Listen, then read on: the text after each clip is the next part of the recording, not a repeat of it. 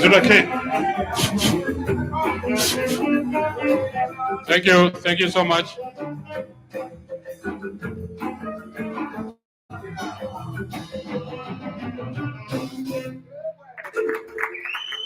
Thank you so much. Thank you so much for that nice music, especially which is waking us up at this hour of the morning. Thank you so much, guys.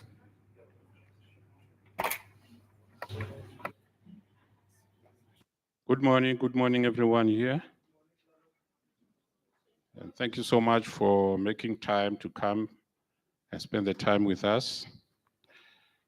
Before we start, let me apologize for the late time that we started with the event. On the program, you can see we should have started around 9 o'clock. We're already past 10 o'clock. So I just want to extend my words of apology for that. Before we start, let me invite you to stand so that now we can sing the national anthem. Thank you so much.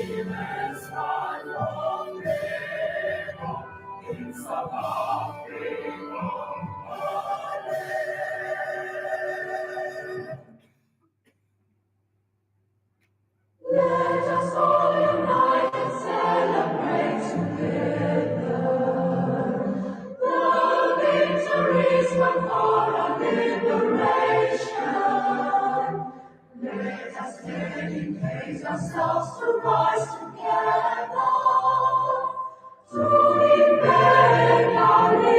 liberty and unity. Oh, sons and daughters of Africa, flesh of the sun and flesh of the sky, let us make Africa the tree of life. Let us all unite and sing together to uphold the bonds that frame our destiny, our destiny. Let us dedicate ourselves to fight together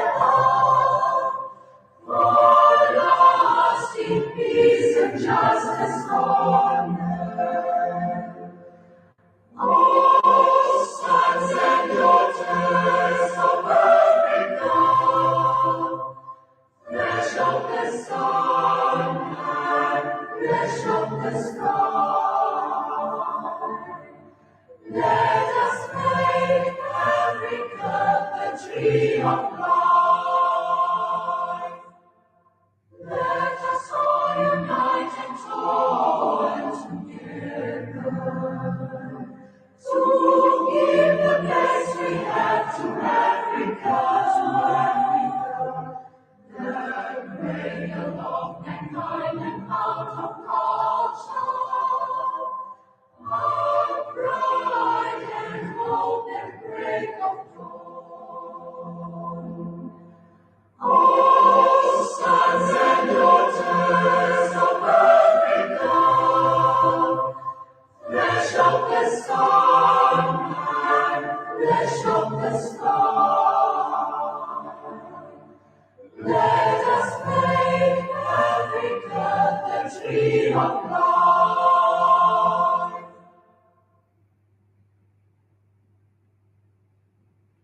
Thank you so much for listening. Get seated.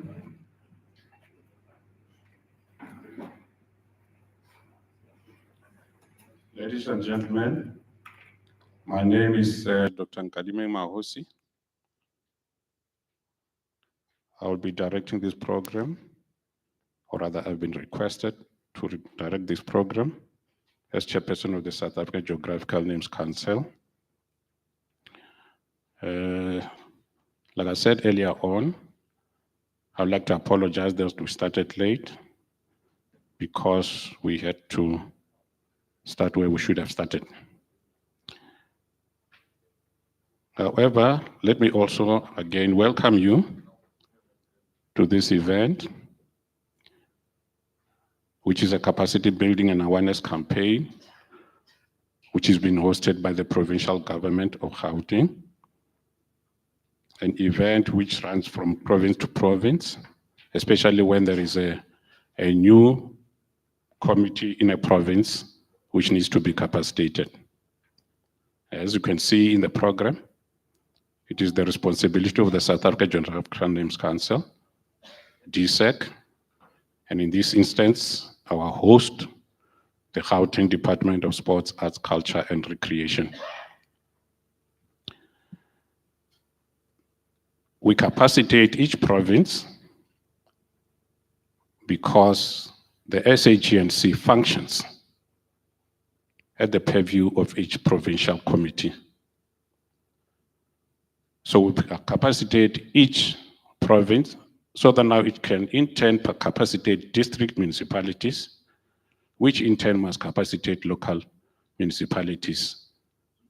So you can see that now the work of the SAGNC, much as it is a national responsibility, it cascades from one level to another, so that now our mandate can be as effectively articulated for the sake of the objectives of the act of the renaming the landscape of the South African nation. So having said that, we also have to thank the Gauteng province for having availed this opportunity for us to be here, which is of course the first capacity building event under this new council, which was inaugurated in June this year. Having said that, allow me to welcome the representatives of the Department of Sports, Arts and Culture, the National Department of Sports and Arts and Culture, Mr. Ndima, who is in our midst today. Mr. Ndima, can I ask you to stand up so the guests can see you?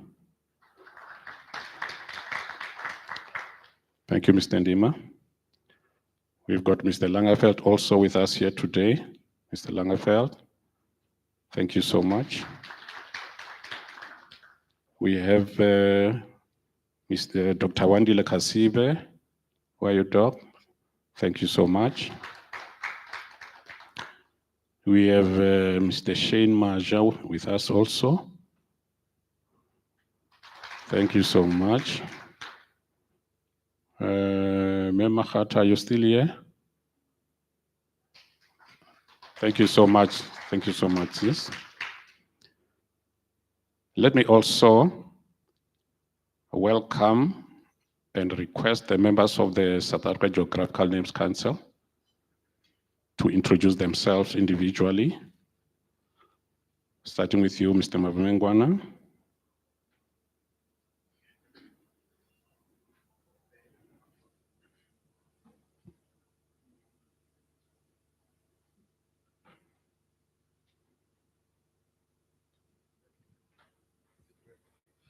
Thank you, Chairperson. Good morning, everyone. My name is Pio Mavumengwana. I have got flu.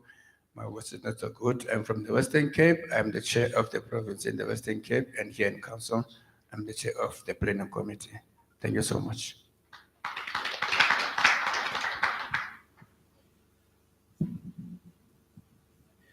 Good morning, all. My name is Christian Martin, Eastern Cape Provincial Chairperson.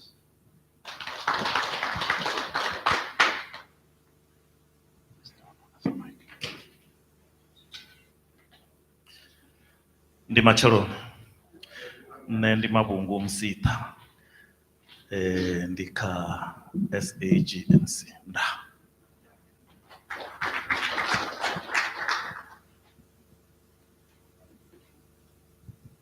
Good morning, everyone. My name is Jackie Mokokolo from SAGNC. Thank you.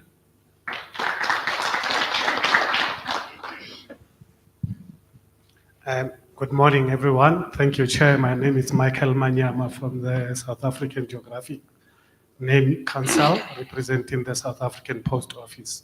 Thank you.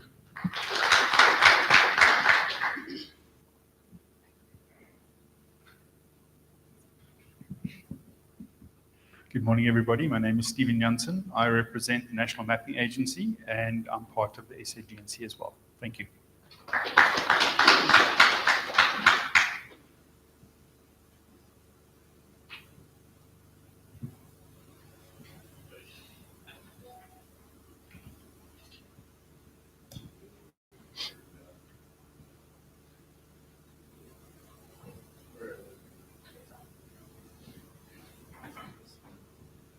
I'm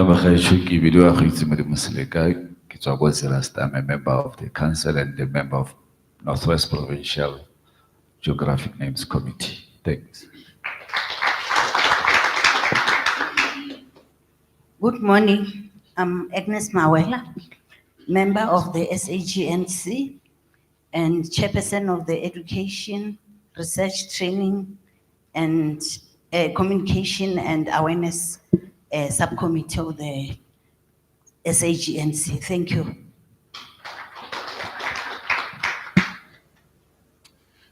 Avuxeni hinkwenu, vito ni Khomazi Thwala, mutshamaxitulu wa Limpopo Provincial Geographical Names Committee. Inkomo.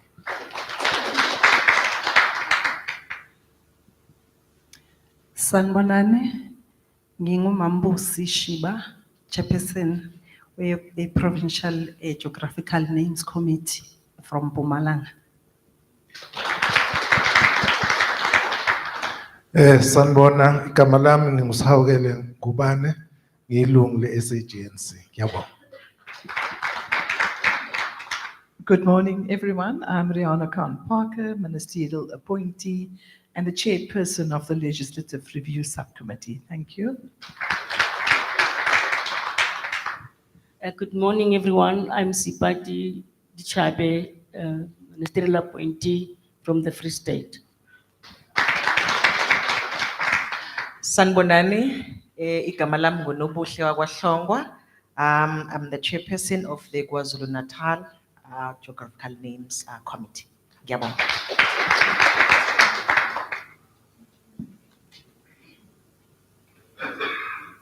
No. No. I wanted to greet you in my language, and I realized it will mess up. So, my name, the last time I checked, was Johnny Mushala, and I'm from Gauteng. I'm visiting Gauteng. I'm the Deputy Chair of South African Geographical Names Council.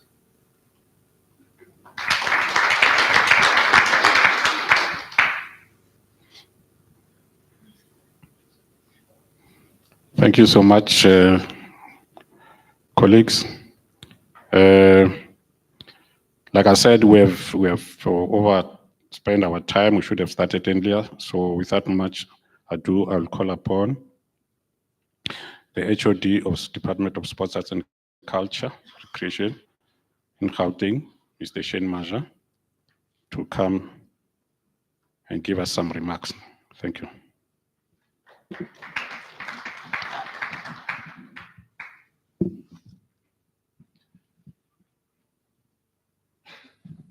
Thank you very much, Chairperson. And good morning to everyone in the room. I think maybe DDG, let me put a disclaimer so that you don't go report as to the newly appointed DG and the minister and the DM that there's a reshuffle going on in Gauteng. I am not the head of the department. Our head of department is Mr. Mpo Nawa. I am here representing him because they have other commitments at EXCO that he was redirected to.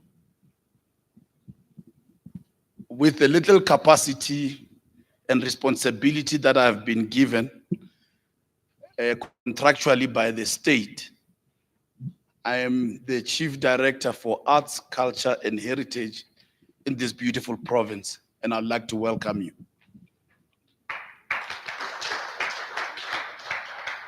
Chairperson Dr. Nkadimeng Mahosi, DDG Mr. Vusitemba Ndima, our Provincial Chair of GGNC, Dr. Mandla Matebula, all members of the SA Geographical Name Council, members of the Gauteng Geographical Names Committee, colleagues from our province and local government, representatives of our municipalities, traditional leaders and community representatives, all the chairpersons of provincial committees, ladies and gentlemen, I'm going to issue a last disclaimer that I had received an inquiry from a member of the military veterans in our province who had requested to join this gathering because the provincial military veterans have exciting programs that they would like to contribute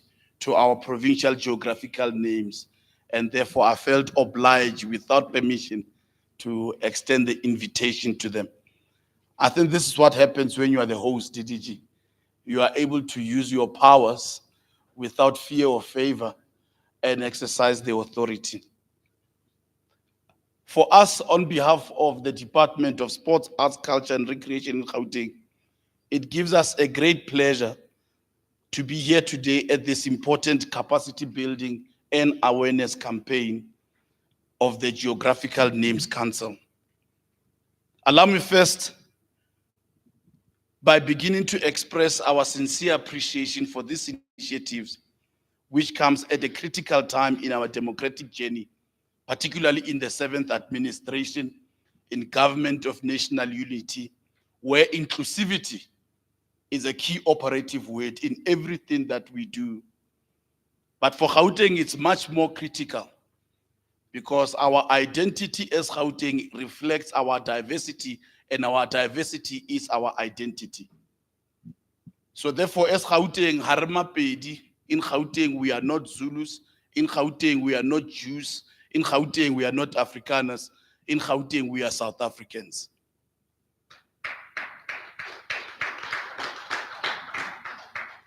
From the dawn of our democracy, South Africa has embarked on a difficult but necessary task of reclaiming its identity, owning its history and its dignity.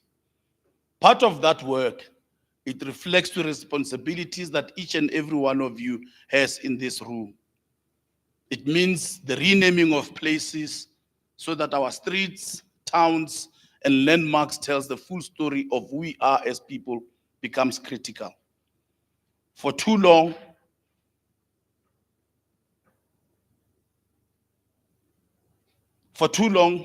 our geographical landscape carried names that honored colonial conquest and apartheid oppression, while the names of minorities, names of African heroes and heroines, and indigenous communities were pushed to the margins. I'm reflecting on this context, DDG, because this process of transformation is not about erasing history. Where I live, the name of my street is San Juan Avenue. Everybody in our local meetings, when I attend CPFs, they call it St. John Avenue. And normally when I poke a problem statement to tell me who's St. John or St. Juan, no one knows.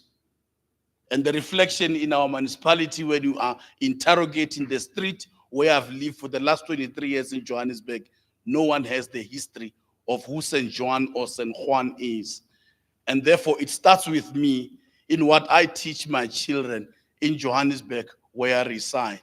So we are not erasing Mr. St. John or Mr. St. Juan or Ms. St. Juan, but we want to dig deeper to know the importance of this street and this person who we have named after. So therefore it starts with us and who we are. This process of transformation, it's about correcting historical balances. It's about reinforcing history, but it's also about recognizing the diverse cultures and languages of our country and our nation.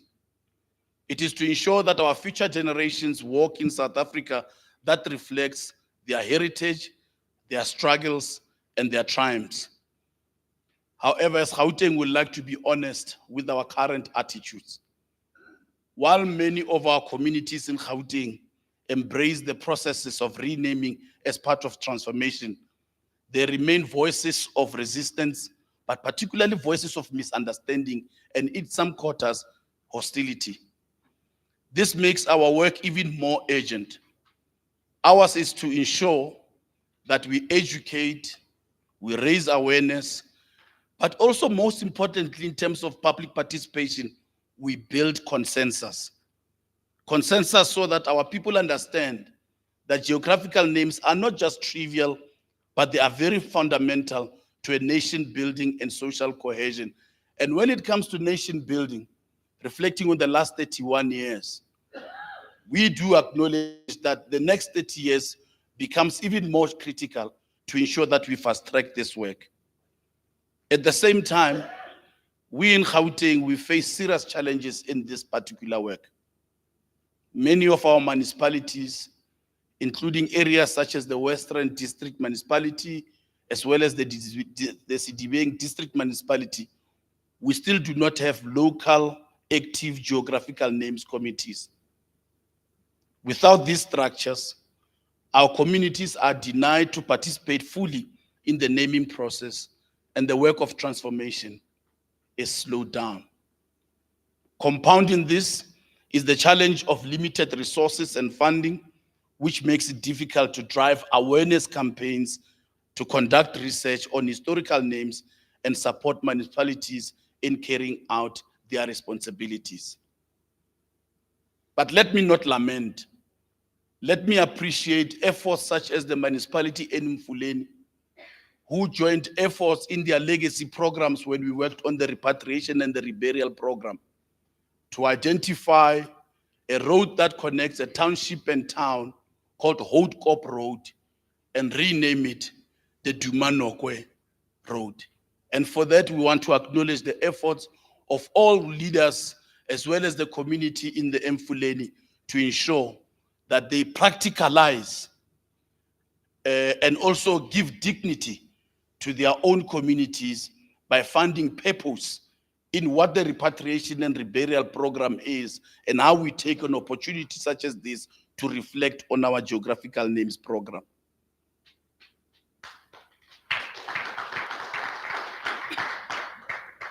This is why today's initiative by the National Geographic Council is so important to us. We strongly believe that through capacity building and awareness, we can begin to address these gaps that I've identified.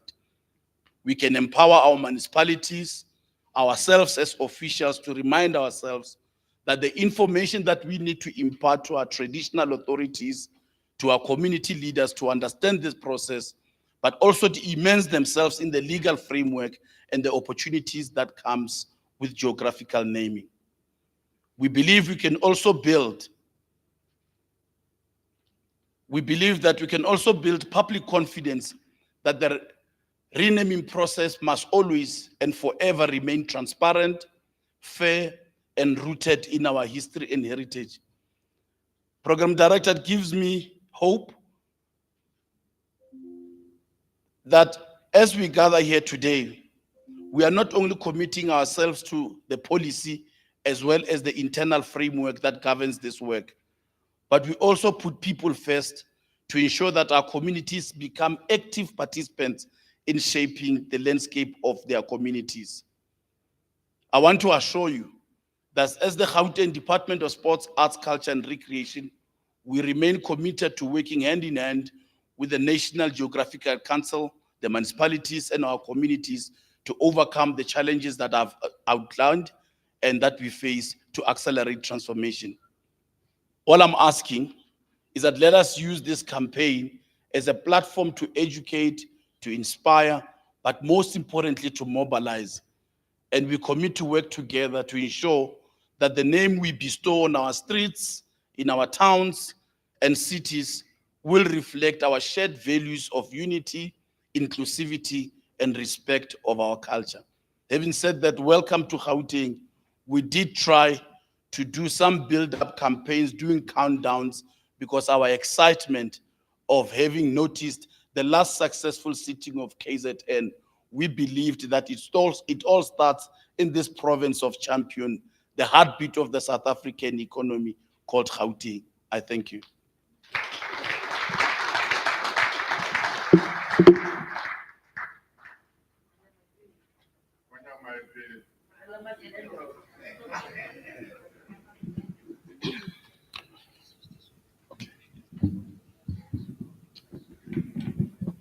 Thank you so much, Mr. Maja, for the wonderful presentation. I picked up from your presentation that you were saying to us, renaming and naming is not only important, but it's invaluable to a nation. I also picked up that name changing or renaming is part and parcel of reclaiming the identity of a nation. I also picked up that naming and renaming will mean that the liberation that so many people fought for and shed their blood for, if it is not achieved, then it will be a futile exercise. So the completion of liberation must go hand in hand and go much deeper to the achievement of naming and renaming, because political power alone is not enough. That is another thing that I picked up from you. I also like the fact that now you also indicated that now, within this landscape that has been put behind out in front of us by the government and of course by DSEC, there are challenges. You mentioned the issue of the challenge of resources and so on and so on. The fact that now you mentioned the challenge of resources also means that you are throwing the gauntlet that now this must challenge the government to be much, much more supportive of the SAGNC and provincial committees. The same goes to district councils and then, of course, local municipalities. Thank you so much, Mr. Maja. Because we have run out of time and we should have maybe be sipping some tea, I would also like to ask you to allow me to call the keynote speaker. And then after the keynote speaker, then we'll take a short break. Thank you so much. Mr. Ndima, thank you so much.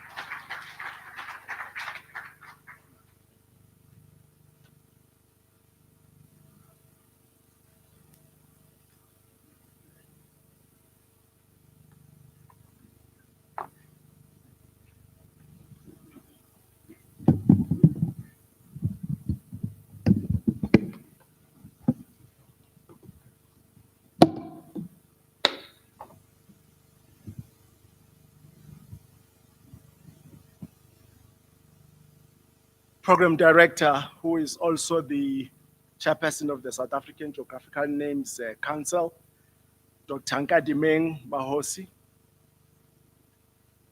the chairperson of the Provincial Geographical Names Committee, Dr. Mandla Matebula,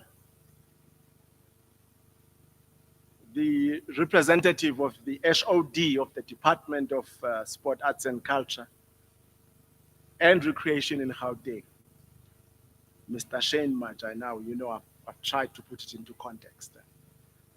I'm not going to be saying you've kind of tried to stage a coup in the absence of the HOD. All honorable councillors of the South African Geographical Names Council, all the chairpersons of the Provincial Geographical Names Committees, but also it's important that because we're in Gauteng, we also recognize the Gauteng PGNC, esteemed custodians of heritage, representatives of all our municipalities, senior managers of government and all protocol observed. Good morning, Huyemore, Dumelang, Sanbonani, Tobela, Absheni, Nda, Lochani, Kaikwas.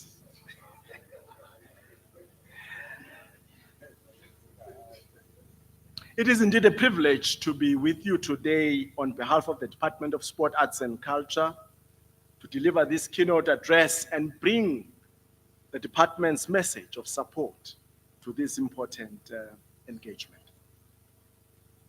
This campaign marks a significant moment in our collective journey. Since its inception, the capacity building and awareness campaign has traveled across our provinces. Today, Gauteng, as our country's economic hub and a province of immense historical and cultural importance, has become one of the provinces to host this initiative. The Department of Sport, Arts and Culture, together with the South African Geographical Names Council, has embarked on this program to ensure that stakeholders at every level, national, provincial, and local, are empowered with the knowledge, tools, and strategies to transform our geographical naming landscape. This initiative is not an isolated exercise. It reflects strategic alignment with the department's goals of social cohesion, transformation, and nation building through living heritage.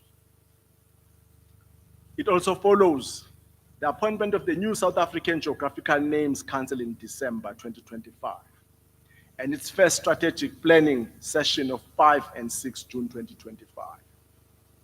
At the same time, it ensures that municipalities and local stakeholders lead inclusive consultative processes on the standardization of geographical names, while aligning with the recommendations of the United Nations Group of Experts on Geographical Names, popularly known as UNGECN, which emphasize inclusivity, evidence-based practice, and sustainable development.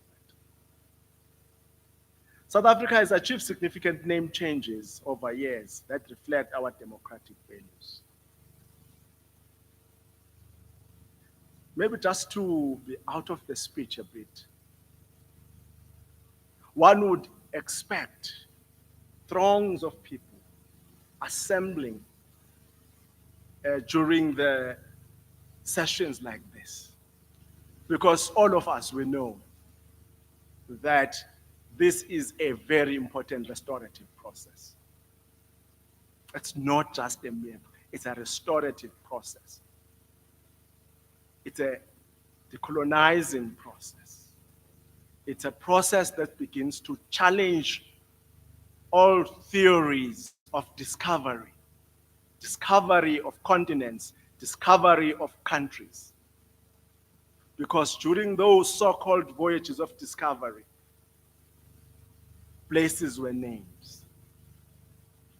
spaces were taken, land was taken, and as part of that land dispossession, new names were given to the land. Hence, I'm sure the youth today, when they look around, they ask themselves, where were our forebears? Because they are not reflected. They're not reflected in the naming landscape. And I think that this process that we have embarked upon is kind of addressing those questions of saying, yes, they were here. And we are reclaiming the space. We are restoring their dignity because most of our forefathers died for this land. And it's incumbent upon us to then restore their dignity and to honor them. Now, there's work that has happened. Sophia Town to triumph as a symbol of forced removals, restored to honor, resilience, and cultural identity. During apartheid, the vibrant Johannesburg suburb of Sophia Town was renamed Triumph, which means triumph in English, symbolizing the regime's ideological dominance.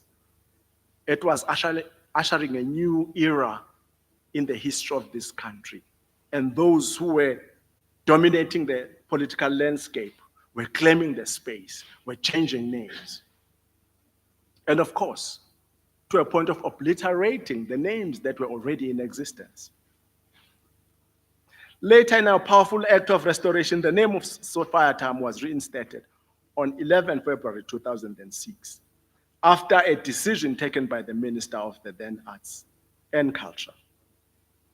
OR Tambo International Airport, formerly Jan Smuts, renamed after a liberation hero and statesman. The airport originally opened in 1953 as Jan Smuts International Airport. In 2006, following public consultations and approval by the minister, it was officially renamed OR Tambo International Airport in honor of ANC stalwart Oliver Reginald Tambo. The name change took effect on 27 October 2006. Allow me to commend Gauteng for the recent approval of significant name changes, such as Domanogwe, like Mr. Maja has indicated, honoring a struggle stalwart who fought for justice and equality. In fact, Domanogwe is one of those stalwarts that had to be brought back to the country last year as part of the repatriation of human remains of our struggle stalwarts. Winnie Mandela Drive, commemorating a fearless activist and leader who also served as the president of the ANC Women's League. These changes remind us that names are not mere labels, but are powerful carriers of memory, identity, and history. However, we must also reflect honestly. In Gauteng, the pace of major town and city name changes has been slow. The focus in recent years has largely been on roads, which, though important, may appear cosmetic in comparison to the transformation achieved in provinces such as the Eastern Cape, Limpopo, and Mpumalanga provinces that led the way in renaming major towns and cities years ago. The Free State has also followed this path of bold transformation. This is why today's gathering is critical. Gauteng must harness its position as an economic hub of South Africa to advance substantive change that reflects our shared democratic values. We must, however, be clear that transformation cannot be rushed, nor can it be imposed. Thorough consultations are the foundation of legitimate and sustainable name changes. Municipalities, traditional leadership, and communities must be at the center of this process. Without consultation, we risk creating division where we seek unity.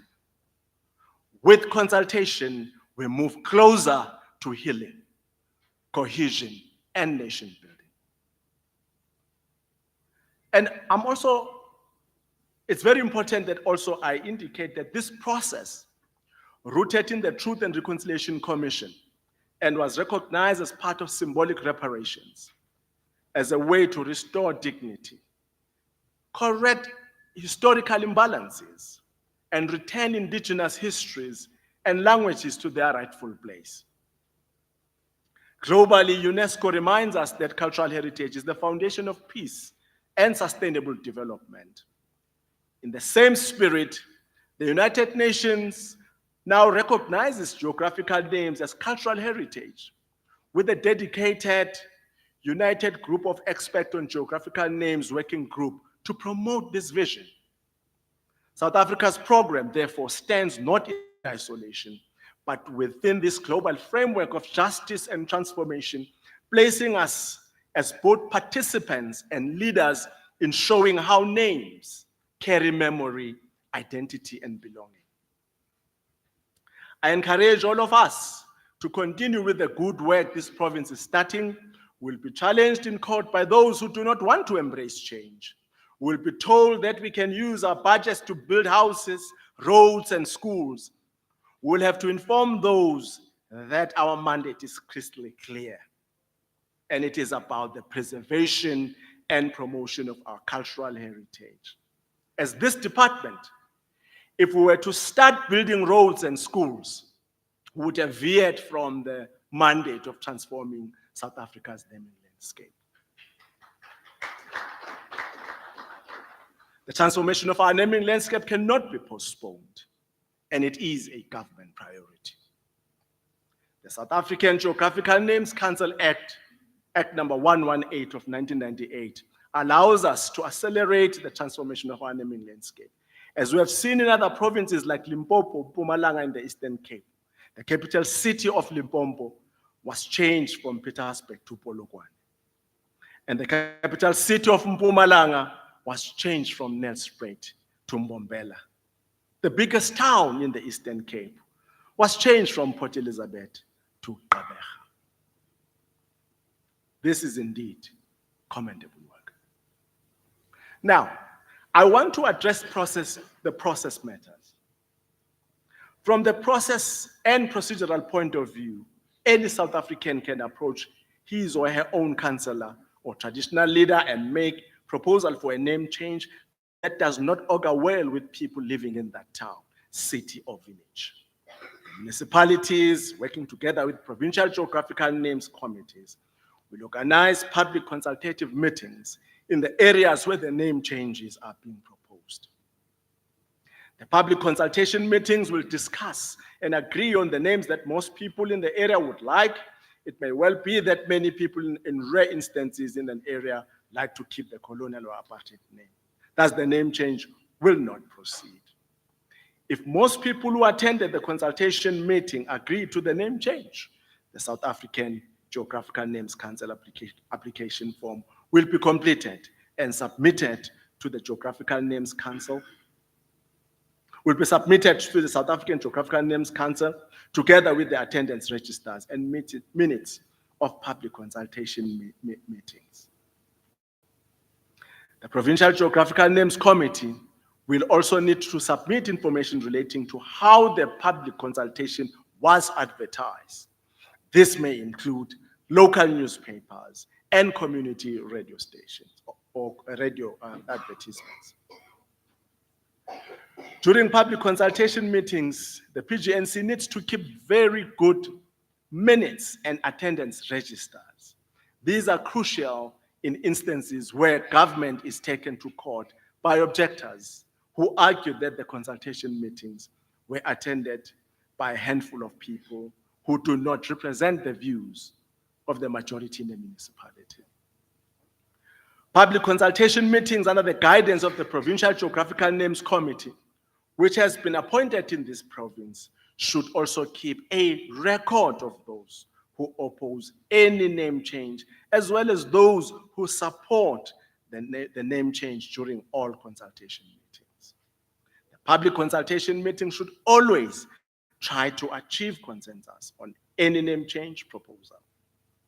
A municipal council resolution supporting a name change will assist whenever the name change is challenged in court.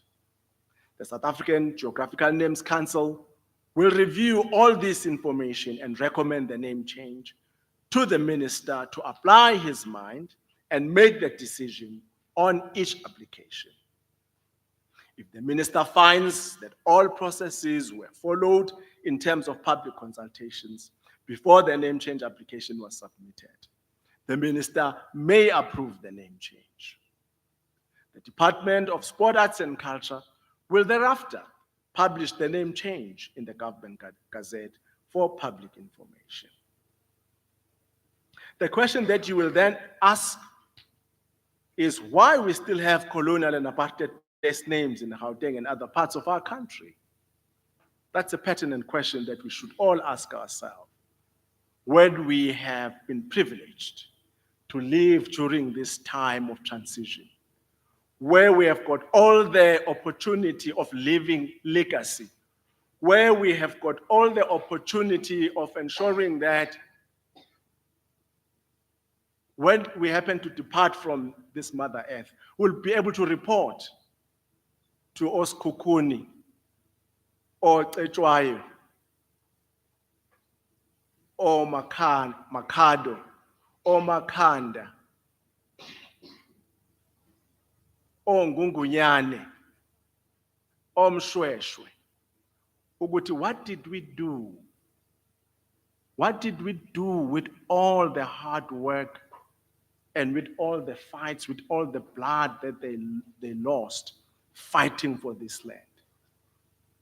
I don't think that we have actually developed that strong mindset that we've got this responsibility, a rare responsibility, not just responsibility, Chairperson, a rare opportunity to make things right. Now, we can therefore only make the point that as representatives of municipalities and traditional authorities, you are encouraged to start discussion in your municipality or traditional authority about the desirability of the names of your village, town, or city to be changed to reflect the languages, culture, and heritage of the majority of people who live in it. To the representatives of SALGA and SANRAL, I'm talking to specific sectors now, colleagues, because various sectors have a specific responsibility or specific responsibilities.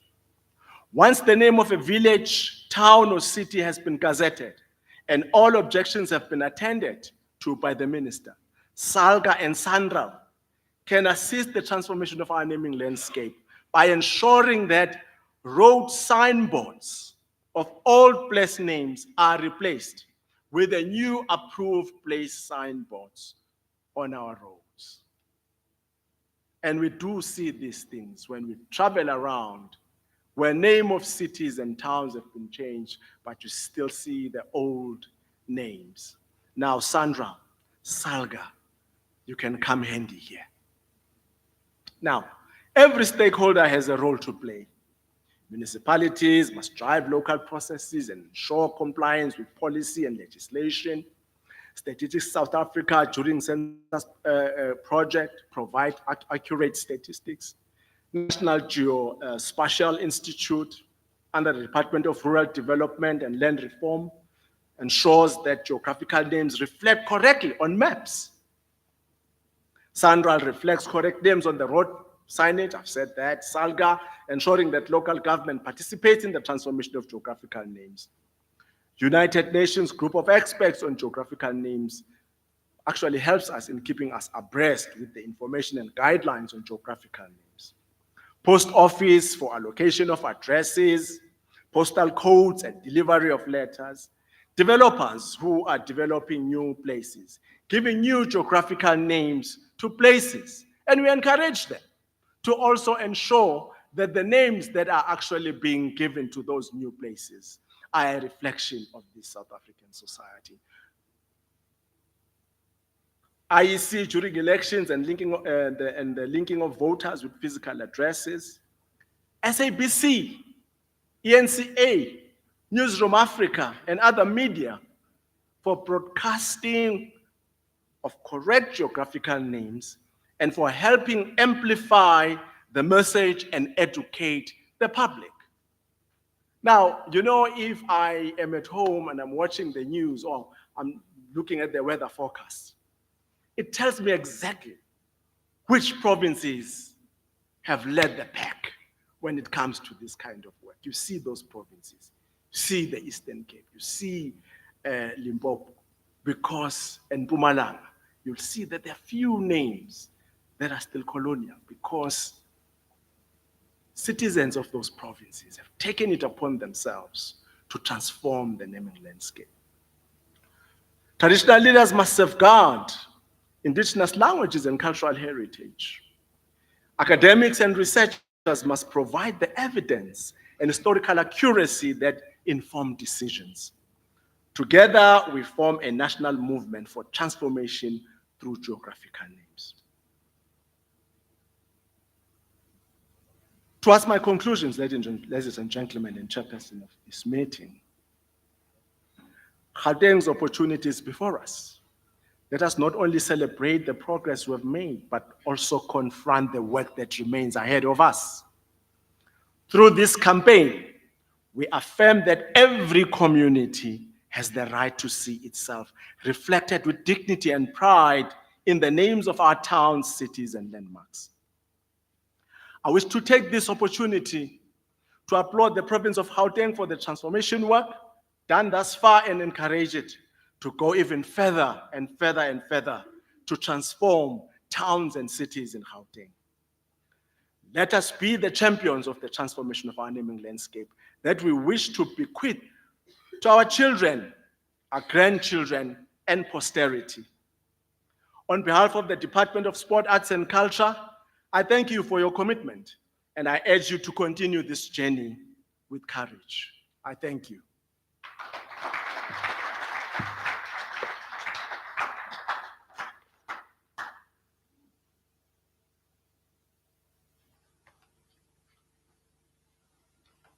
Thank you so much, Mr. Ndima. That was, how can I put it?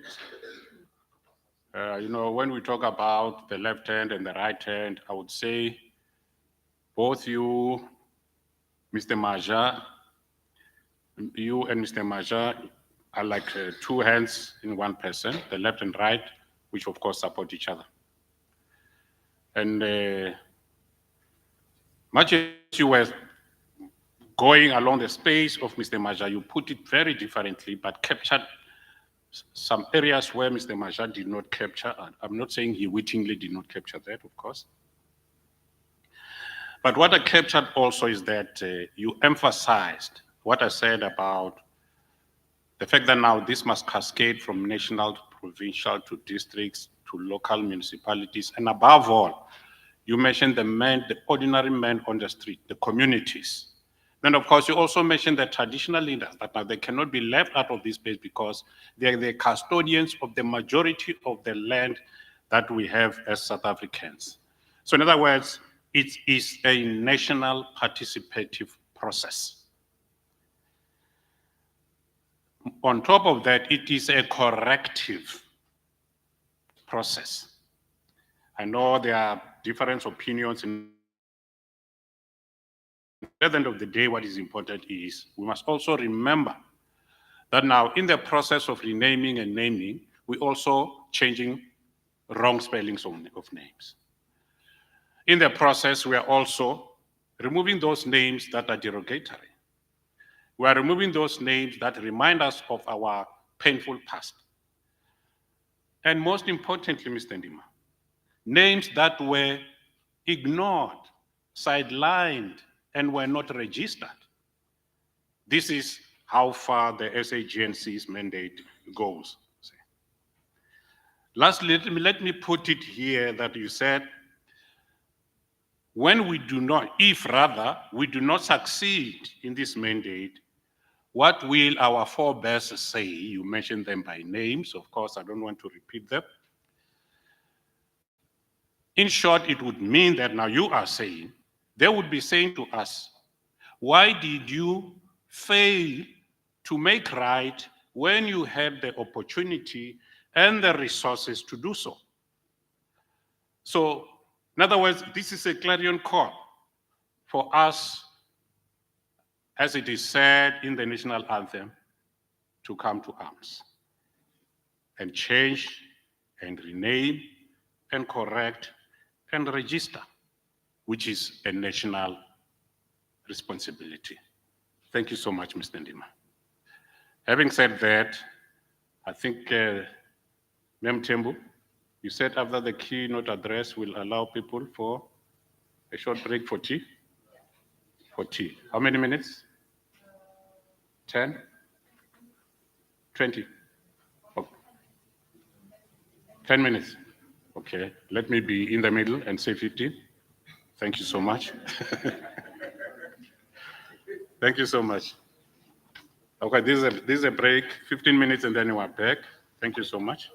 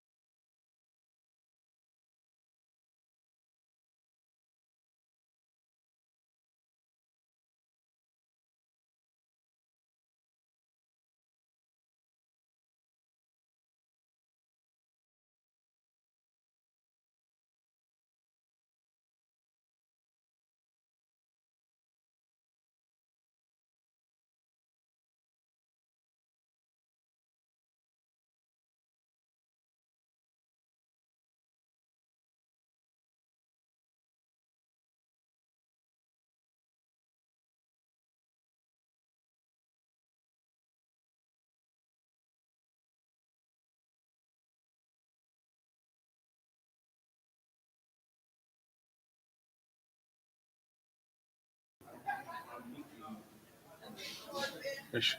And there's still a lot of people outside. Mr. Mhlala, please call Mr. Mhlala, because he's the one. He must continue now.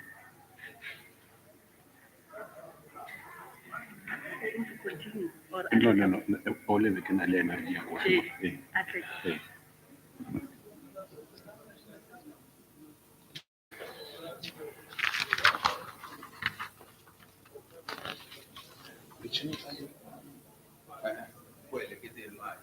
Oh, Wabuya.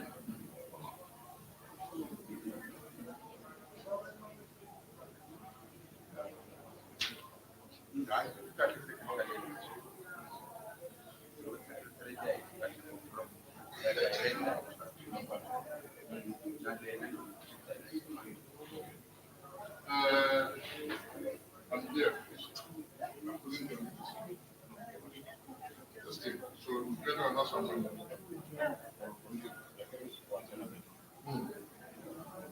Let's call it. Yeah? And then, what's going to happen? You're going to prepare for the province. And then whatever. For the first time, I'm looking at it. Yeah. You know why? I'm not kidding. Dulam. When I got to the What was happening? Okay, this is very special. Oh, I don't want them to get what This is yeah. He's coming back.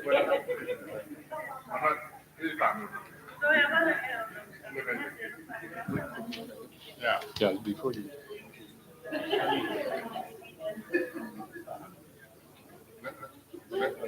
Let me just say for Eric. I get it about Sandra.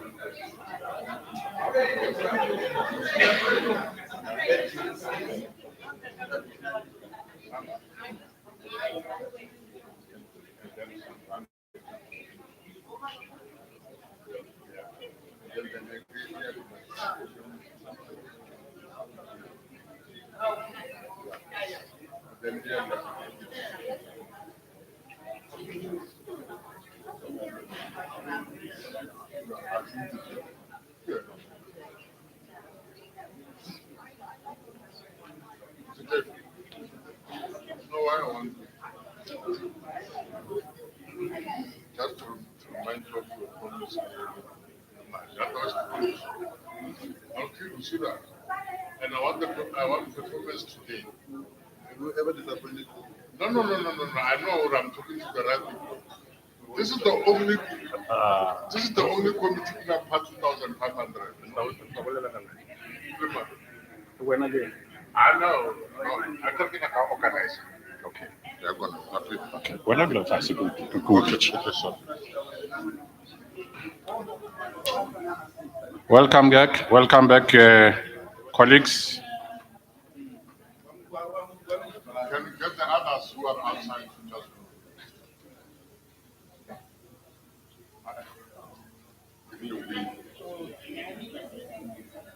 Oh, when I go now, the time, Yeah. Wajima.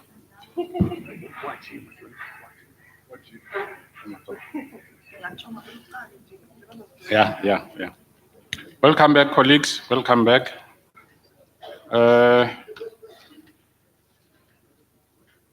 Our next item on the agenda is on the next page.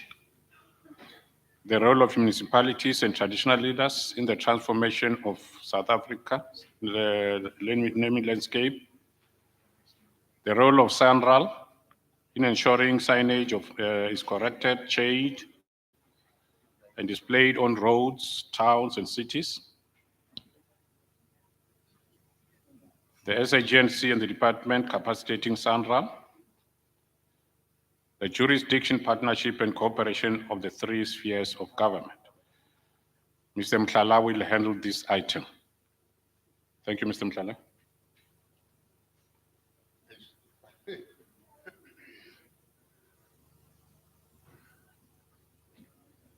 Yeah, good what? Good day. 2 minutes to good day. I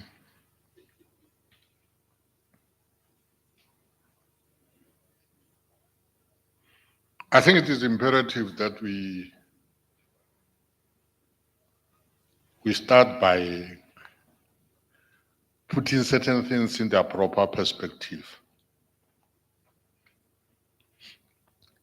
One is just to acknowledge that we are coming to a close of Women's Month. And that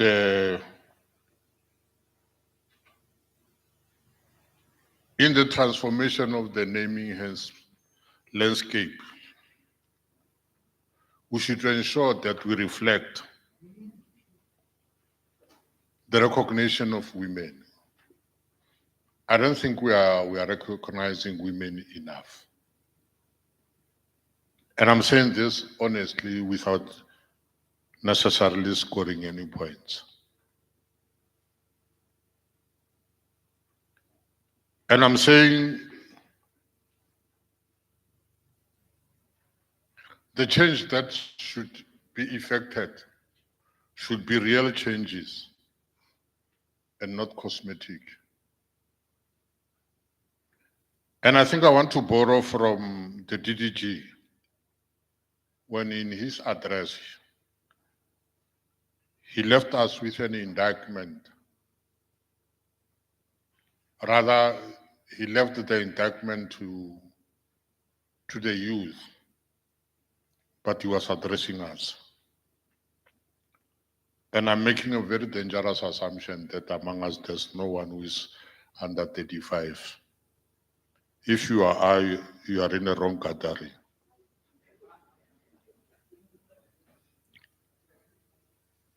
And he said something like, in a gathering of this magnitude, there should be throngs of people gathered, meaning that we should be having a bigger audience than we have here today.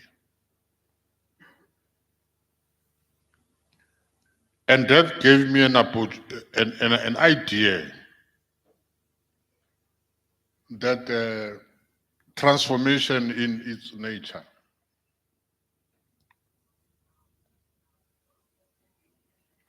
it's a rolling action that cannot be stopped by anyone. So transformation can take place leaderless. So as the SAGNC, if we fail to occupy our space as leader of this transformation of naming landscape, someone else will come into the space and do our work.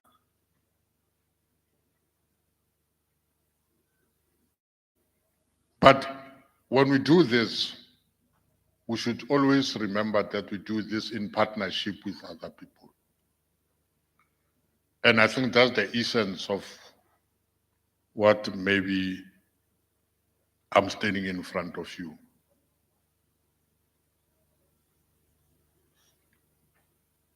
It won't assist us in any way if in what we are doing, there's no cooperation between the three or among the three spheres of government. We seem to be cruising nicely in the relationship that we have with provinces, as required by the law, as required by the Act. But we don't seem to be doing the same thing when it comes to local government. And I think among other things is there seems to be no policy clarity in how we have to deal with issues of naming and renaming at local government level. Partly because our work is governed by different pieces of legislation. Therefore, there's a need for alignment of our work. But who must ensure that there is that alignment? Even though I'll quickly say the SAGNC must ensure that there is this alignment, I think the most critical player in that space is the Provincial Geographical Names Committees. When Mr. Maja was addressing us, he gave a snippet of what is the situation in Gauteng. And I will be happy when PGNCs report. They must report on the relationships between themselves and local government in their respective provinces. But the elephant in the room is that if at this level of engagement we gather without the active participation of SAGNC, which represent local government in South Africa, then we are going nowhere. Slowly. So we must find a way of ensuring that SAGNC fully participate in this process. There I say that among other things, in all our committees, SAGNC must have a permanent representative. Because that will be the quickest way to which we get to local government. And it is interesting that, and I'll take cue from Mr. Majake when he told the story about his street. And it reminds me of when I was a bit younger than I am. And straight from township, I found myself looking for a house in a suburb. And the first house I saw and fell in love with was number 8 Hosen Street. Even though I loved that house, I rejected it because I didn't know who the hell Hosen was. And I said to the estate agent, I don't want no Hosen. And I ended up even to settle for a much smaller house in another place because the name of the street was Rottweiler. Because Rottweiler is just a dog. And I said, okay, it's at least frightening. I'll be free from house break-ins and so forth. And today, more than 33 years later, I've never had any house breaking because I stay in Rottweiler Street. So what am I saying?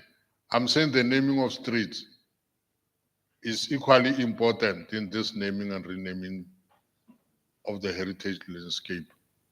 But that falls within the domain of local government. We don't do naming of streets. Even that thing, we unfortunately cannot help him. He has to go to his municipality. But what can we do? If we have a sound relationship with municipalities, we are able to work together and handle this thing. I had an inquiry from one gentleman from Joburg, and he wanted to rename a certain street. I forgot the name of the street. But I remembered that in Johannesburg, we have a gentleman by Vincent Mukwanazi, and I think I saw him here. And I referred that gentleman to Mr. Mukwanazi. I said, if you want to be assisted in Johannesburg, go to Mr. Mkwanazi. I know if you want to be assisted in Tswane, I'll send you to Mariki. But I don't know who to send you to the other local government structures, not only in Gauteng, but the entire country. So what am I saying? I'm saying the involvement of SALGA is of paramount importance. And I think I've said that SALGA needs to have a permanent member in all our work. The next point is what happens with post-gazetting. We've done all our work. We've decided that the name of this town is no longer Wheatbank, it's Emalahleni. But when you drive on the freeway, you still see a post saying Emalahleni. Why? Because it's not our job to change the signpost. That's the domain of SANRAL. But if SANRAL is not part and parcel of the change that we are making, we are always going to have a problem with signage. I was driving in Bloemfontein, and I came across a sign pointing to Aliwal North. And I know we changed Aliwal North many, many months ago to Maletswai. You know, and Maletswai sounds even better than Aliwal North. Because in case you are wondering, if there's Aliwal North, there must be Aliwal South. And people don't know that Aliwal South is actually the town today called Mosselbaai. So it means that this is not very difficult work to do, but we need the participation of SANRAL, active participation of SANRAL. And of course, by extension, I put in our WhatsApp group and I received an answer from some quarters. And it was like I could slap that man. He's here, and I'm going to expose him. I was listening to SABC, Thobela FM, and they keep on referring to R37 as a place. And you immediately know that the name of that place is derived from a road. So you've got a serious problem here. Is the renaming of the road itself, then the renaming of the place. And one person that I trusted the most in response, he will say it himself. That, yeah, whatever. But that was not what I was raising. You can't have a place named R37. That's the point I was making. We haven't run out of names. Okay? So this thing goes further than just SALGA, SANRAL, and SABC. And as long as the municipalities are not active in the naming and renaming process, we're going to have these problems. But one key component of the work that we are doing is traditional leadership. You know, I remember when we were processing certain names from Mpumalanga. We came to a decision that once you have got a letter of approval from a traditional leader, that's proof of consultation enough. Why? Because a traditional leader represents an identifiable constituency.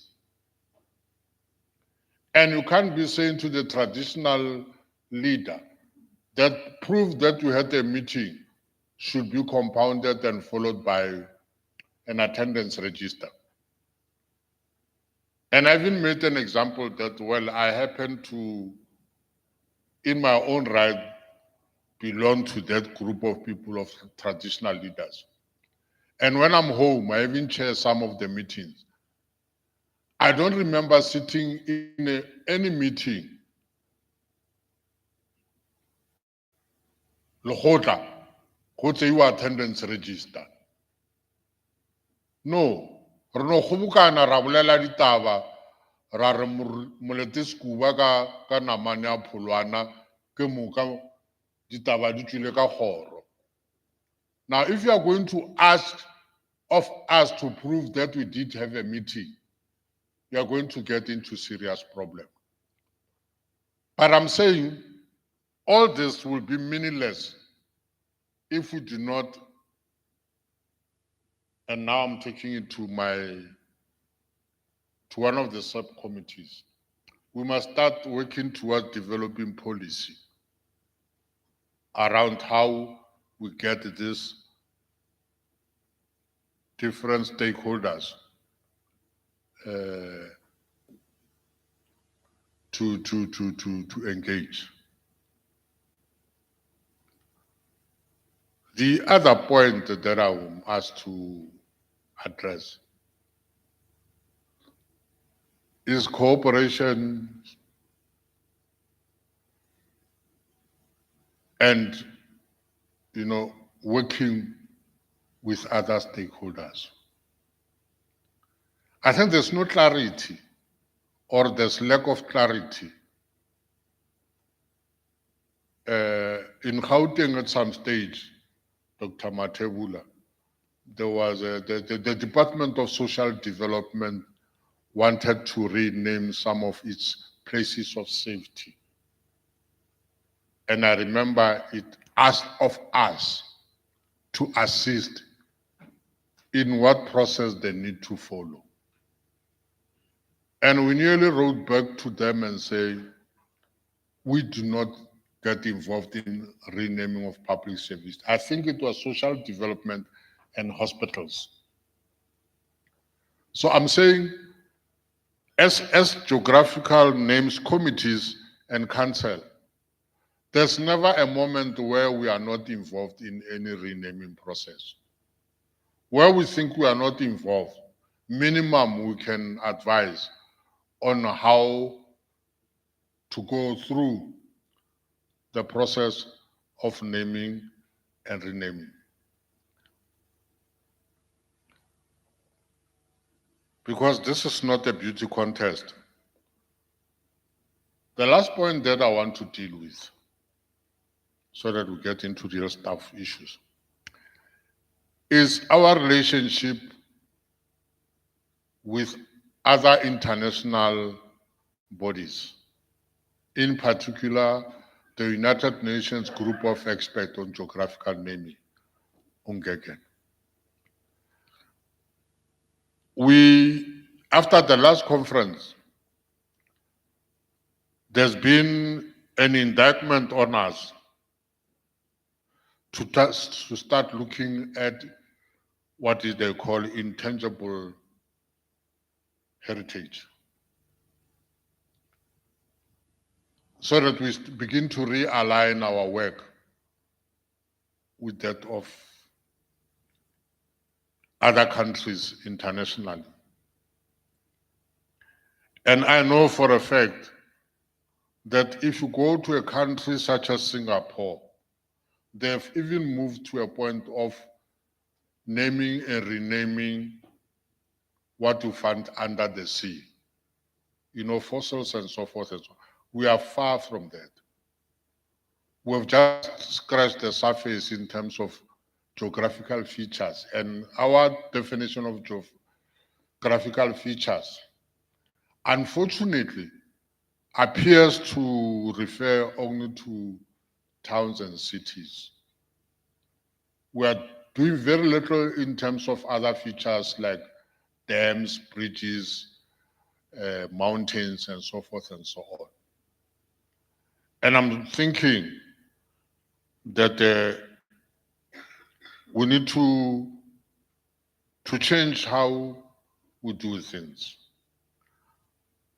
And I'm hoping, and I know it's going to be like that in our program tomorrow, we are going to extensively deal with the issue of Ungeken, more especially insofar as it impacts our region. If you look at the SADC region, or what they call Africa South in UN, we seem to be the only country that is involved in the naming renaming. I'm happy that Zambia is coming up. But if you are serious about our job, it is incumbent on us to ensure that we assist member countries to be on the same par as South Africa. If needs be, our government must expend money to assist those countries. They might not see it prudent that they embark on this naming and renaming process. We must lead the way. And I hope we succeed in this aspect. I know at some stage Botswana was on par. I don't know when did they lose the wheel, or the wheel was punched out or it was stolen. I'm not sure. But it looks now their car is moving on 3 wheels. Yeah, with Mavumengwana, anything is possible. Now, and I think you see the other challenge for us as South Africa in SADC is that our government, our form of government is participatory democracy. And we will move into other countries where the form of government is not participatory democracy. You know, in Zimbabwe, they went through the process in less than 2 years because it was by decree. The president then will just say, Salisbury is Harare. This is that, this is that, this is that. And you try that in South Africa, I'm not sure you'll succeed. I'm not sure, I'm not going to say who will challenge you immediately. So colleagues, this issue is a point that I don't think we need to belabor. We know what is it that needs to be done. And the best thing that we can do is just to do what we are supposed to do. And that's the end of the story. But there's something that was said again. It got me very, very interested when the head of department, Comrade Mateu, did I say that? It's fine. Said that military veterans have shown an interest in what we are doing. And I think that has to be encouraged so that we begin to record our history properly. What we are celebrating now, the renaming of Woodkop into Dumanokwe. I would have rather had a situation where, if you know where Woodkop is in Sidibe, you'll know that that is a government precinct.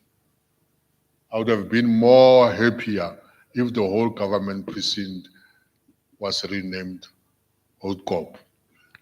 And I think I'll end my presentation here, and then so that we then get into real thing. Dr. Mahus, you are still the chairperson. Yeah, my time will come. No, you're still the chairperson. Thank you.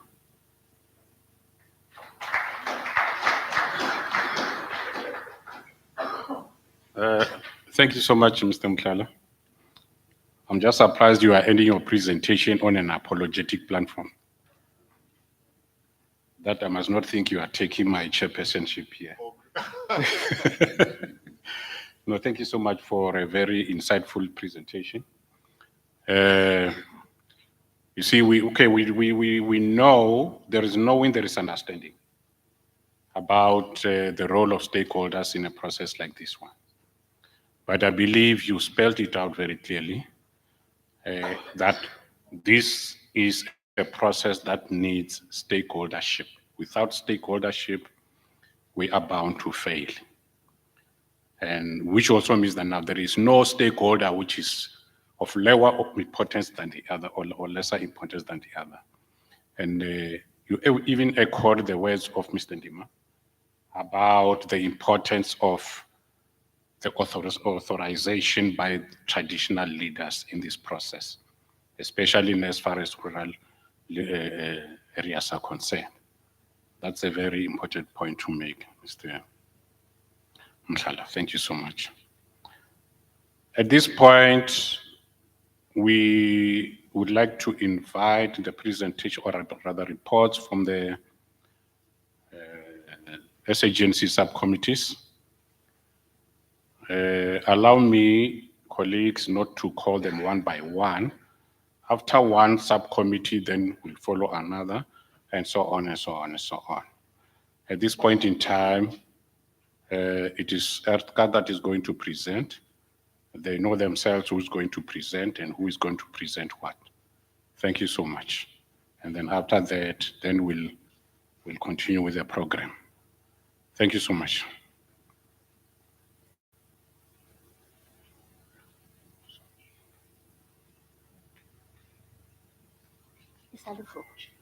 Good morning.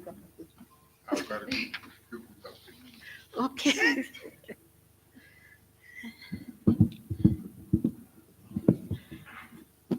Good afternoon. I hope you all see me. They don't see you.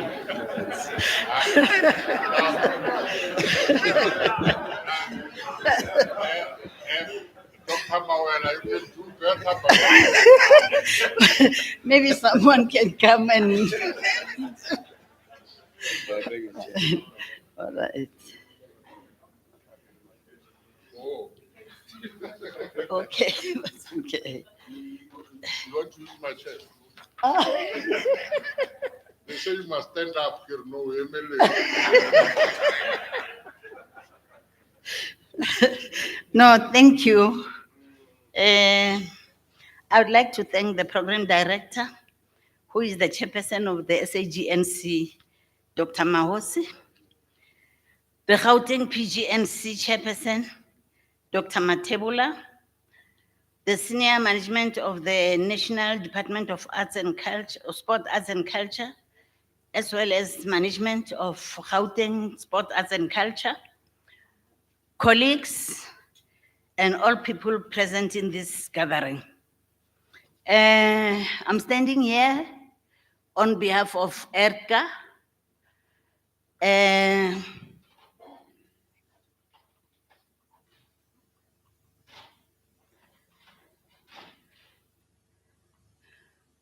My presentation,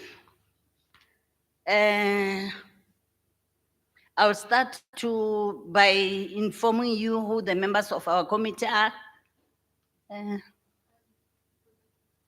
Okay, we have myself, Agnes Mawela, who's the chairperson, and then we have the scribe, Mr. Huizimudimu Seleka. Other members are Mr. Stephen Johnson, Mr. Julius Dantile, Prof. Saukele Ngubane, Dr. Michael Smith, Mr. Michael Manyama, and Mr. Christian Martin. My introduction says the ERCA subcommittee is one of the 3 subcommittees of the South African Geographical Names Council. It was established to give focused attention to areas that are critical for the implementation of the SAGNC mandate. These areas include education, research, training, communication, and awareness. The purpose of this subcommittee is to review the shortcomings that may be prevalent in the process of implementing the SAGNC's constitutional and legislative mandate. The ERCA subcommittee supports the Council by ensuring that the processes of standardizing geographical names are inclusive, compliant with legislation, and effectively communicated to the public. The mandate of this subcommittee is to verify fully compliant geographical names applications prior to their submission to the SAGNC Council, to report its findings and recommendations to the SAGNC Council through the chairperson, and to provide guidance and support to provincial geographical names committees to ensure effective execution of their responsibilities.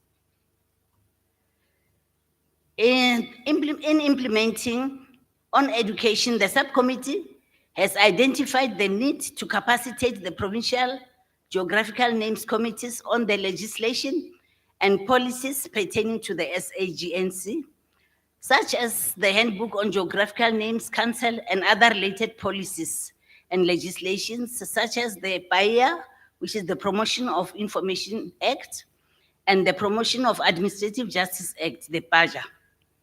The subcommittee has recommended that there should be well-structured and standardized models that will outline the responsibilities and roles of different levels of government, starting from local government to district municipalities, then up to provincial level, that is the PGNCs. The need to involve other relevant structures has been realized. Structures such as the House of Traditional Leaders. It has been said several times that traditional leaders are important. SALGA and some government departments which have important roles to play in the process, such as the Departments of Water Affairs, Roads and Transport, Public Works, etc. There's also need to formalize the agreements between the SAGNC or PGNCs and other identified stakeholder structures or departments. On research, the ERCA subcommittee proposes that PGNCs should strengthen their partnerships with all relevant stakeholders to enable access to information. That those stakeholders are such as the institutions of higher learning, which can be approached to assist with research. Stakeholder engagements need to be formalized. For instance, creating a formal structure which may involve, for example, traditional leaders and municipalities, language experts, educational institutions, as well as civil society.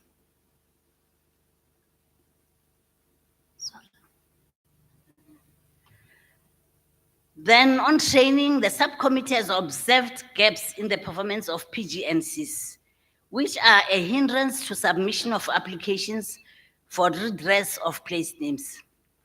Hence, the need for capacity building for all PGNCs. It is therefore recommended that a national training calendar and program for all PGNCs, it will be created. A centralized training schedule of sessions with virtual or physical attendance, which will cover legal, language, and procedural aspects will be created. The facilitators that can provide case-based modules which can be outsourced from law schools, traditional leaders, and other relevant institutions. Training should include legislative framework, compliance, stakeholder consultations, as well as ethical considerations. On communication, participation of relevant stakeholders seems to be uneven across provinces. Some PGNCs seems to be managing the process quite well, while other PGNCs happen to be struggling. Hence, it is recommended that a standard stakeholder engagement framework for use across all provinces be created. The engagement framework could be a flexible modular guidebook for PGNCs, which may include a template for community awareness, campaigns, consultation timelines, reporting forms, as well as attendance registers. Cooperation can be formalized through MOUs between SAGNC, PGNCs, and SALGA.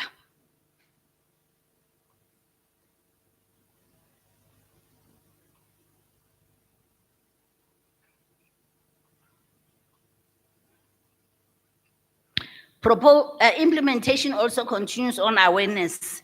ERCA encourages PGNCs to strengthen their public awareness campaigns by using existing platforms such as the national, international, and provincial celebration days to market the place names redress process. For example, those are days such as the Heritage Day celebration, Freedom Day celebration, as well as local festivals. Objections. Objections to proposed geographical names are common and need to be managed effectively. ERCA recommends that dissenting voices be addressed at the local level before an application is submitted to the PGNC. This proactive approach will reduce delays and minimize the likelihood of litigation after gazetting. We have guiding documents which are to ensure consistency and compliance. And the following documents should be utilized in the naming process. That is the Handbook on Geographical Names, the Standard Operation Procedure, and application form templates.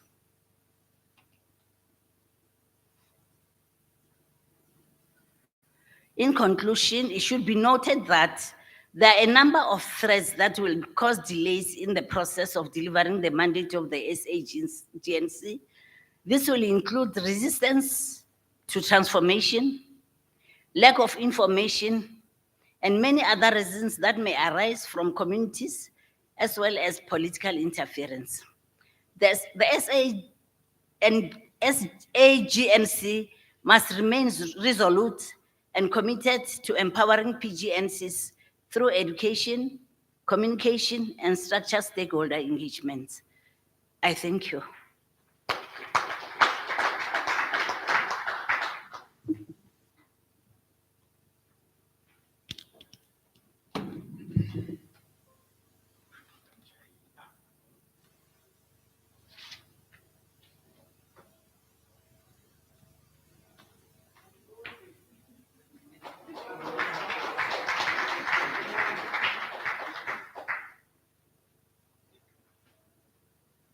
Ladies and gentlemen, I thought I would sit down and let the committees come after the other. That was a mind-blowing presentation.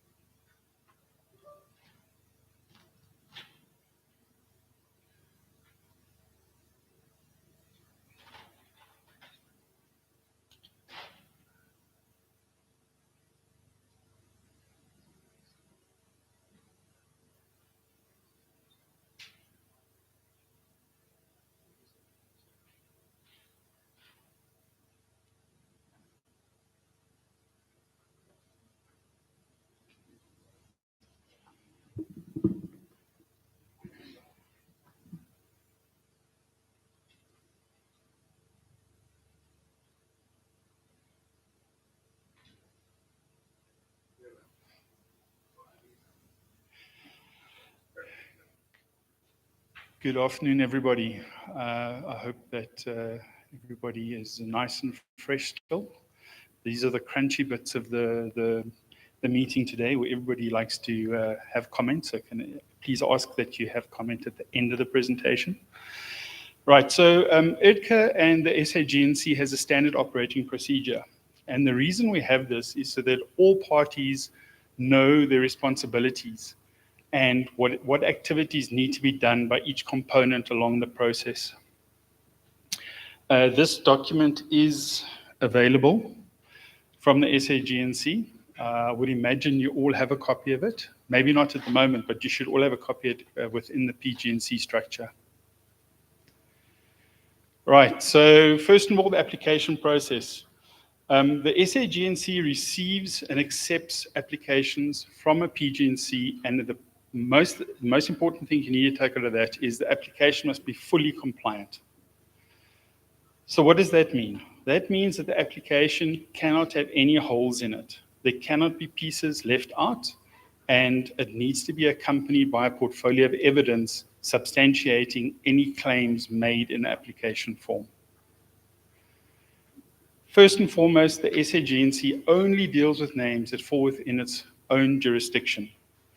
So very briefly, what names do fall within the SAGNC's jurisdiction is any geographical names that are of national importance. So what does that mean? That means any big features, towns, suburbs, any form of human settlement, hamlets, settlements, etc. Post offices, they're a national resource. We also get involved with higher order roads. Higher order roads, for instance, there's a section in Cape Town where the N2, where it leaves Cape Town before it joins the main section of the N2, is called Nelson Mandela Boulevard, N2. That's what we mean by higher order roads. Generally, we don't get involved with any roads that are lower than an R series road. Any natural landforms, mountains, mountain ranges, streams, bays, anything you can think of that's a natural landform, hills, plenty of hills in the country. The only caveat is it cannot be private. And if we move on to things that the SAGNC are not responsible for, juristic names. Now, juristic name is the name of the country, the name of provinces, and the names of local authorities. That's covered by a completely different act. We don't get involved with that at all. And then, of course, features that are under the control of local authorities. The easiest one to focus on are street names. That SAGNC doesn't get involved with. Things like buildings, we don't get involved with the naming of buildings, even though we do often get requests to assist with that, in which case we would point them in the correct direction. Things like cemeteries, squares, anything like that, that's local authority stuff, we don't get involved with it. The third item is cadastral names. Now, we have been, I hesitate to use the word involved, we have put pressure onto the two custodians of cadastral names in the country. One of them is the Deeds Office and one of them is the Surveyor General's Office, to remove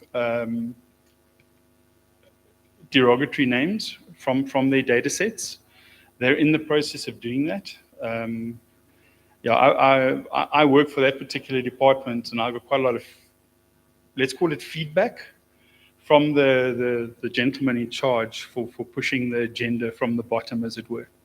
And then the only other thing we don't get involved in is anything private. Private buildings, farm names, etc., we don't get involved with. If a member of the public does come across a farm name that has a derogatory name on its name board, for argument's sake, outside, they can approach us and we will look into it. But it will be unofficially, because what we would do is we'll send it to the PGNC, would then get hold of the local municipality, etc., etc. Oops, let's just carry on. So once an application form that falls within our jurisdiction gets given to the PGNC will then go through the motion of having a look at every item on that application form to make sure that it is correct, it's filled in correctly, it has substantiating information, and that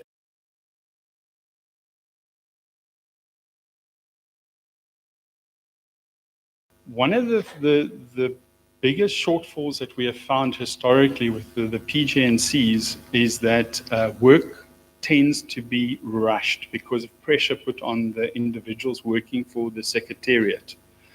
That is something we're cognizant of, but in EDCA specifically, we prefer quality over quantity. We'd rather get in 10 names that are 100% correct that we can go through and then recommend to council than have a PGNC try and push 30 names through us, of which 15 go back. That's just one of those things. So please be cognizant of this when you do accept applications. If need be, liaise with the applicant, try and sort out any wrinkles there are in the application process before you send it on to the greater SAGNC. And then, of course, we do not look at any applications older than 24 months. Now, the question came up last time I did this presentation, when does the 24-month period start? On the day you receive the application. 24 months. Having said that, if you have an older application that is waiting for some bit of information, maybe some research needs to be done or whatever, there's nothing stopping the applicant reapplying with the same information to give you that ability to circumvent the 24-month period. The main reason we do this, we found that there was a bit of a backlog in some of the PGNCs, and some of the applicants weren't contactable. I can't say that word. After a 24-month period. So that is the main reason that we have that in the document. Also, just keep in mind the SOP is a living document. It's something that was discussed at length during the previous term of the council, and it was adopted. However, this council will have an opportunity at some point to relook at the SOP and decide whether things are working for them or not, and make additions or adjustments. But currently, this is the document that governs the processes. Right.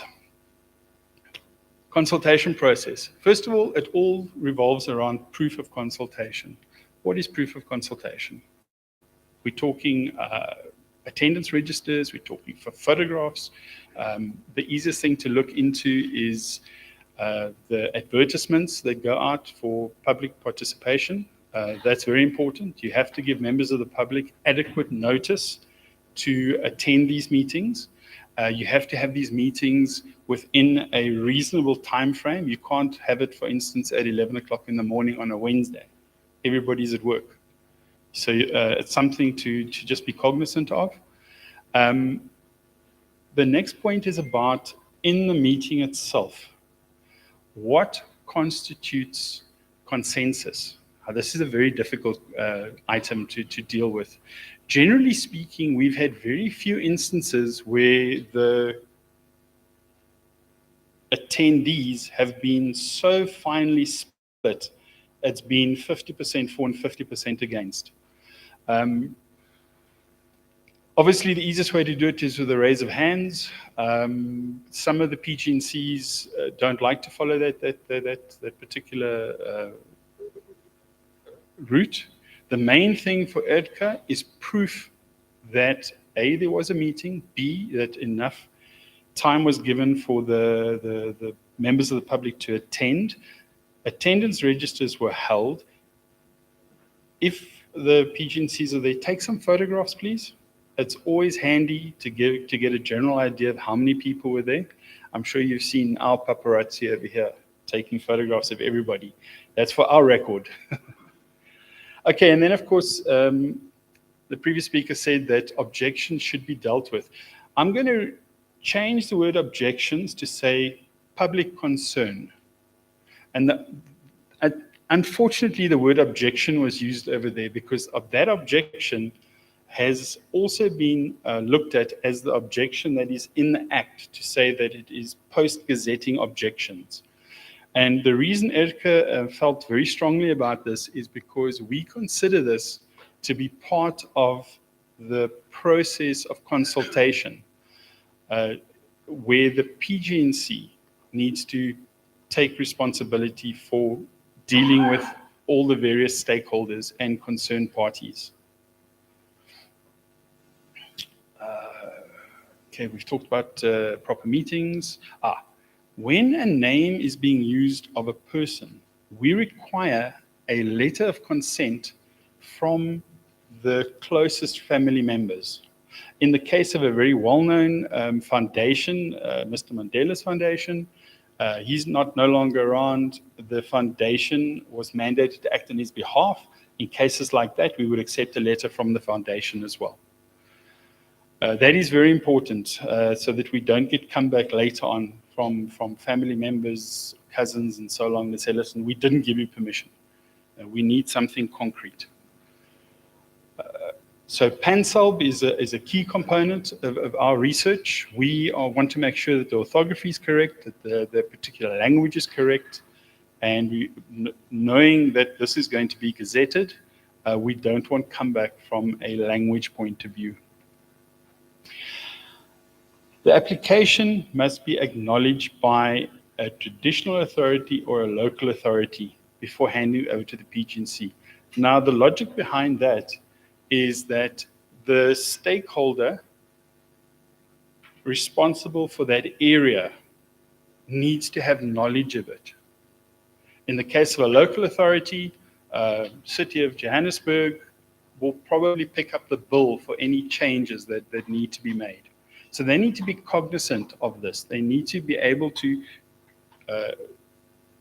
they mustn't be in a position to back out of saying, we didn't know. We had that with Port Elizabeth, where the mayor suddenly stood up and said he had no knowledge of the name change, which was completely unacceptable.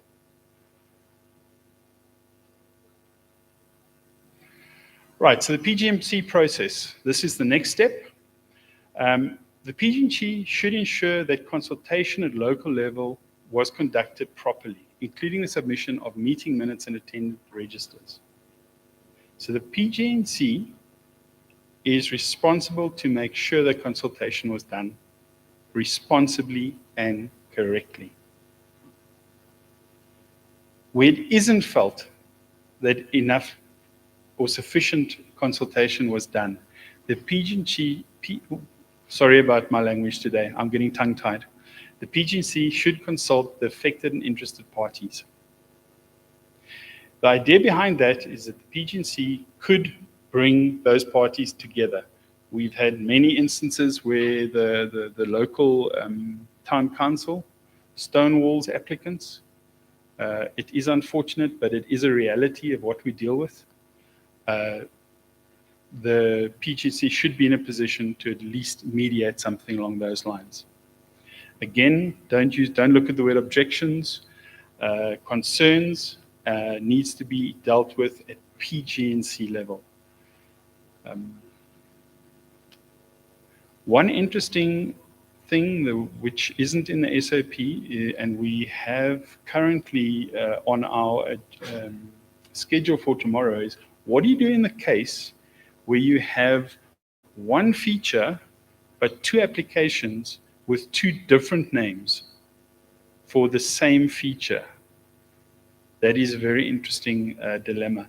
And from an ERDCA point of view, that would revolve entirely around the consultation process. And it would almost end up being a statistics game. How many people attended? How many people were for?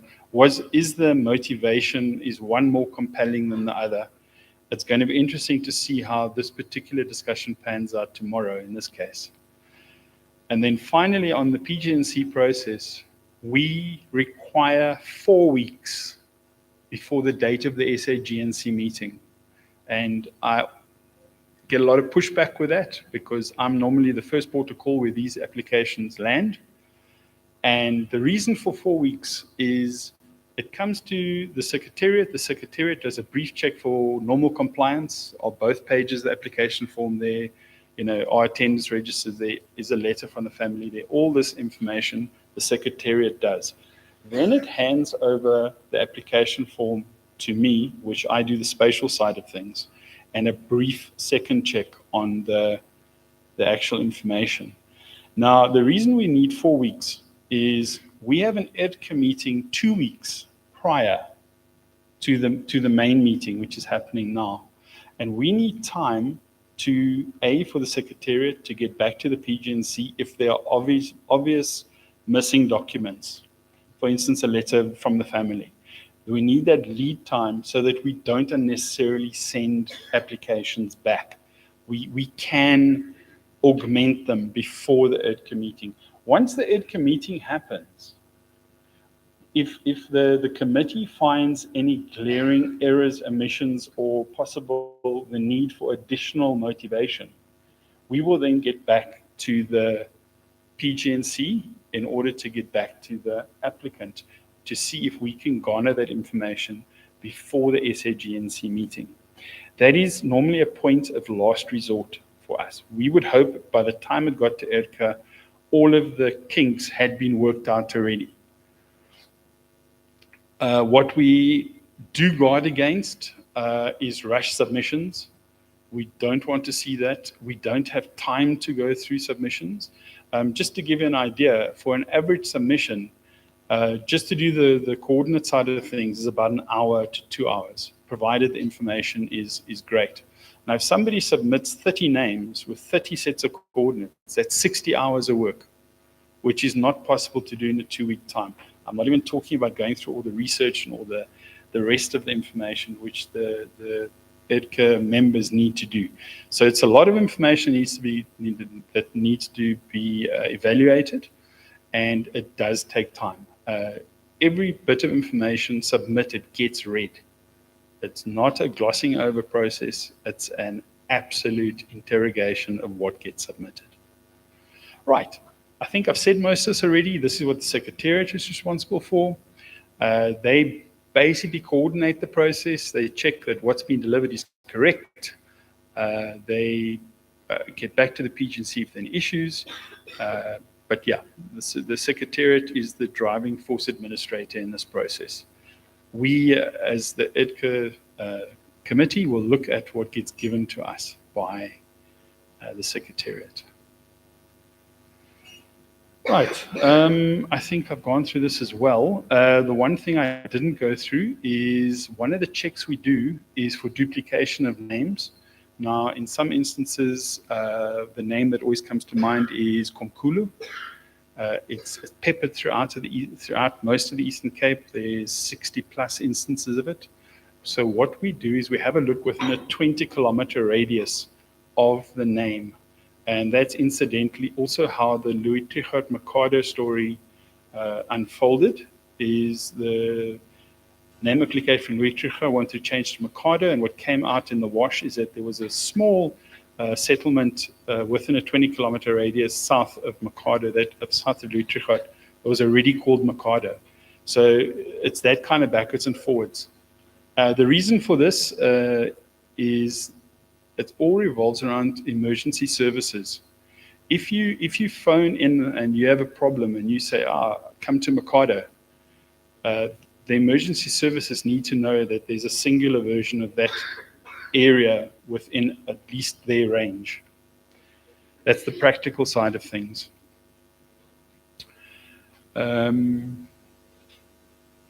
Right. So once the EDCA subcommittee is satisfied, a schedule will be produced, and that will be handed over for discussion at an SAGNC meeting.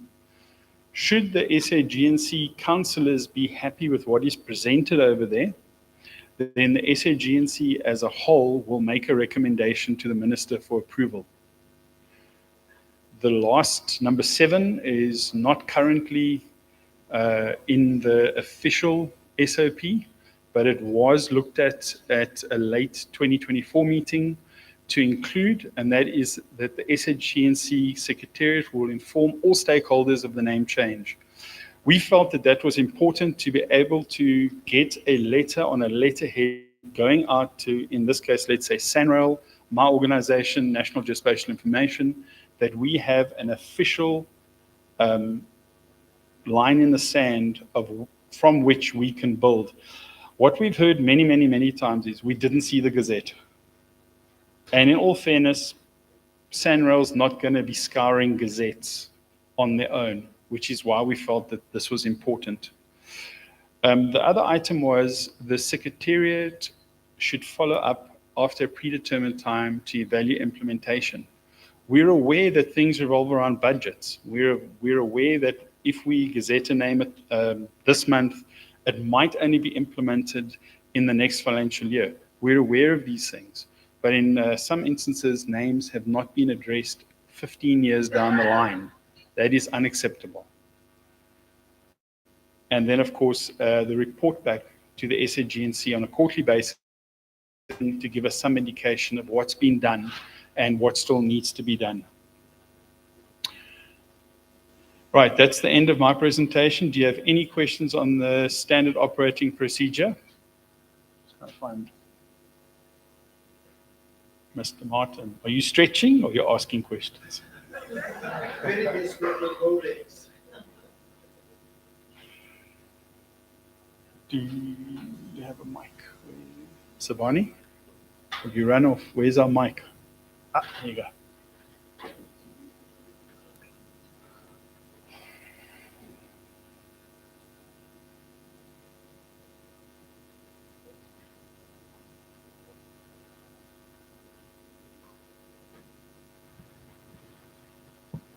Thank you. Now, first, Stephen, thank you for this presentation. I would say very clear. I would actually want a copy of it, just different from the original one. I would love a copy of it. Not much that I can say, Chairperson. That the one thing I would want us officially to move away, and you did bring in another word. You said, for confusion's sake, objections. Let's replace objections with concerns. And then we must say concerns in writing. So that, as we've been taught through yourselves, is that these concerns must be answered on the PGNC level. So if we can just get rid of that word called objections within the SOP, because as you also rightfully say, objections have its own purpose when it comes to the gazetting. So that is one thing that I just felt of raising. And then there should be, is also the part, Chairperson. Last time when presentations was made on SOP, it was the word voting. It can never be that communities must vote.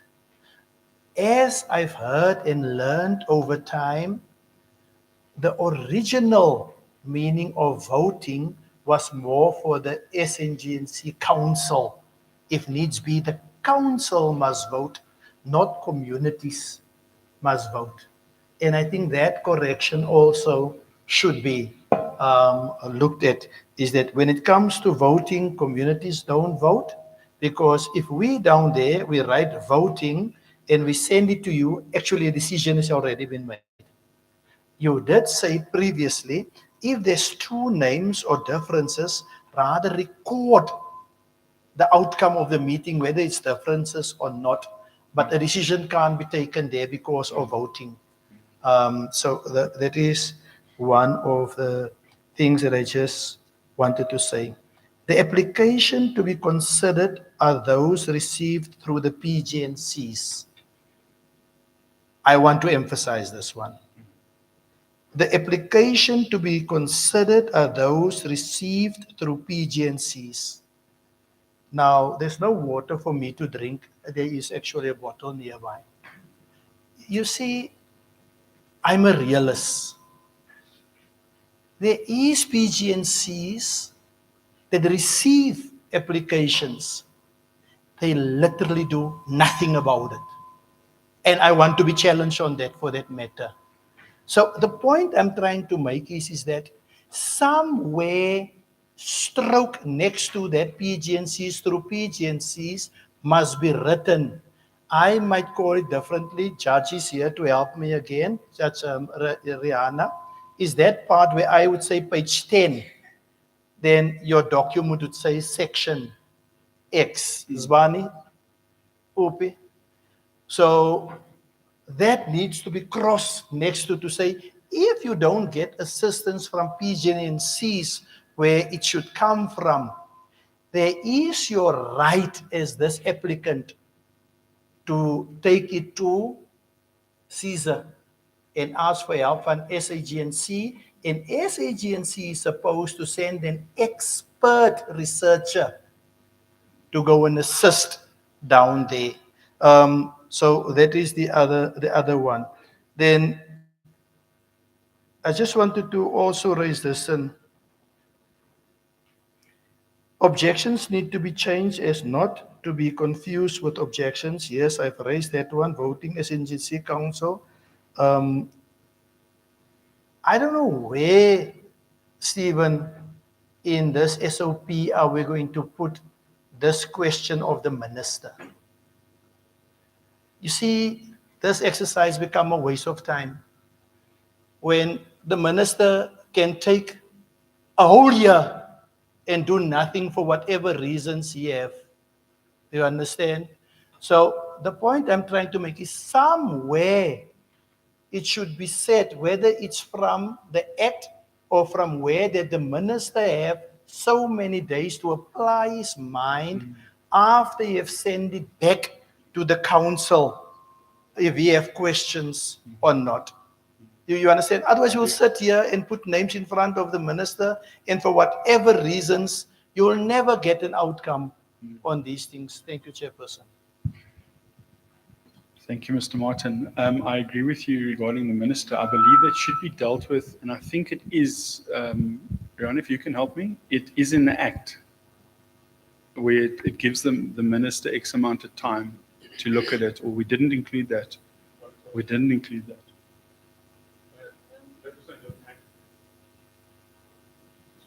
No, please do. Sorry, ladies and gentlemen, we have here on the program a session for question and answers. Can we please leave it until that? Please just be noting your concerns and noting your questions. Please, ladies and gentlemen.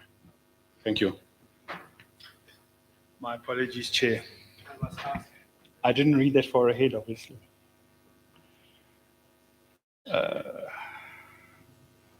Right.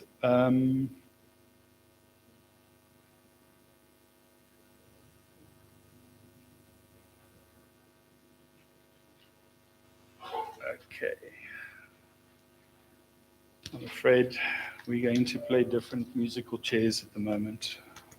I have a different presentation to this.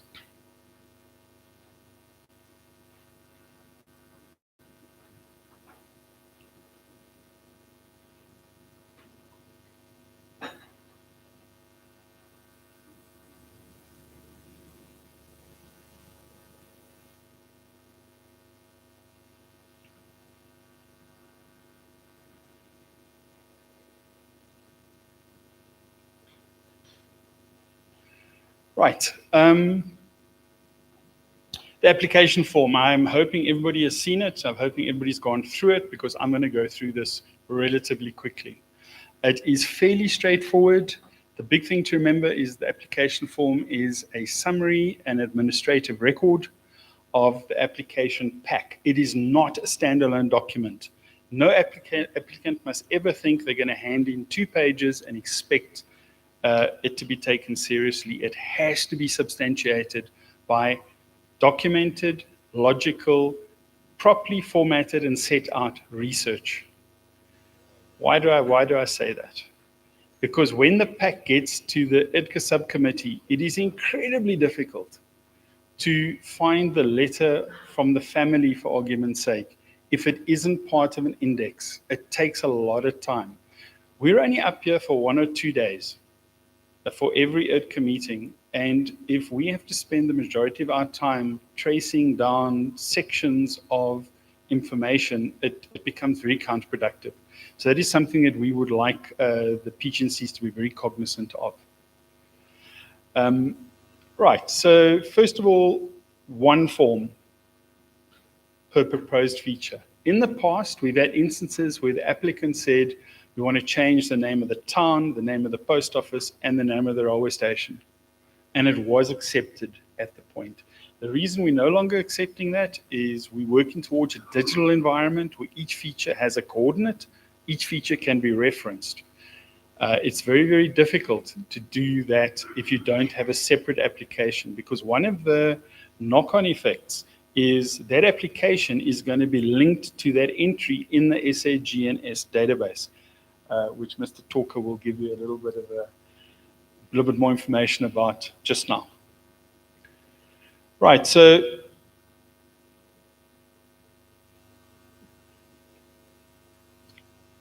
the proposed name, single name for the feature being proposed. No options. We don't want a second option. We don't want a third option. We don't want anything other than the actual name to be considered. We're trying to remove ambiguity out of this document with what the changes we've effected over the years. So, of course, what is the proposal for item number 2? We want, is it a name change, a correction of spelling, etc.? What is it all about? A registration of a new name, an existing name, and then what was the former name and what are the reasons for the change?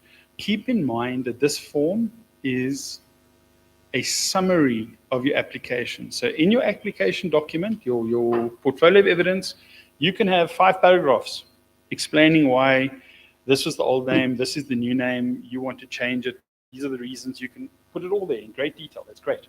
But you must summarize it over here in the form. Please don't try and duplicate 5 paragraphs in this little bit of space over here. It's never going to happen, and we do have the odd person trying to do that from time to time. Right, then we want the meaning of the name. Be very specific, as largely as possible. In the case of a private person's name, private person is good enough. If the person's name has some meaning, add it, not a problem. But try and do research. Often we get cases where a name will be a name of a dassie, for argument's sake. Do a bit of research, add the information about what a rock hyrax actually is, etc. Not a lot of information, again, summary. The language from which the name has been derived. Often you'll have a situation where you'll be a combination of, let's say, isiZulu and English, for argument's sake. In the case of roads, if they are series roads, it will have the name, and in brackets will be the R321. It's part of the name of that road. We don't move the road numbering away from the name. This was by request from 1 or 2 road departments. So we've standardized on that a good couple of years now. And that will also assist us to look if whether or not the correct PANCEL board has looked at the name. You must be aware that in some parts of the country we have, in my environment, they termed fuzzy boundaries, where you move from the Eastern Cape into KZN, where the language dialect doesn't always stay the same. It's not pure Xhosa, not pure Zulu. There's a bit of a mix in the middle where there's an overlap. It's those kind of things that we're interested in. And then, of course, the origin of the name. Where does it come from? Was it used 300 years ago? Is it something that the local community wanted?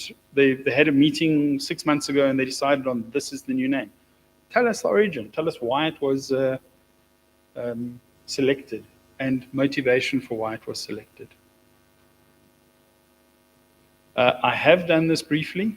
I'm not going to go through it again. Usually I do this presentation the other way around. That one is a recap of this one, so you're going to see a lot of yellow blocks. But in short, any geographical features, any natural landforms, we're allowed to look at. What we don't get involved with is names of the country, names of provinces, names of local authorities, whether they be district municipalities or local municipalities. We do not get involved with any features under their control, and we do not get involved with cadastral or privately owned buildings and farms, etc. Right, this is the spatial side of things. This particular entry is very useful to me. When I get a set of coordinates, every now and again the digits get transposed or decimal degrees only get written down to 3 decimal places for argument's sake. The local and district municipality allows me a little bit of shrinking of the country to where the coordinate might be. So that's very important. Having said that, it's also fairly easy to find that information. And generally, the applicant will more than likely live in the area. The PGNC, if you don't come right with it, contact me. I will gladly assist where I can, provided you don't do it at the nth hour. Then, of course, the spatial side of things is what I get involved with majority of the time.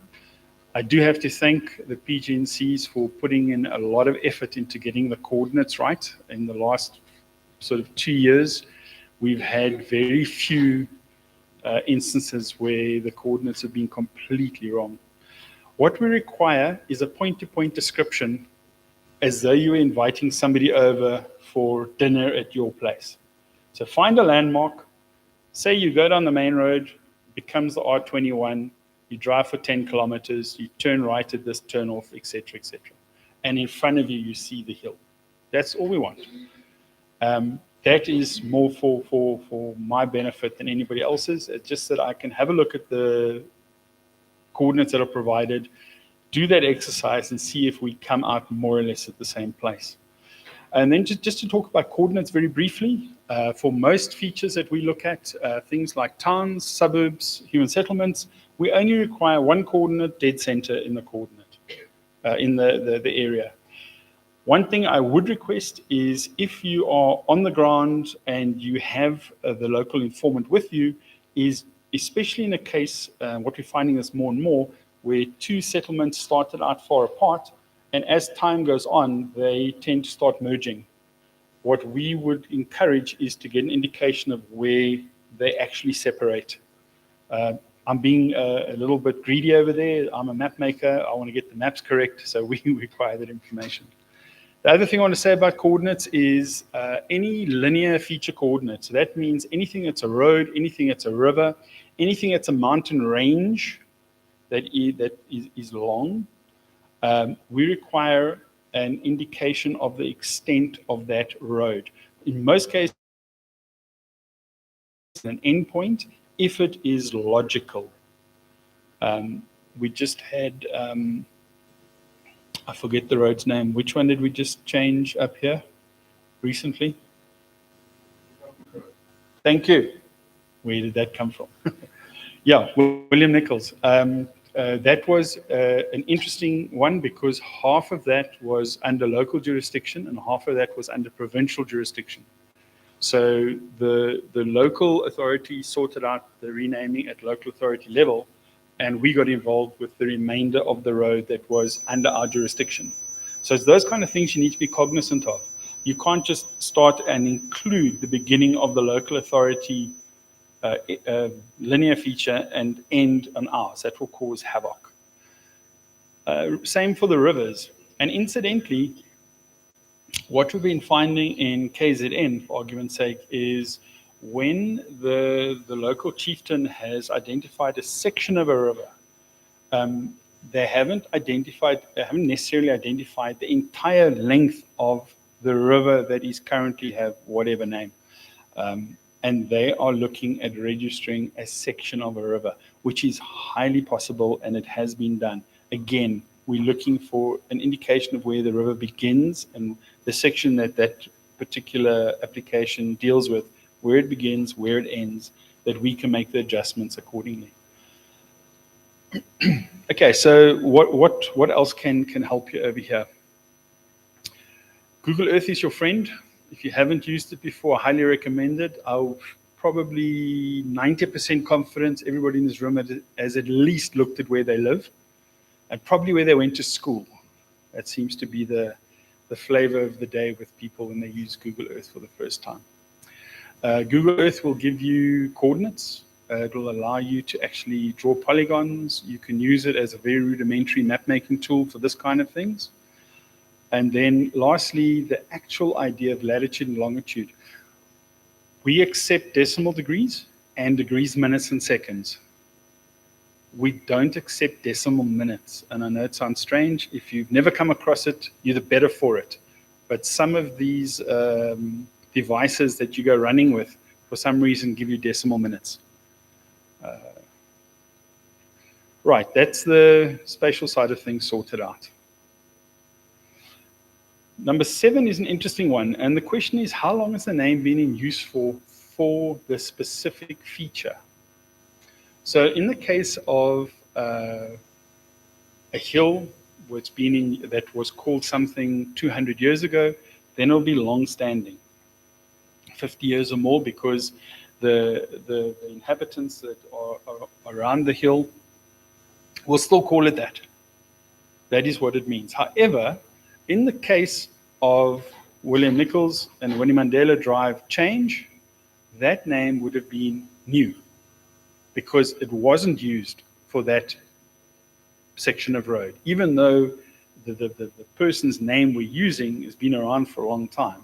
That's not the issue. It's about how long was it used for that particular feature being sought to be changed. Right, particulars applicant, particulars of the informant.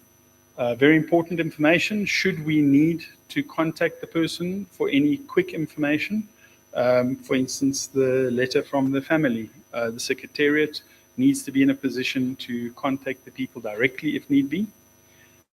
Generally, we don't have any problems with that side of things from the application forms. And then, of course, the tribal authority / local authority. That can be a stamp, it can be a signature, preferably a stamp. But we know from our own experience that stamps are not always available. It's also very difficult to dictate that a stamp has to be there.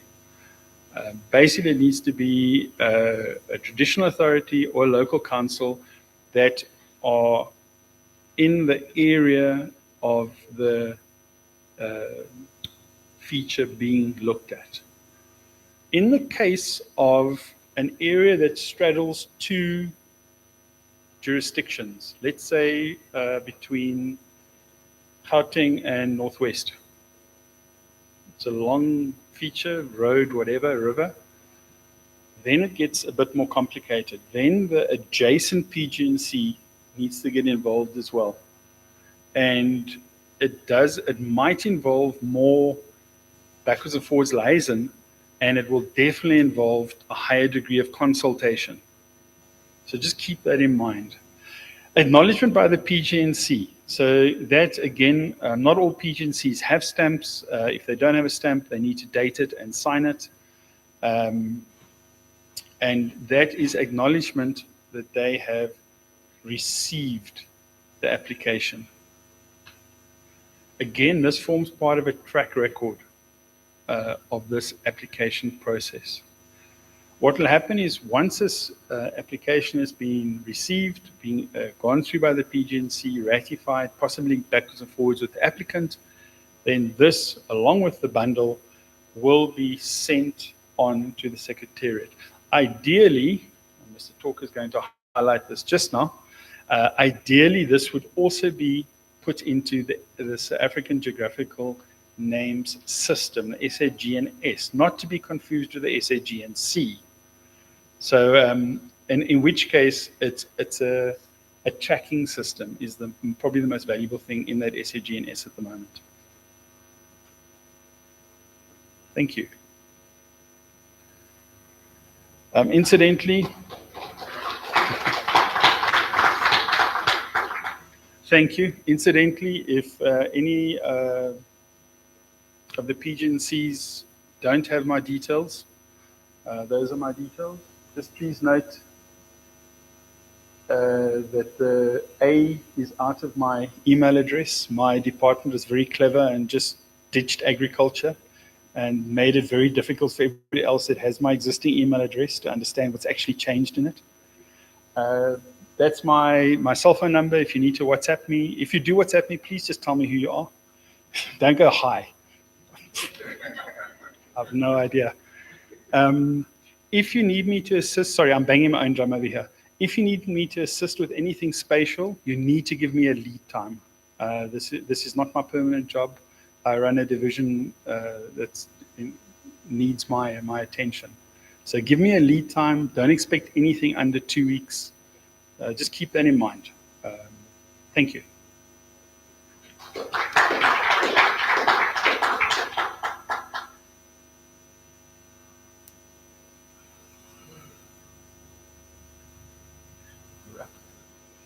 want your own laptop?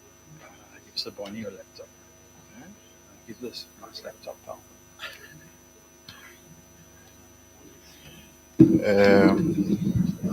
Good afternoon, colleagues, Chairperson, DDG. Thank you for the opportunity to address this gathering. Maybe I must make my little declaration. I'm not a member of the subcommittee. However, it seems like I remain a legacy ex officio member, and I don't mind at all. Mine won't be long, even though I know that the deputy chairperson will say, I don't trust people who say, I'll be short. They normally are never short. They take forever. But in this instance, I'll try to prove him wrong. What I'm going to present to you is what we call the South African Geographical Names System. It's a computerized database. What it looks like when you open is basically just an ordinary website. And on that website, there's a lot of information you can access. However, for the purpose of this presentation, I will only focus on the information that I know is available to everyone. Because when we designed the platform, we divided it into two, which is information that is available for the general public, and then there's information that you need to sign in, and that is for members of the SAGNC, the National Secretariat, and the Provincial Secretariat. So, but what has happened is that at the current moment, there are some issues that need to be resolved. So my presentation will only focus only on what is it that you can access. And I think it's very relevant because that's what you need in most instances. So the first slide, they just simply describe what this platform is, which is a computerized database. And then it also, it is also a form of a document archive and a digital library, because that's where you find that as the presentation goes on, you realize that there's a lot of material, even some of the documents that Stephen was presenting, you are able to find them on the platform. So the question is, who can access it? I already said here in this instance, we're talking about information that can be accessed by the general public. And then how do you access it? You access it through that website that is there, which is www.sagns.gov.za. Once you open it, you are able to access a number of tools, but before I even try to attempt to open them, hopefully the internet doesn't disappoint us, even though I've been advised historically that in the JS we'll always try to avoid live demonstrations. Because something always goes wrong and then you are not able to demonstrate what you want to demonstrate. But what you get when you open the platform, you'll get the background of who is the SAGNC. You get all that information about them. Then you also get the tab that is written Geo Library. That's very relevant to yourselves. And there are other two tabs as well. One is Geo Names Lookup Tool and the Application Tracking Tool. Now, maybe before I do the brief demonstration, let's just look at, just to say something on the lookup tool, and especially the application tool, the application tracking tool. The application tracking tool, we won't do a demonstration on it at the moment because we need to have a reference, we need to have an application. But I used to do it before when we were developing the site. We'll use a simulative, sort of a simulator, then we'll have a reference, which is not really a reference. Then we'll use that reference then to show how to do that. So without a reference to an application that we are tracking, we won't be able to use it. And also the issues that need to be resolved administratively at the national department.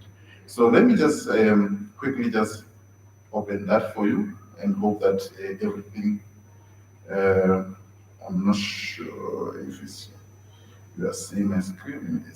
Yeah, there. So that is the website. When you land, that's your landing page.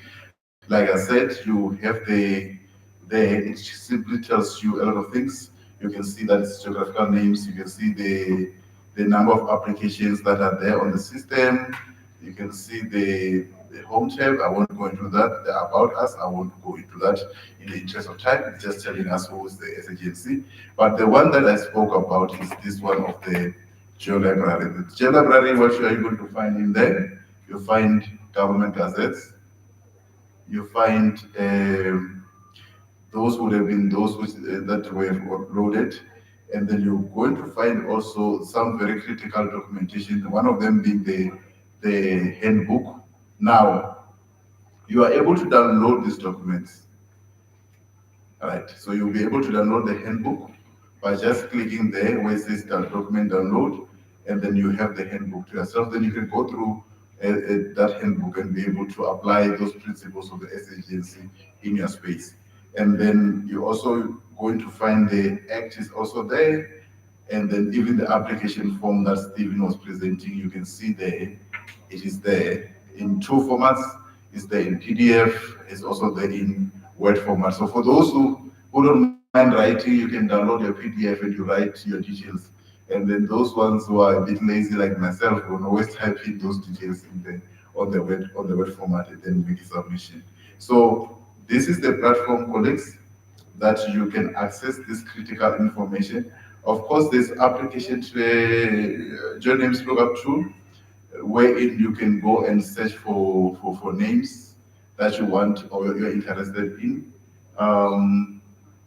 It's quite simple. There you've got two options. You can say search for a geographical name, and then let's just take the first one, which is there, and then click on it, and then say apply. Then we go to it. Then it takes you to the site of that particular name, where that place is located, so, or where that feature is located. I think if I go back to my brief presentation, like I said, I won't take time. I'm almost done. There you'll see that there are other elements to the site, which is those ones which I was referring to, which I was saying that they are for the SAGNC and the Secretariat International, as well as at different provinces. That's where you are able to do an online application.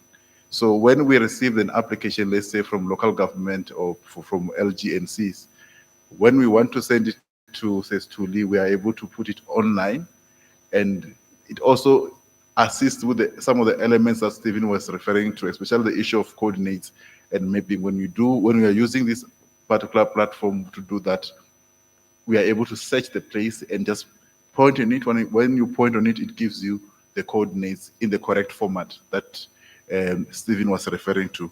Other things is that you can be able to develop your maps as well as reports, and also be able to extract the data sets if you need to use it. I think, Chairperson, and that's where my presentation ends. Noribuwa, I hope, Deputy Chairperson, I was faithful.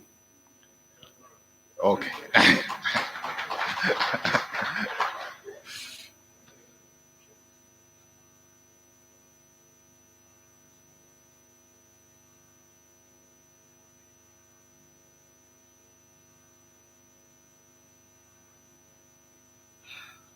Thank you and good afternoon to everyone.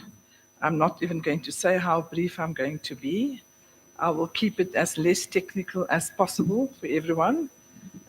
Standing between my presentation, that being the Legislative Review Subcommittee, and lunch is never a good idea. Anyway, before I begin, it's going to be good for me just to introduce for those who are present so that they know who serves on my committee. As the chair of the committee, I'm happy to say that we are a group of, I think we are a robust group of personalities. We come with a range of various skills, which makes it certainly very fruitful for the discussions that we have to unpack. So without any doubt, the first person on my committee is our Deputy Chair of the SAGNC, Mr. Moshlala, and of course you all know him. He's not here at the moment, but you know him. Dr. Kevin Naidu, he rendered an apology to be here, so he's not here today. Dr. Mandla Matabula, and of course all you from Gauteng will be very happy to know that he serves on my committee. He must have just stepped aside. Dr. Mavunga Musita. Dr. Musita, if you can just stand so that they know who you are. Thank you. He has just happy to have him on my committee. Mr. Elvis Masocha, is he here? Oh, Mr. Masocha is there. Good. Thank you, Mr. Masocha. And then we have the other woman on the group with me, Professor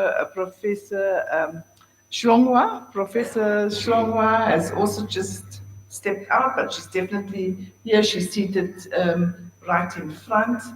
Other than that, we have the Secretariat and, of course, Legal Services making up our committee attendance at meetings.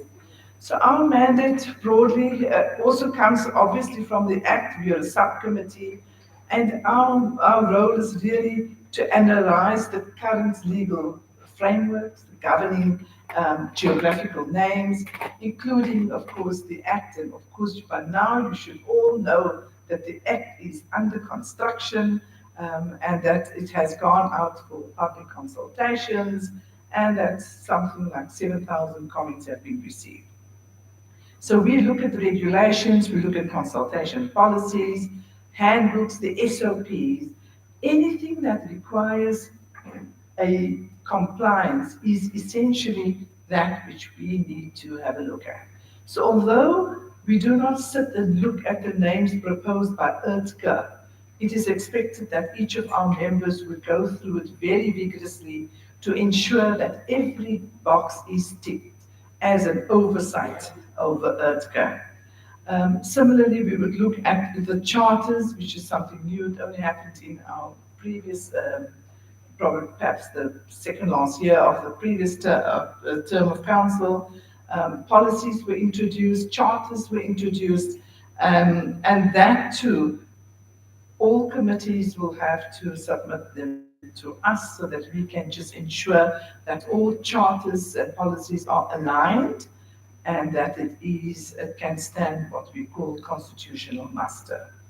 So we were very busy, I think, in the last year or 2 years, and certainly in this year and in 2027, in working with the Legal Services unit of the Department of Sports, Arts and Culture with regard to the draft amendment bill. And that has been extremely technical. Trying to change legislation is always a big job. And the more and more, till today, when we sit with the Act and with the amendment, we will say, oops, I forgot about that. And in that respect, let me just answer right now the question raised by Mr. Martin with regard to, do we keep the minister to a time? The Act makes no provision for it in Section 10, just says that the recommendation goes to the minister. So there too, Mr. Martin, something that you can think about, but I'm sure it can be dealt with in the regulations. So what we've looked at thus far, is that we have sat with the department's legal services unit. That whole process of the amendment bill has been done so far as us, so far as we as SAGNC is concerned. The comments must now still all be distilled, batched, so that we can provide a report to the SAGNC and then of course to the minister on what those comments were. So you might have an Act which might come out a little bit more different to what you now currently are seeing as the amendment bill. Because as the task team which is going to be set up by the Legal Services Unit of the Department of Sports, Arts and Culture, they will have to look at the comments and then see how does that dovetail with the draft amendment bill.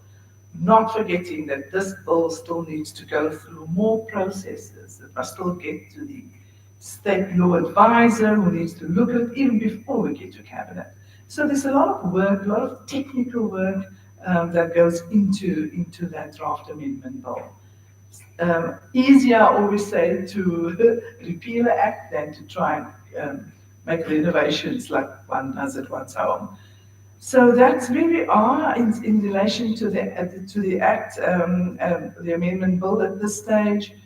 And each time we as a committee would sit, we would review, we would look at the amendment bill, new questions, new comments would come up.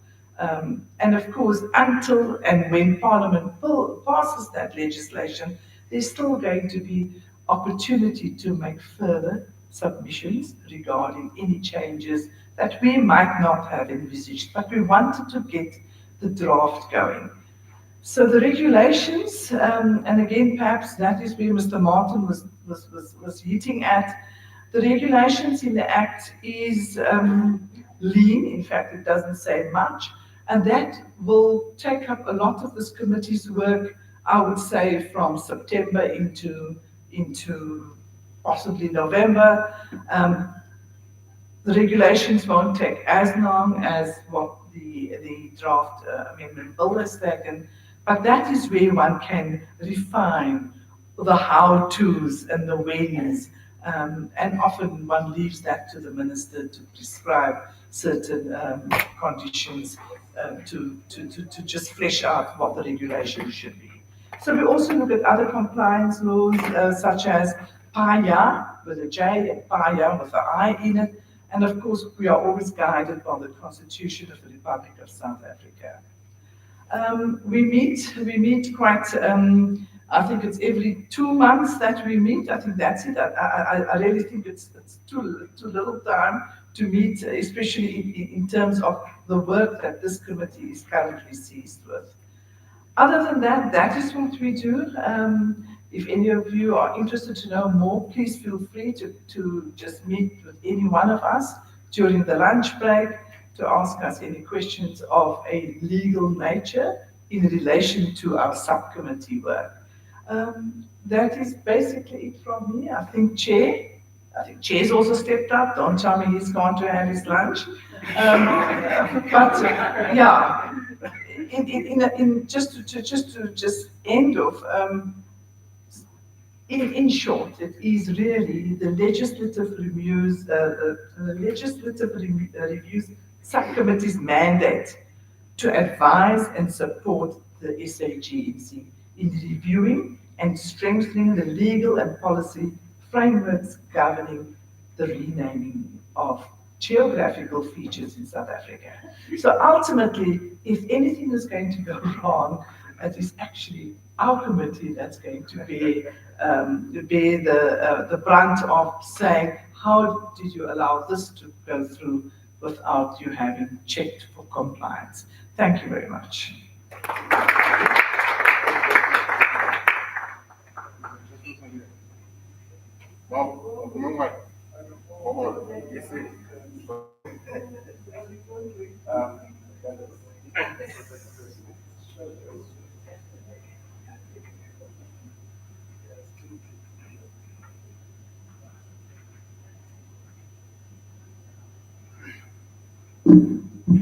You know, the people who are supposed to help us with this, they somehow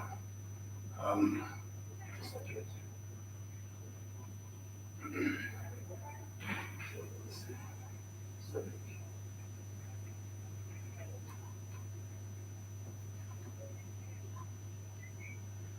Let's see if it works.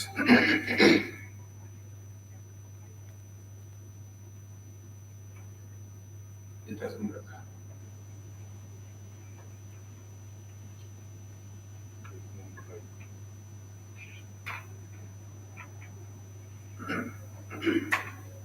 Oh yeah, yeah, it does. Right.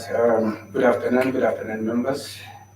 I've been warned that I keep my presentation 2 minutes because it's already lunchtime. We will see I will see how it goes. Thank you, members. Thank you, Mr. Ndima, for the opportunity once again. I know that your names have been mentioned. I take the opportunity as well. Mr. Langefeld, thank you. Dr. Kasibe, fellow councillors, and the members of the public present here this afternoon. I will start by mentioning the names of the committee members of this committee, the planning committee. In short, we just say planning in short. It's Dr. Sipati, the chair sitting here in the front. Dr. Sipati can raise her hand. That's our committee member. Dr. Miriam Tawane, she's not here today. Nada Cheri Fokol, Guy, over there at the back, is a member of the committee as well. Thank you, sir. Miss Musisiwa Shiva, she's present here as well. Over there's Miss Shiva. Nada Gerard Twala, our siblings. Yeah, those who do not know. DSG Wakosato. Yeah, we are led, as they say. And Miss Stella Kadi, she's from the Free State. She's not present here today. So I thought I'd just start by sharing that. Something which was mentioned by Mr. Ndim, I think mentioned by the chair as well, when it comes to having members of the public in numbers and supposed to be here, but we don't see so many of them here. That got me thinking, Mr. Ndima, perhaps if one can have a look at the venues that we use, where are these venues and where is the public? We're looking at the cultural councils, we're looking at activists, we're looking at traditional leaders. Are we close to any municipality when we're here? Do we need to bus people to come in here, or do we go to the people where they are? At one time, we spoke about using the venues which the department is funding, most of them which are in the location where the people are. Perhaps we need to review that and revisit something like that, and have these engagements in the localities where people are, other than us expect them to come to these venues. Some of them cannot make it to these venues. And if that is our target market, in terms of marketing, then we would have missed the target market. That's just the opening from my side. Very, very quickly, colleagues, I'll take you through the main objective of this committee. What are the roles and the responsibilities of the planning committee to council, and what kind of support I will give it to the committees of the province, and some fun facts, a bit of laughter. And then we close with sharing with you the organogram. The main objective of this committee is to align the council and the DSEC strategic plans. This is our mother body. Some say it's a host department. I said, no, it's not a host. A host is something else. If you have a cow in a leech and the leech is sucking blood from a cow, now that is a host. The department is our mother department. So then we need to align our own plans that we have along with that of the department. That's very important.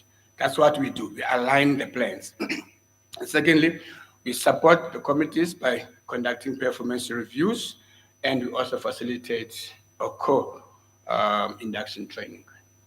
So in short, if you want to know what does the planning committee do overall, this is what we do.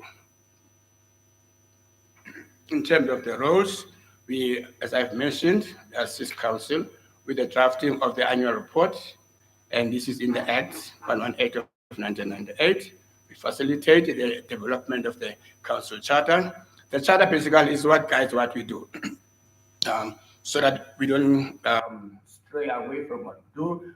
It also guides our own conduct as members of the committee while we do the work that we do. As I've mentioned, the alignment of the SAGNC strat plan and the annual plans and those with the department's plans. Alignment is very, very important. and also establish a consistent reporting system by the committees of council and by the provincial committees in the provinces, because they all submit reports quarterly to council. So this committee has now put up a system which is very, very consistent across all, where the provinces can report on the same matters. A report from Gauteng and a report from the Western Cape, a report from KZN should have same headings when they report. In the past, you will have one submitting a half-a-page report and the other one a 5-page report, and they talk on different things. It was difficult to assess their performance, whether they are making headway or not. But we have designed a template which we now use, and all the provinces use the same template, and it's far more simpler to complete. So we have now that reporting system in place. We also advise and assist the committees in the provinces with now drafting their own annual plans. You know, you will ask for the budget as the committee in the province, asking for 1 million rand budget. Then the department will ask you, but what are you going to do with this money? What are your plans? So if you do not have plans, it's difficult to raise money. Even in business, we all know that. So we then assist the committees, those who make a request, on how to put together an annual plan. And that annual plan gets taken to the provincial department in trying to raise some kind of funding. There is funding which departments allocate to the committees, but as we all know, budgets are never enough. Furthermore, we do the review of the performance of the committees. Currently, it's 8 committees that we are now working with. The Northern Cape, I said the North, it's Northern Cape, is still outstanding. We hope that they soon will also come on board and have the committee there appointed. They also submit those reports, as I've mentioned, and we do the review of their performance, and that doesn't end there. If there are any challenges and recommendations, this committee brings them forward to council for implementation. So it doesn't just end at being given to us as the report. We then also, as I've mentioned, with the Northern Cape, we monitor and track the progress on the establishment of the provincial committees. It's very important. Provincial committees in this whole process, they are a very important stakeholder, if I may use that term. Without them, I think Stephen mentioned that application forms come through the PGNCs. So if those committees are lacking in any way, it means applications will not make their way to this particular forum here. It's like suicide. It's really like suicide. So they need every support that they can get. And this is what this committee does as well. Also, it means if you have 9 provincial committees, it means your footprint covers the entire country. It's not limited just to certain provinces. And lastly, we deal with any matters which have been delegated to us by council.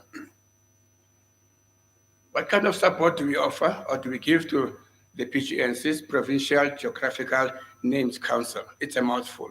So I just say provincial committee, but this is what I'm talking about. Provide assistance, as I've mentioned, with developing annual plans.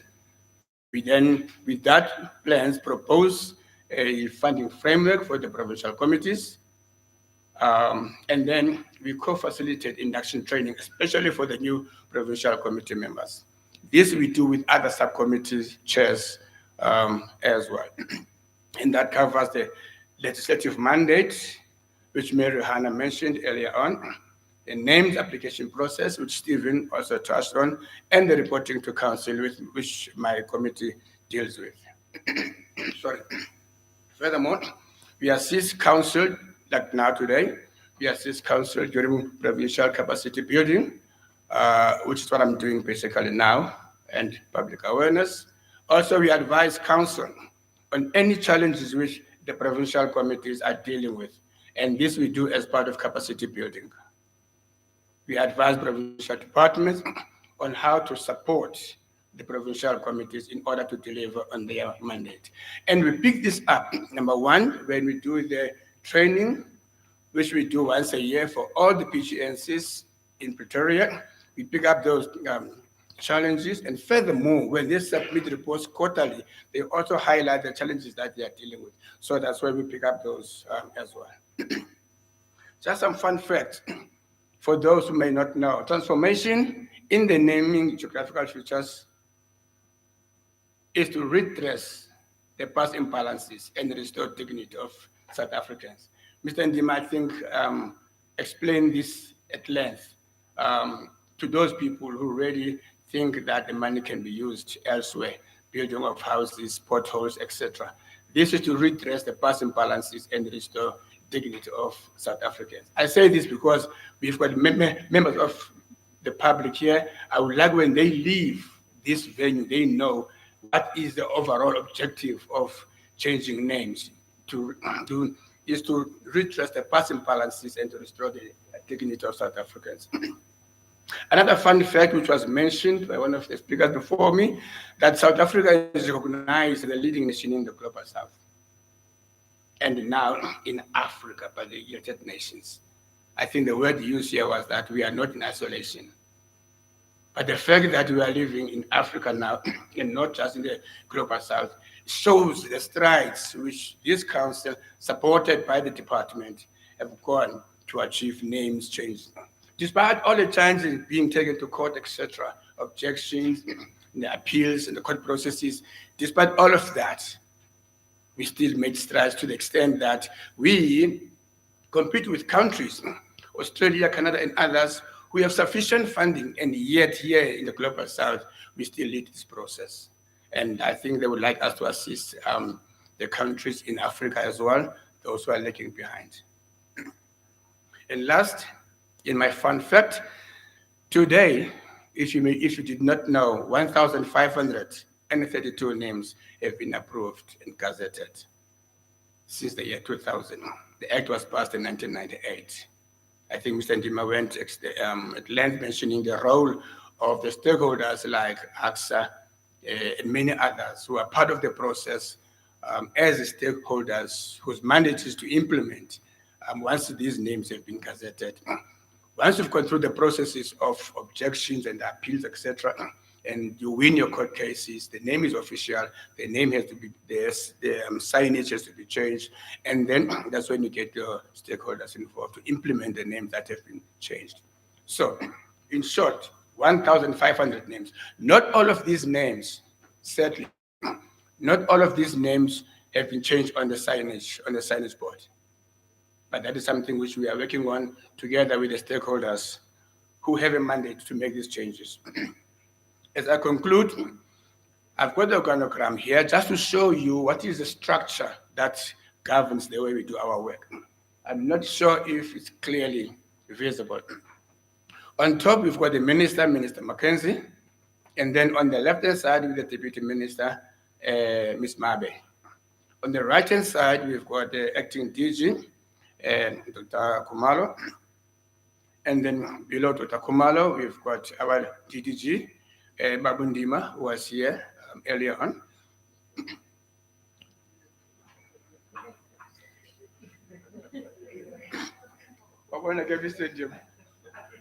Benza saw they're exposing me now. Babu Ndima was still here, DDG. And we've got Mr. Langerfeld, who's the Chief Director. I'm not sure if he's still here, SPP, that's Heritage Promotion and Preservation. And below Mr. Langerfeld, we've got Dr. Kasibe. Dr. Kasibe, I think this is your first engagement with Council. Good stuff. All right, we've got Dr. Kasibe. So that is the structure on the right-hand side of the organogram. If you look across, you will see that in the middle, you've got the council chairperson. Now you come into the council itself. This is where the council is now located. You've got the council led by Dr. Mahosi, and then below Dr. Mahosi, you've got the deputy director, who's our secretariat, and that is Ms. Mtembo. On the left-hand side, reporting directly to council are the three subcommittees of council. The first one is legislation review, led by Mayor Rihanna Parker, who was here just now. the Performance Planning Review and Reporting Subcommittee, led by myself, and ERTA, Education, Research, I have to read this one because it's long. Education, Research, Training, Communication, and Awareness Subcommittee, led by Dr. Memawela. Right below the Secretariat, right there at the bottom, those are 9 provinces.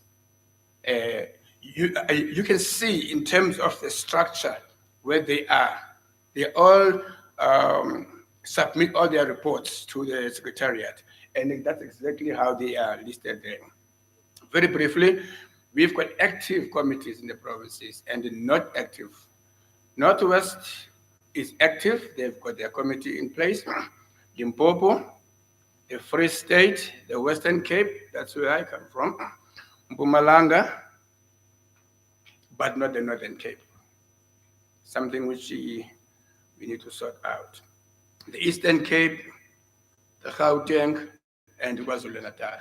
See, you can say we've got almost between 80 and 90% national footprint. We only need one province to say we have a whole national footprint in South Africa, where we can expect name changes, not just from certain provinces, but from all the provinces in South Africa.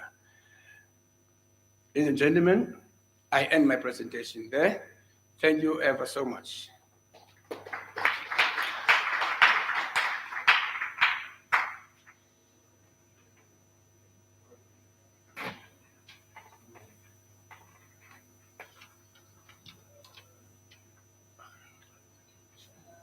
Thank you, chairpersons of subcommittees. Ladies and gentlemen, we'll have to break up for lunch now and come back for the presentation by the province of Gauteng, because the restaurant will be closing anytime soon. So we can, if we can go for lunch and come back for the rest of the program. Thank you so much.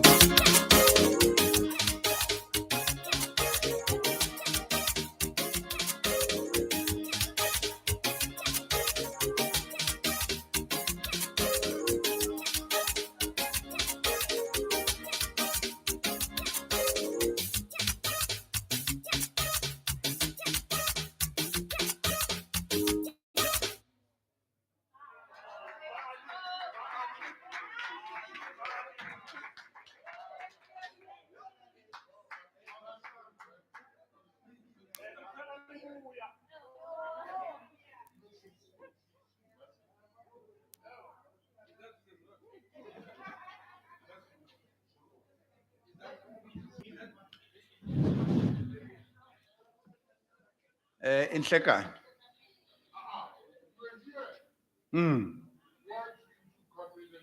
I was about to.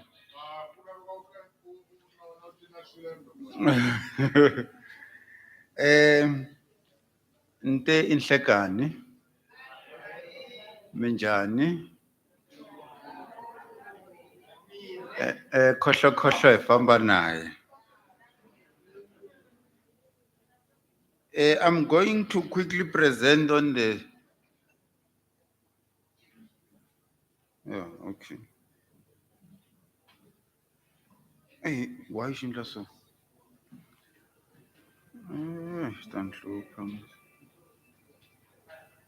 I will quickly present on the status in our province.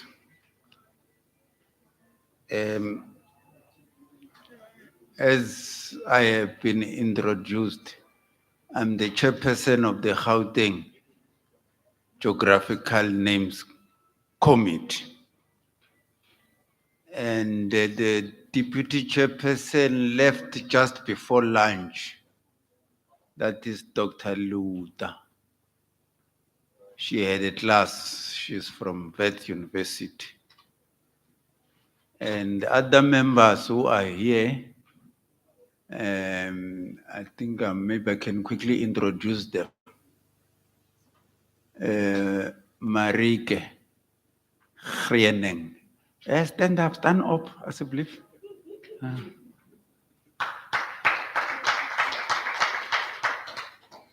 She's also representing Tshwane, city of Tshwane. Yes, the capital city of South Africa. I saw Mzilikazi. Are you still there? Oh, yeah. That is Mr. Kumalo. He's also representing Sidibeng district municipality.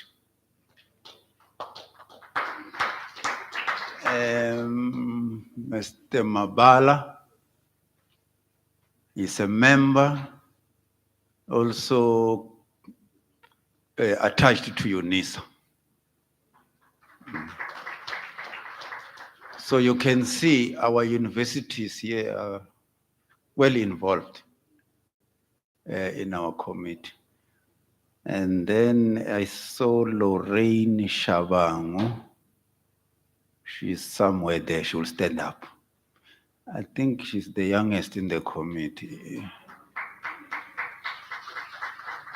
Next to her is Dr. Maepa, also representing Pensalp. Dr. Nkosi is hiding somewhere. Dr. Nkosi, our legal guru, also attached to University of Joburg. You see our universities, I've already mentioned 3, UJ, VETS, UNISA. I also saw Mwashubambu, unless she left, Madali Shubambu, she will stand up.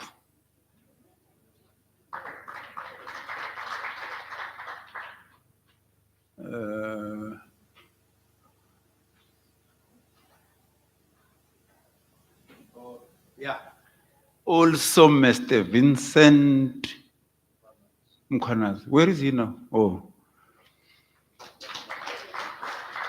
He represents City of Joburg. I saw Prof. BB Sinukwan. Prof, stand up again, please. I said Prof. Prof. Also from UNISA. Yes, that big university. I'm also from there, partially. And members, I think I'm done. Who else? Oh, sorry. We have Mr. Fatwani Rambau representing Ekurhuleni, City of Ekurhuleni. And who else? Our secretariat, I saw Manima Pata from the department. She's a director there. And I saw Mr. Ndicheni Toka, also deputy director there. Yeah, if I've omitted anyone, please. Who? Msimek is not here. Yeah. All right, thanks. Ntakusi haba tapamabala ya yingwe. Why is it like this, Mara? Okay, hope I'll be able to read. That's our structure. Drawing from Mr. Mavumengwe, he likes presenting the structure first.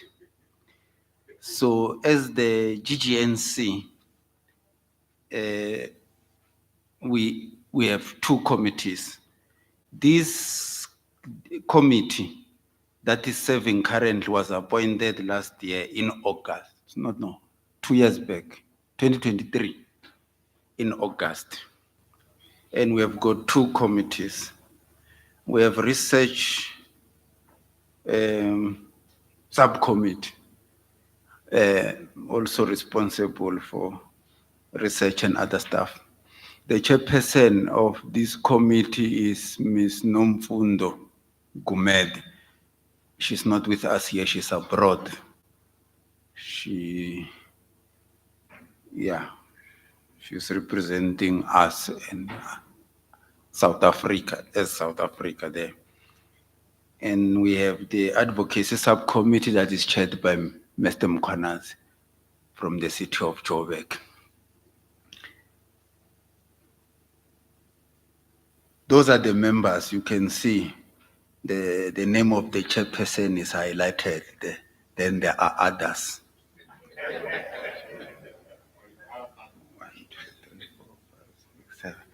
Mr. Martin, name number 7. Are you able to pronounce it? Yes, that is Ms. Kuses. Yes. And others, as I said. As I've indicated during the introductions, we have those districts. For the City of Ekurhuleni, as I've indicated, is Mr. Rambau. For City of Joburg is Mr. Mkhwanazi, not the one from the SAPS. And then for City of Tshwane is Marike van Grieneng. So here in the province, there is one district that gives us problems. That is West Rand. Most of the time, we don't have a representative from there, and they don't have a local geographical names committee. During the run-up to the appointments and the establishment of those committees, they will promise us heaven and earth.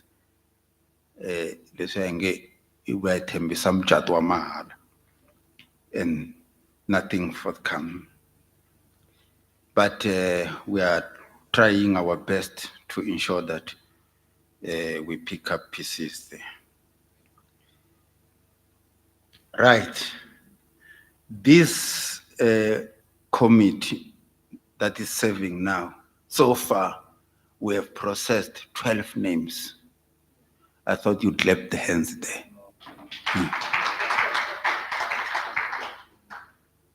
Those include those ones that, for example, the chair, deputy chair has mentioned and others have mentioned. I think DDG also mentioned some of them. William Nicole to Winnie Mandela Drive and Houtgop Road to these two struggle stalwarts. And also 10 human settlements in Ekurhuleni. So all in all, since the South African Geographical Names Council Act was promulgated, we've processed 66. It sounds not good, ne? Dr. Disha. And by the way, we were the first in the country to do away with an apartheid name when we changed from Würzburg to Centurion.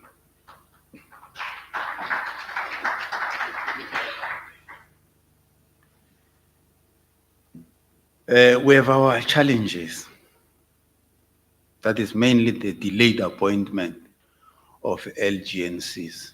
And it's a problem here because some of the local municipalities do appoint their committees and those committees become functional. But the districts take time, even those that are consistent in terms of being active, but sometimes when they have to change over to another committee, they take time. And we also have a problem of recurring non-responsiveness of West Rand district municipalities have indicated. I thought maybe the deputy chair national will volunteer to intervene here. I know he knows those people at the higher echelons there. Some of them, he was with them underground. Also the functionality level of those that we have, those LGNCs that we have, we are not happy with their functionality level. Some of them only operate when they are requested something.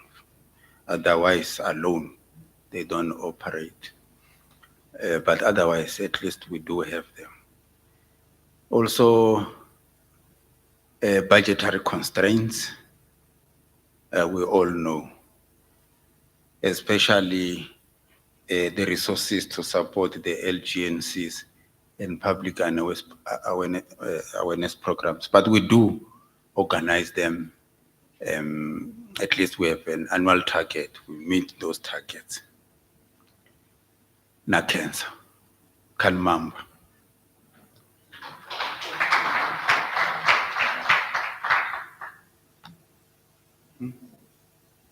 Get it.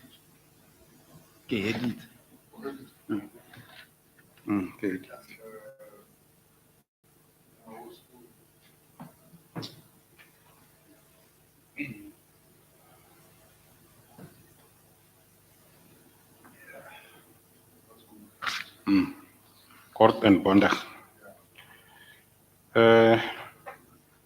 Ladies and gentlemen, that time that we've been waiting for all this time, your questions to the subcommittees has arrived. Question and answer.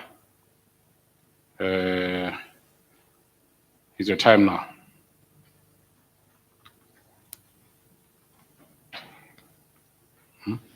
What? No, there are questions. Yeah.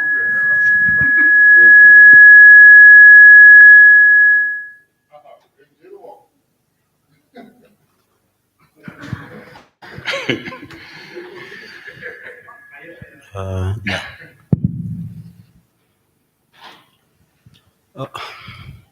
Thank you so much, Chair. I'm Tembani Mkhize, a researcher at the Gauteng City Region Observatory, the GCRO. Thank you so much to all the presenters. Many thanks.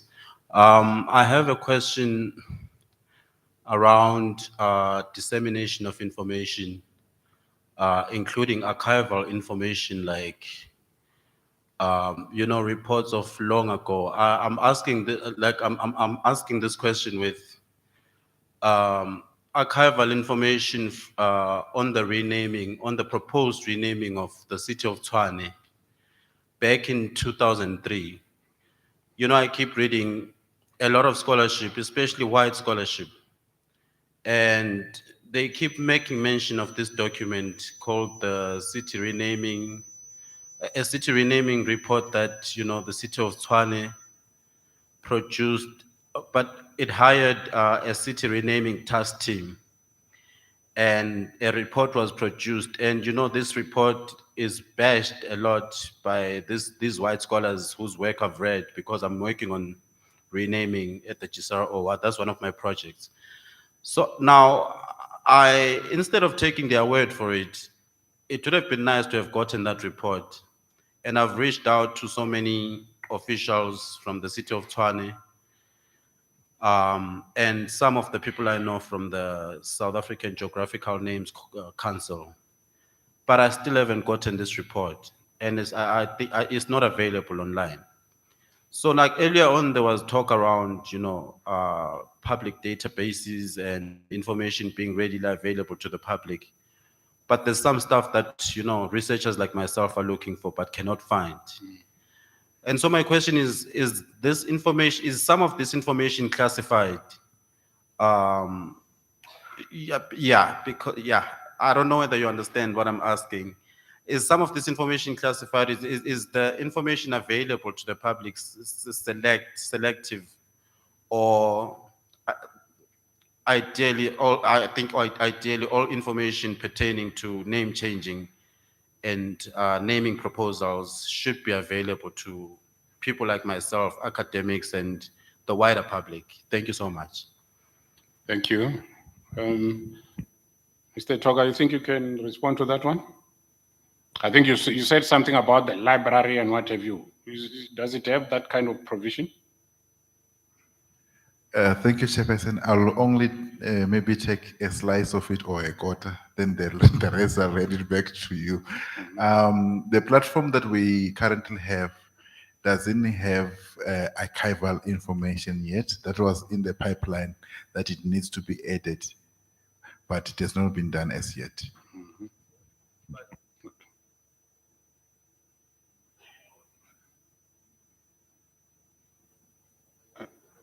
Oh. Chairperson, maybe members or yourself can address the other issues he raised. Members. Okay. Did you mention like visiting the City of Tshwane archives or something like that? Yes, I have. I started doing some of this work back when I was a student before the party political change in 2016. I started doing this work as an honors student back in 2012. And back then, I think I didn't know much about the report. I only found out when I got work as a researcher, straight up, after school.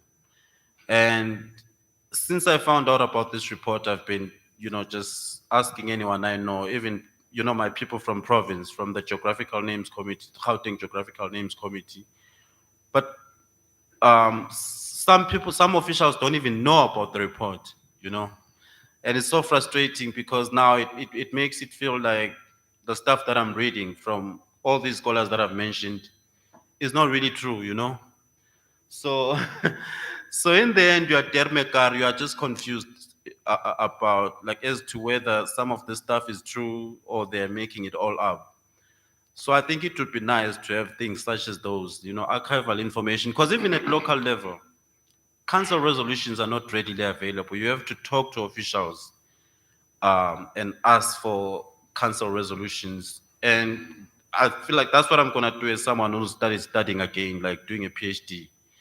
So I think making all this information readily available would really go a long way in terms of, communication. Because it would also, I think, we'd try and avoid situations where, government actors are being taken to court by all these civil society organizations. Thank you. Okay, thank you, Chair. I don't know if, all I can say is that unless if there is anyone on council who knows how to advise on this one, I don't want to put myself on the spot anyway, but if there is anyone who knows something that can contribute, then maybe they can contribute. If not, DC?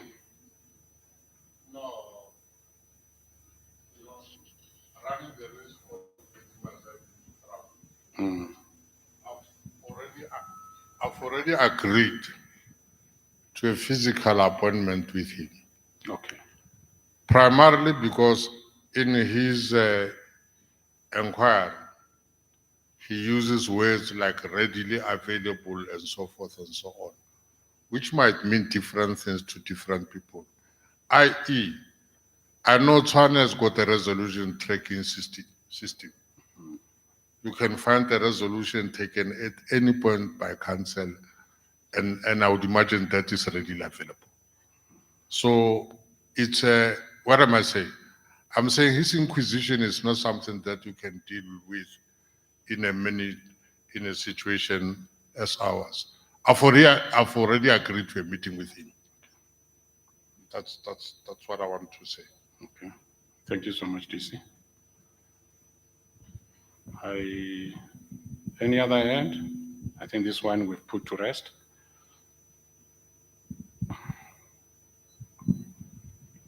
Thank you very much. My name is Dratokwane from the Tshwane University of Technology. In the presentation rendered by, I think it was Ndicheni, it sparked interest in me regarding the naming and renaming of public spaces, be it buildings, streets, etc. And now my curiosity is in terms of the website, does it identify what's public and what's private in terms of assets, be it land?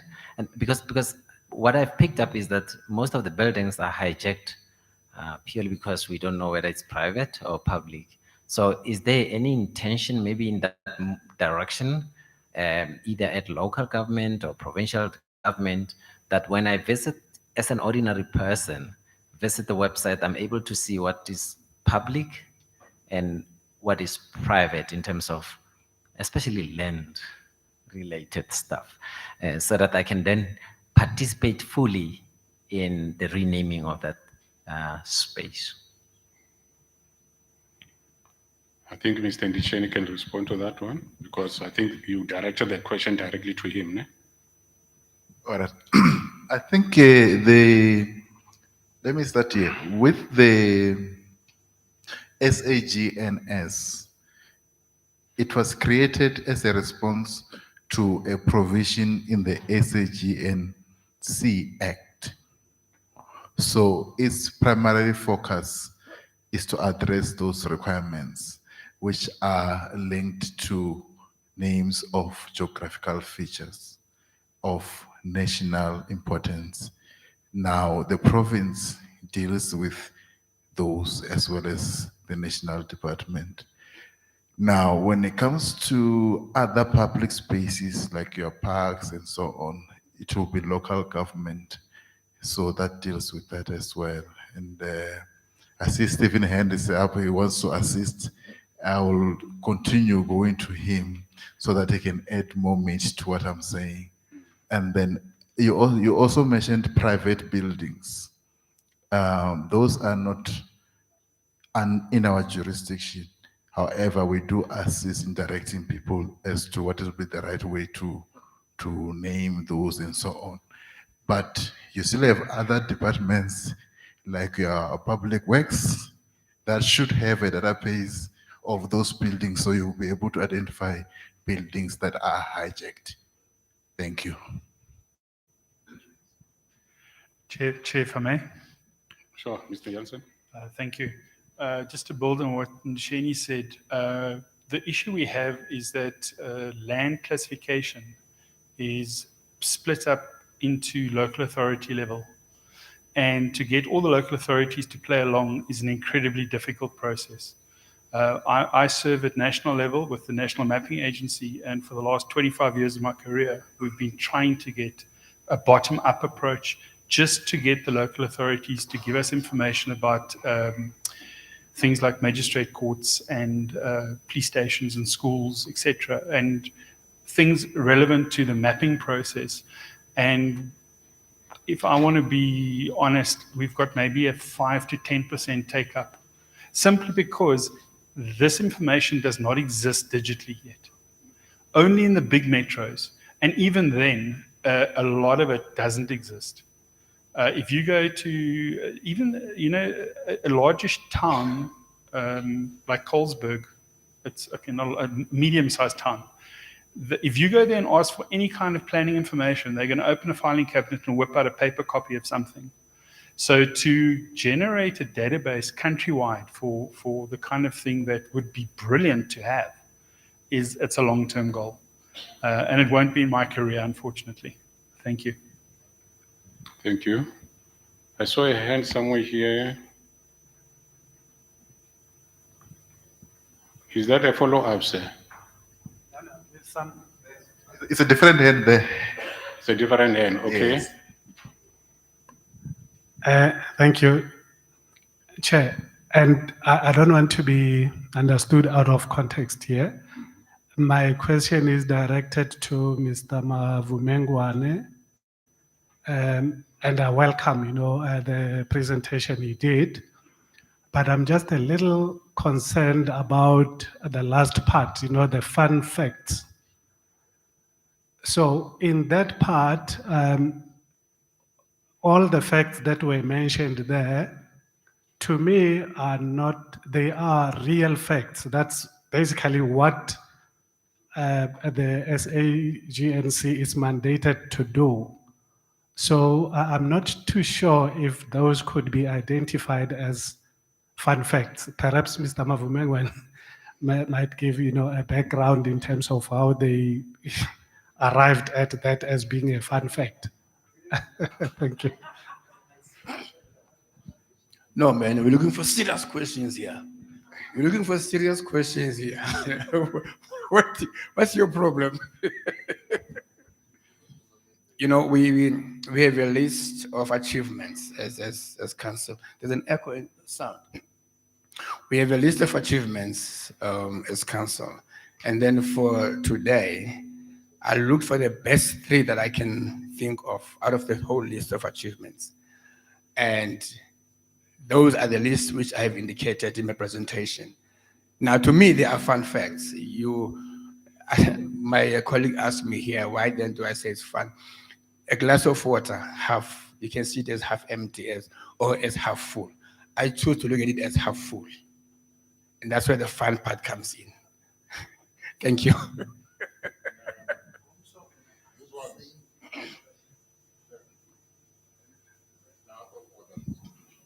Yeah. I think we'll address this in-house. Yeah. We'll have to address this in-house. It's a serious issue. Mr. Choga? Allow me not to recognize them. Me? Thank you. Mr. Choga? Okay. Thank you, Chairperson. I've got several comments, Chairperson, to avoid direct questions. I think this is a very important platform.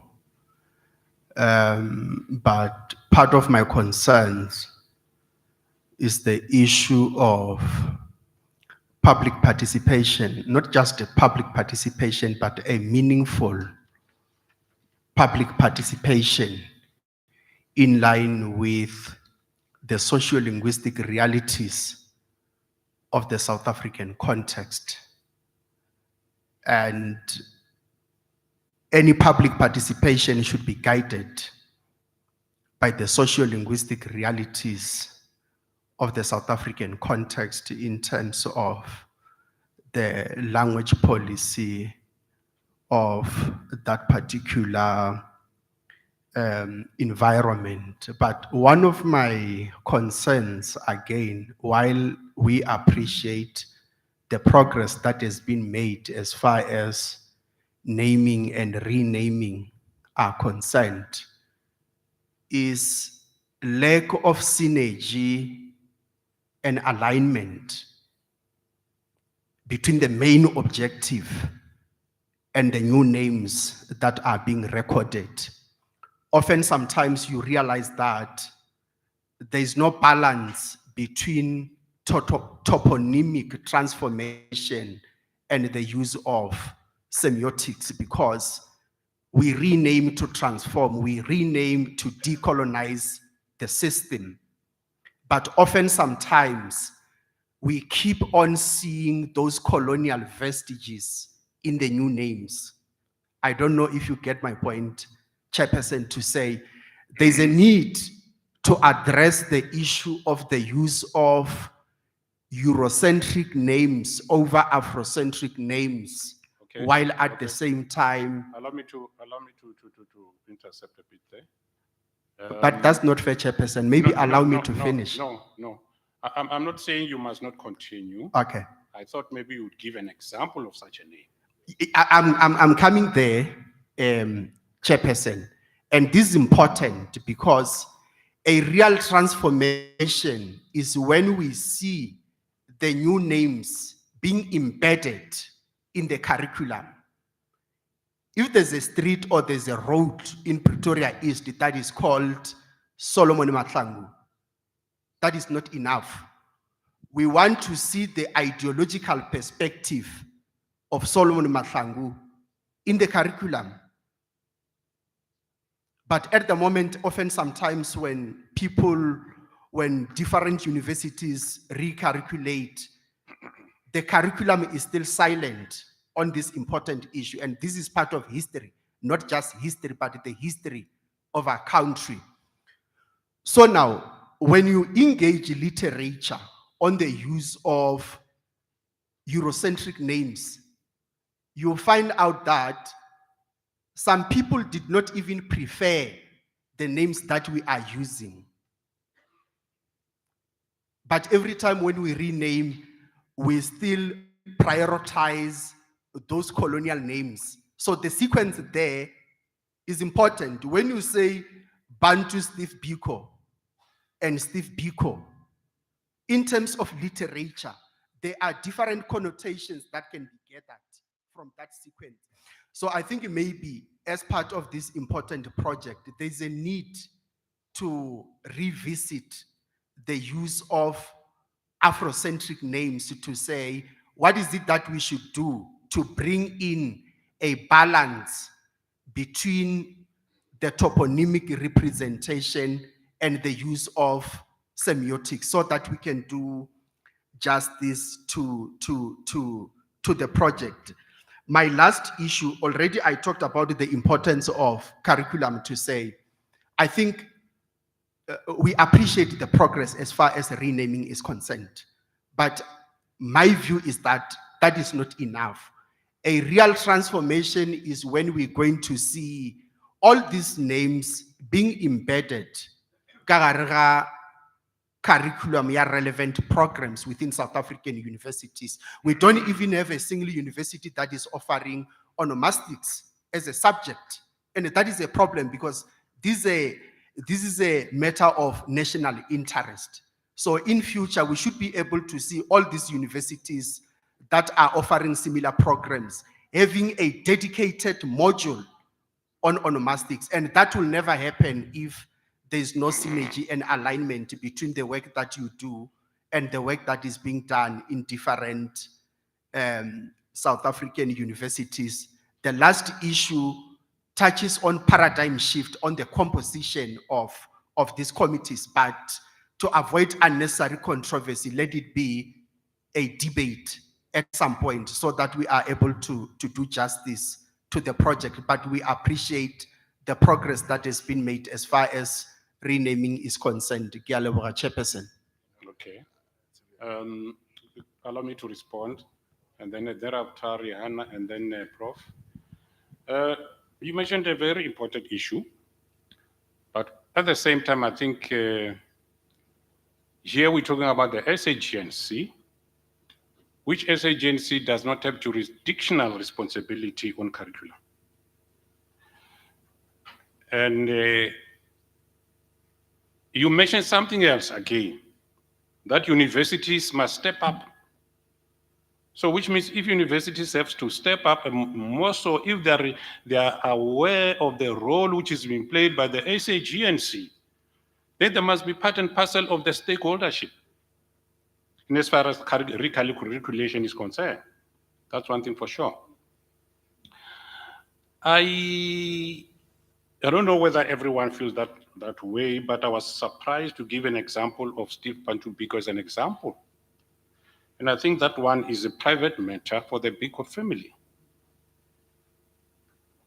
You'll forgive me if maybe I've been blunt with my response, but I think that one is a family matter. Thank you so much. Rihanna? Thank you, Chair. I just wanted to respond on two questions raised by our colleague at the back. The one on consultation.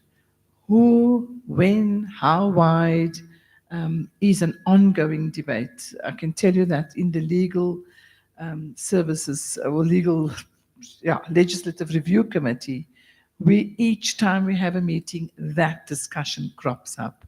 And justly so, because public consultation and courts have already pronounced on how wide one should consult. And how much is enough and so forth.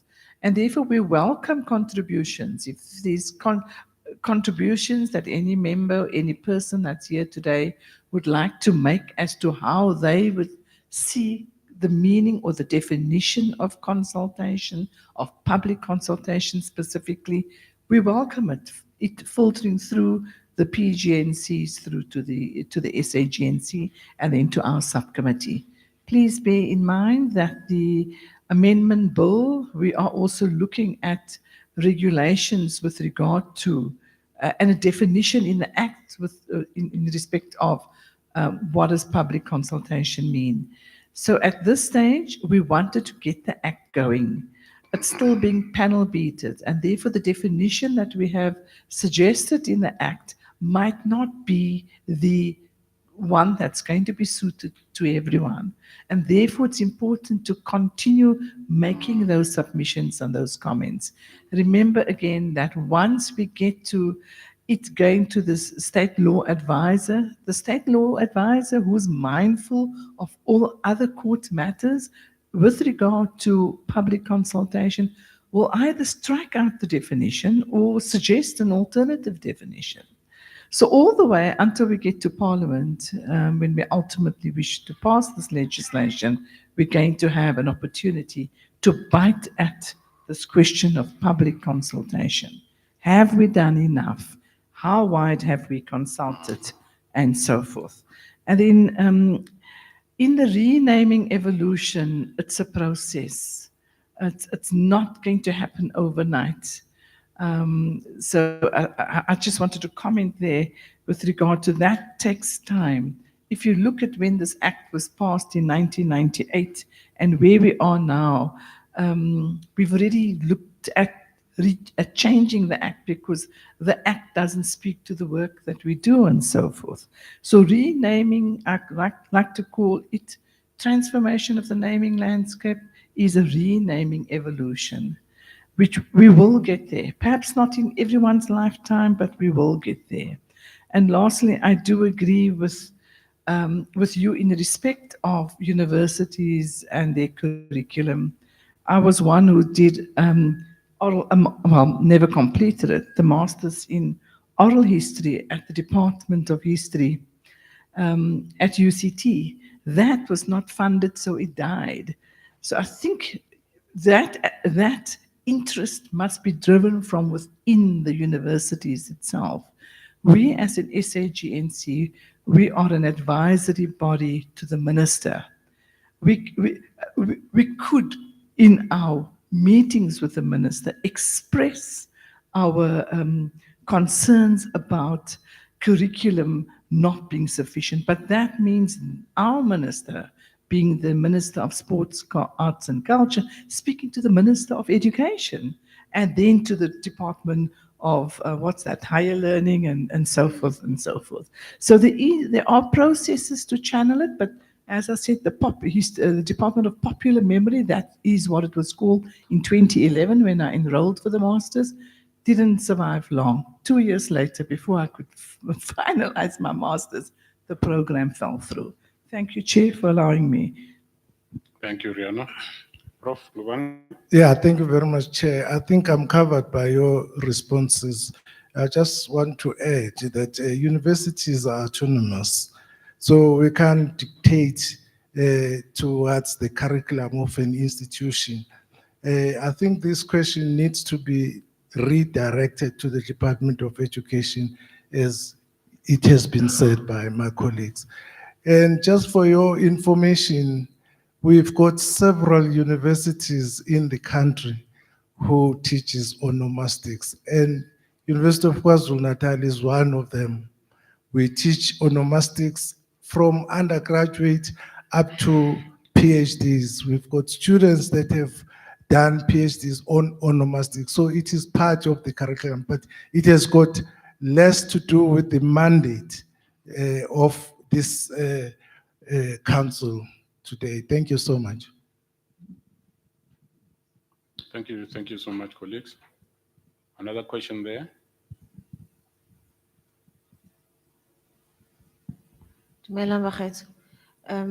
Chair, through you, if I may ask, the presentation here, Dr. Matebula mentioned that there's a challenge around participation in Western District Municipality in the province. In a situation like that, how do we unlock that? Because the understanding is that under the district falls locals. Is a local then able to still present its own reports to the provincial structure, or does it have to go through the non-functional district structure? I just want clarity on that one, so that then we have an idea of, is it individual locals that make up the district that are the challenge, or is it the consolidating that happens good district that could be the challenge? Ke a leboga. Yeah, basically, I think, Rihanna, you can respond to that as a legal person. But, okay, fine. But one thing for sure is that in our space, in the SAGNC space, oh, are you there? Dr. Matebula, you want to respond to that one? All I wanted to say from where I'm standing is that the challenge that he's mentioning is a challenge that we have. It's not unique to Gauteng. Local municipalities tend to collaborate, to cooperate or not to cooperate. For example, I can give an example of Limpopo, where the PGNC has gone to strides to establish district geographical committees, with the intention of them cascading it down to local GNCs. But in most instances, the districts will be represented in the PGNCs. But unfortunately, they are not as, how can I put it, as, can I say serious or whatever the case may be. You have instances, for example, where such districts maybe can come to attend provincial meetings and what have you. What they do thereafter with the workshop or meeting and what have you becomes a challenge, especially when it comes to the submission of the applications, where you find this application is not what we expect from a local municipality. We also talked earlier on about capacity building. Capacity building within a PGNC is supposed to cascade down to districts, from districts to locals, and so on and so on and so on. So at the end of the day, these are challenges that can I say they are man-made, or are they out of ignorance, or are they out of non-commitment of some local authorities and what have you? That is my view. Another council member may have another view. I think Dr. Matola is also here. Maybe he can give a unique answer to that one that he mentioned about the Western. Dr. Matola?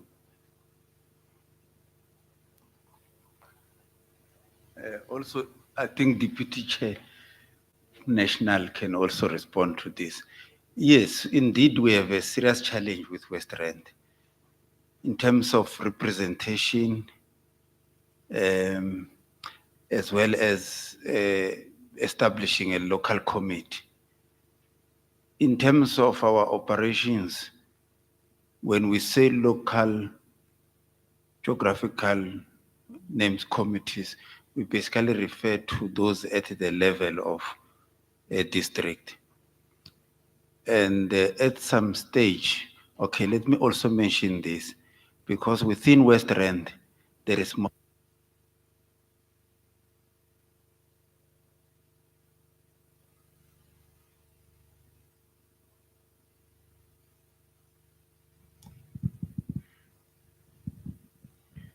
Yeah, thanks.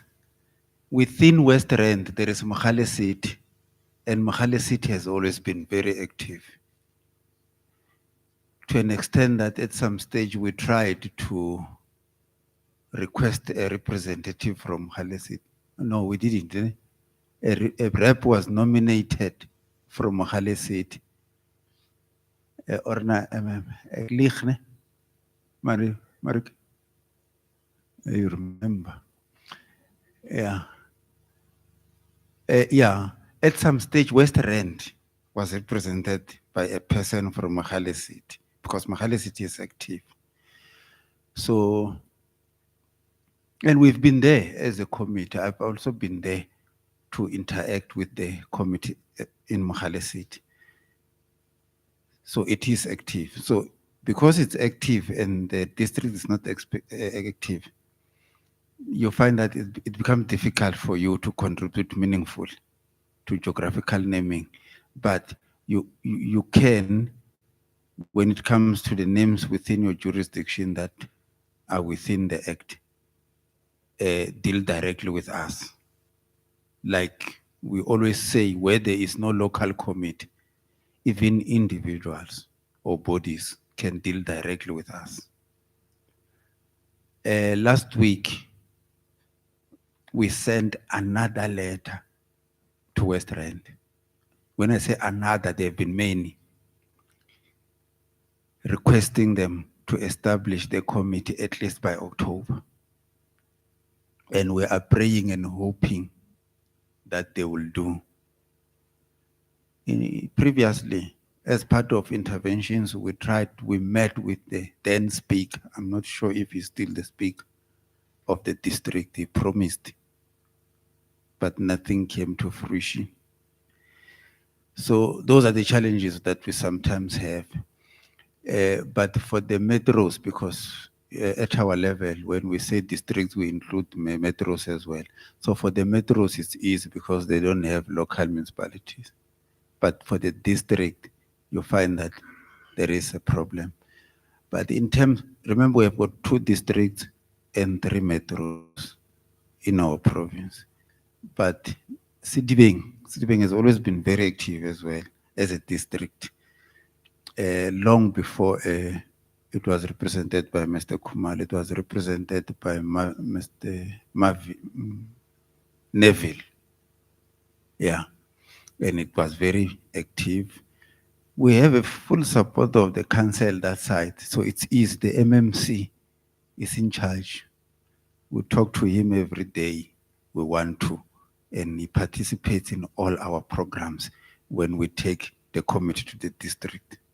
And sometimes when we don't, he contacts us and say, guys, when are you coming? So are you going to assist us with the West Rand? Thanks. Thank you, Dr. Matebula. Thank you so much. Is there another hand maybe somewhere? Follow-ups here at the back from TUT colleagues. Okay. I hope we are not turning this into a debate. No, it's not a debate, Chair. Just to clarify one issue. Look, the issue of the institutional autonomy, I know about that issue. But as a council, you should be able to control the narrative. We've got about 22 of the South African universities that are teaching African languages or similar programs. If now it is only UKZN that is teaching onomastics, clearly that is a problem and it needs to be resolved. You see, I just checked here on Google Scholar. 6 of the dissertations that were published between 2021 and 2024, when you check the aspect on anticipated, not anticipated, but field problems, researchers are saying unavailability of the council members is also one of the challenges, and this is a problem which should be resolved. Thank you, Chairperson.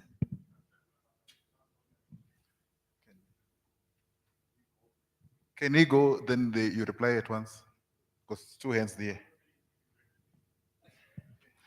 Thank you very much. I think mine is the last one. And this is with regard to one of the presentations which touched on the royal families or the chiefs, that in most cases, when they come to make a presentation or representation of information, it is assumed that the public participated actively in that process. So I would like to find out if that's the only thing that you can do to say that if I'm the chief and I'm suggesting a name change, there won't be interrogation of public participation in that particular context.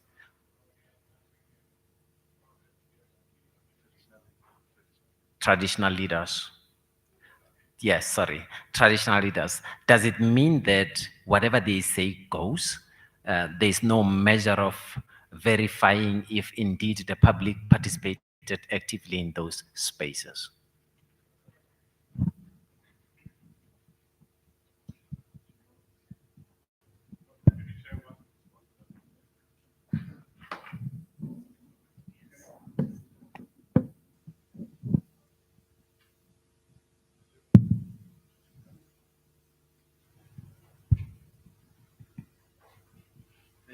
Oh.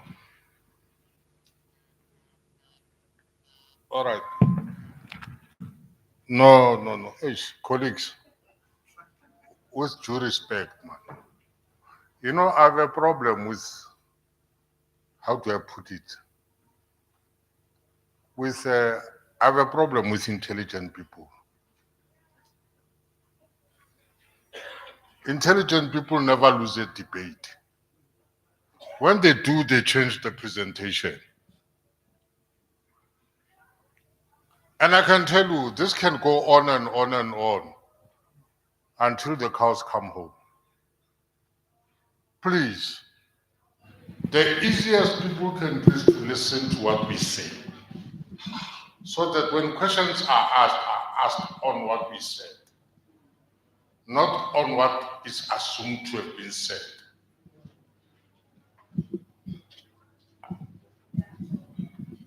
If the chief, as you name them, before you're corrected, were to write us a letter, I don't think that the letter will hold any water with us. Because we look at a letter coming from a traditional leadership representing what? The tribe, the community. i.e., in the case where we don't have traditional leadership, we rely on a stamp from the municipality. The question you ask, we should ask the same. A mere stamp from the municipality, does it mean that people were consulted?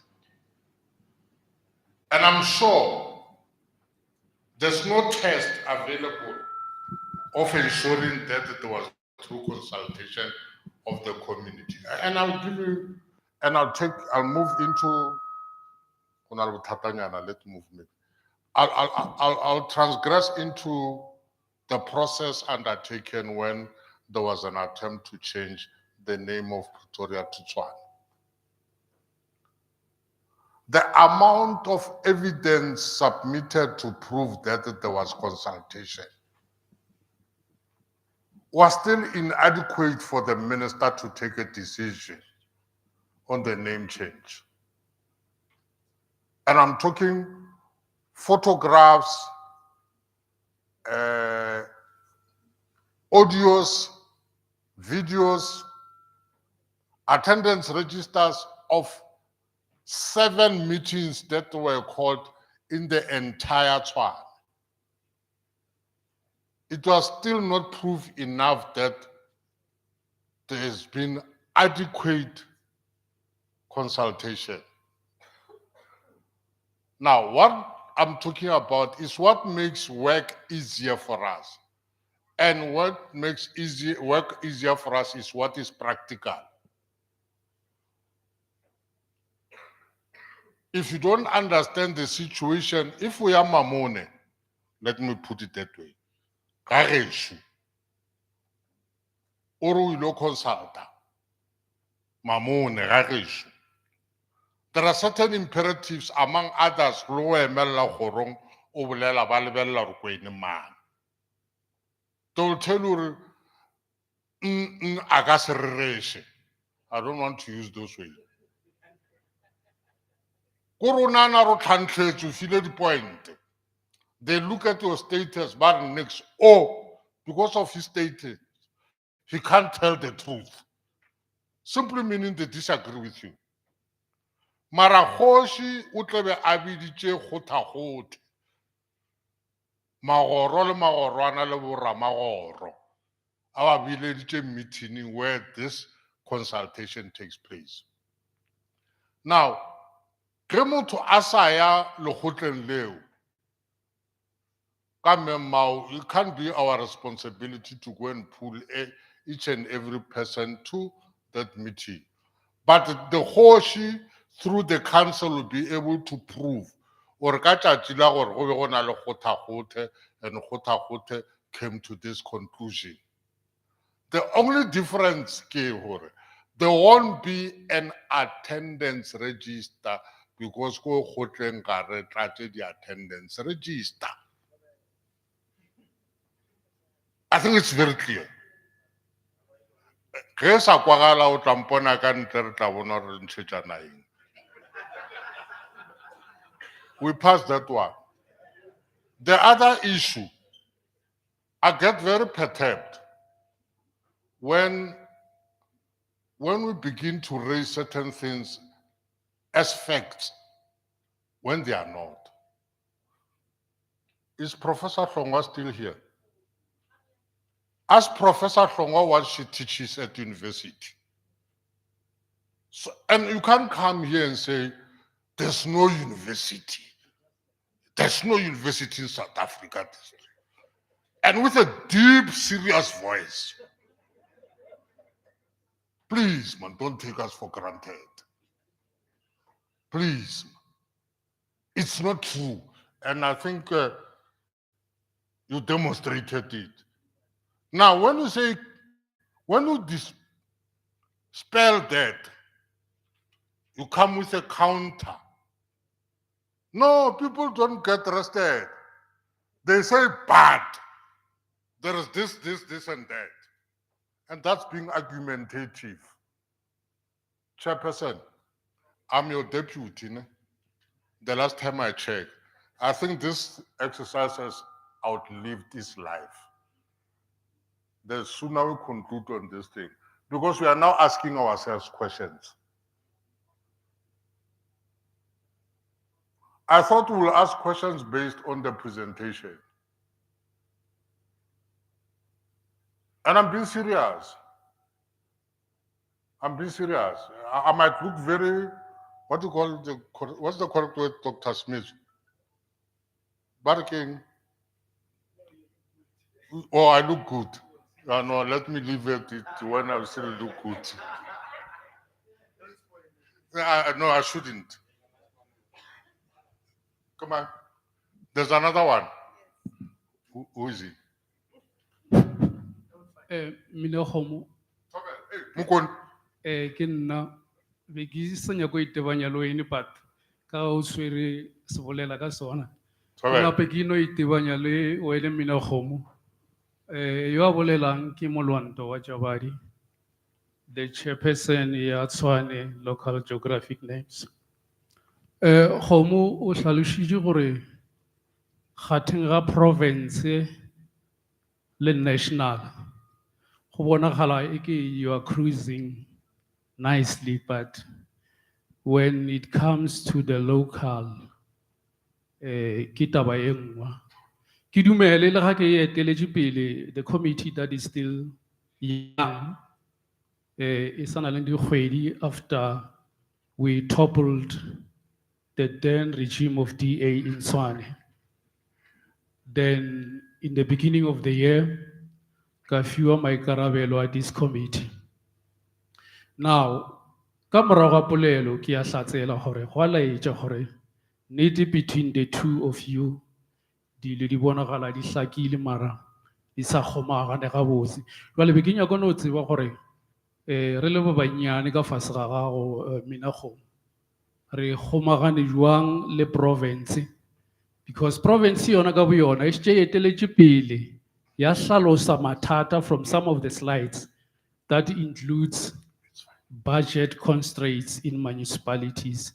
E leng mathata a nnete ya re kopanang le ona. Ke ka laetša gore go na le di-project tse e le gore di are completed but re ka palela ko go dia legato la bofelo because there are no funds available. Even where the department, if you are bunyane, it has priorities. Say, Lord, before it can reach us, just to give a little example, they will look before giving us bo lebella banna ba la ba la tšo ba bojile ba bušitšeng diroboto bo lokiša diroboto go avoida megwanto ditseleng mebala ga e sa bonala bo lokiša fao bo lokiša dihampo le tše dingwe. Then when e le 10 ya gore ba re fe something, there is nothing. Jwale be ke nyaka go tšwa go wena Minakgomo re ka thušega jwang gore re thome go boledišana le province e se gore re fe mašeleng mohlomongwe through their advices and others re ka bona seemo se fetoga, because certain projects went through the council approved. What is left gore if it's about names they have to be hanged, they might have to be posed, but go do ba le kgakanego. A ke tsebe ga le report after na re phasitše dilo it look as if mmereko o dirile gore ga wa dirwa at the municipal level, because I know gore di report tse le di fanang ka tsona ke tša lena tša province le tša national. Ke no tsebe gore ka ge province ya ga ke rena makala a leng tšona di-region e ka no ba Tshwane ya ba Joburg ya ba yona Sedibeng re kopana jwang mo gore re kgone go tla re fana ka report e tletšeng kana tše dingwe tša dikarolo tša lena goba di-report tšeo le di dira ka gare ga di-region tša rena, so reng di sa tsamaye di a hlakana gore province throughout all the regions e kgonne so ka perekišano le di-region. You don't just give your own report, because o ka se no kena ka gara region yaka ka o sane ka bo hlakana le leina le lengwe le gore ga ke na tsebo ka lona ga ke re ke a botša gore ke nna province, then it's another arrogance. So be ke re no re hlahlafa re kgone go tla re lokiša mmereko wa local geographic names. Mmereko wa ona o šaletše morago. If you check many things, this one was approved by council in this particular many years, but it's stuck there. And go ka swabiša tše dingwe ene bo ra latele di-budgeteng ra kwa ba re le gomišitše tšhelete gane mara Tshwane bo go na le mathata e reng ba se ba re bolediša pele ba gomišetša šheleng morago. Ke bonnyane bja ka bjo Minakgomo bja go ka no gore go ka ba le tšhomišane gona ka mokgwa mang. We're not imposing ourselves. That's why we say somewhere no nyaka le di-advice including gona go rename maina. I know gore le gono monna o a e feleletša gore why other streets were left in Tshwane and not named. I don't want to go there. Ke a leboha, Mmina Kgopo, Thobela. No. Nqa Kgomo, pele ke felletse. Go na le mo presentation e le ya maina gore the form says the history of this name, that name, why are you removing it? Go sa tletse dinomoro, go na le bo 11 Street, 12 Street, 13 Street. Which history do you attach? Re tlo musha 11 Street. Ke a leboha. But I was going to ask the chairperson to translate. And no, I'm not going to it. That was a very long one. No, I'm going to do it. I was going to. I'm not going to do it. But what I'm going to do is this. That was the last hand you noted.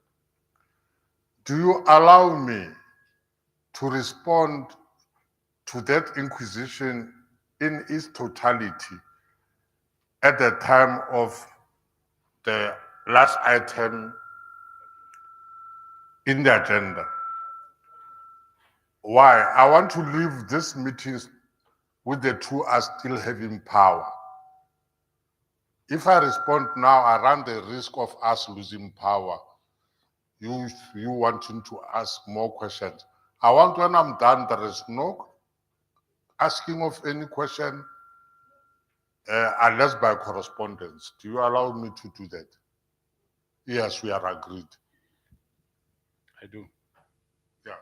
Yeah, go on. Yeah, continue with the program. Yeah, okay. So are you saying you are not responding to that question now?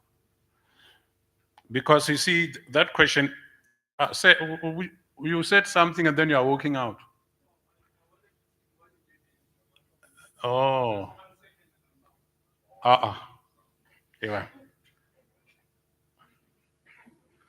I thought you were waiting for a response.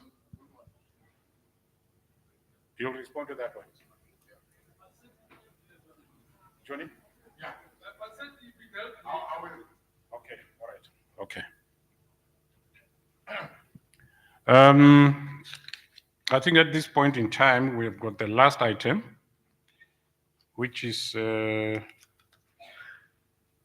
closing remarks by Mr. Mhlala as the Deputy Chairperson of the SAGNC.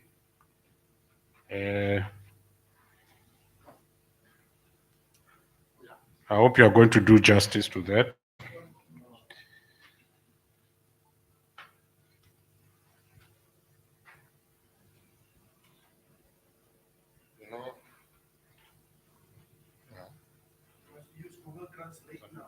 No, man.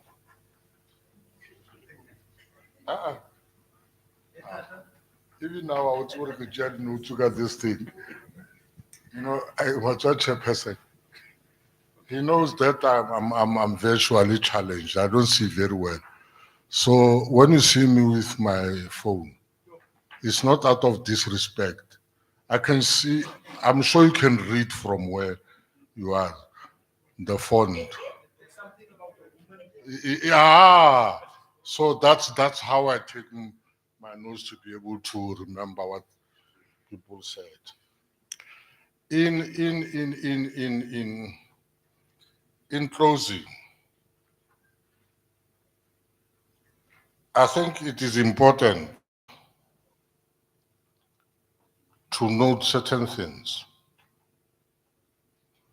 more especially coming out of the exercise we had.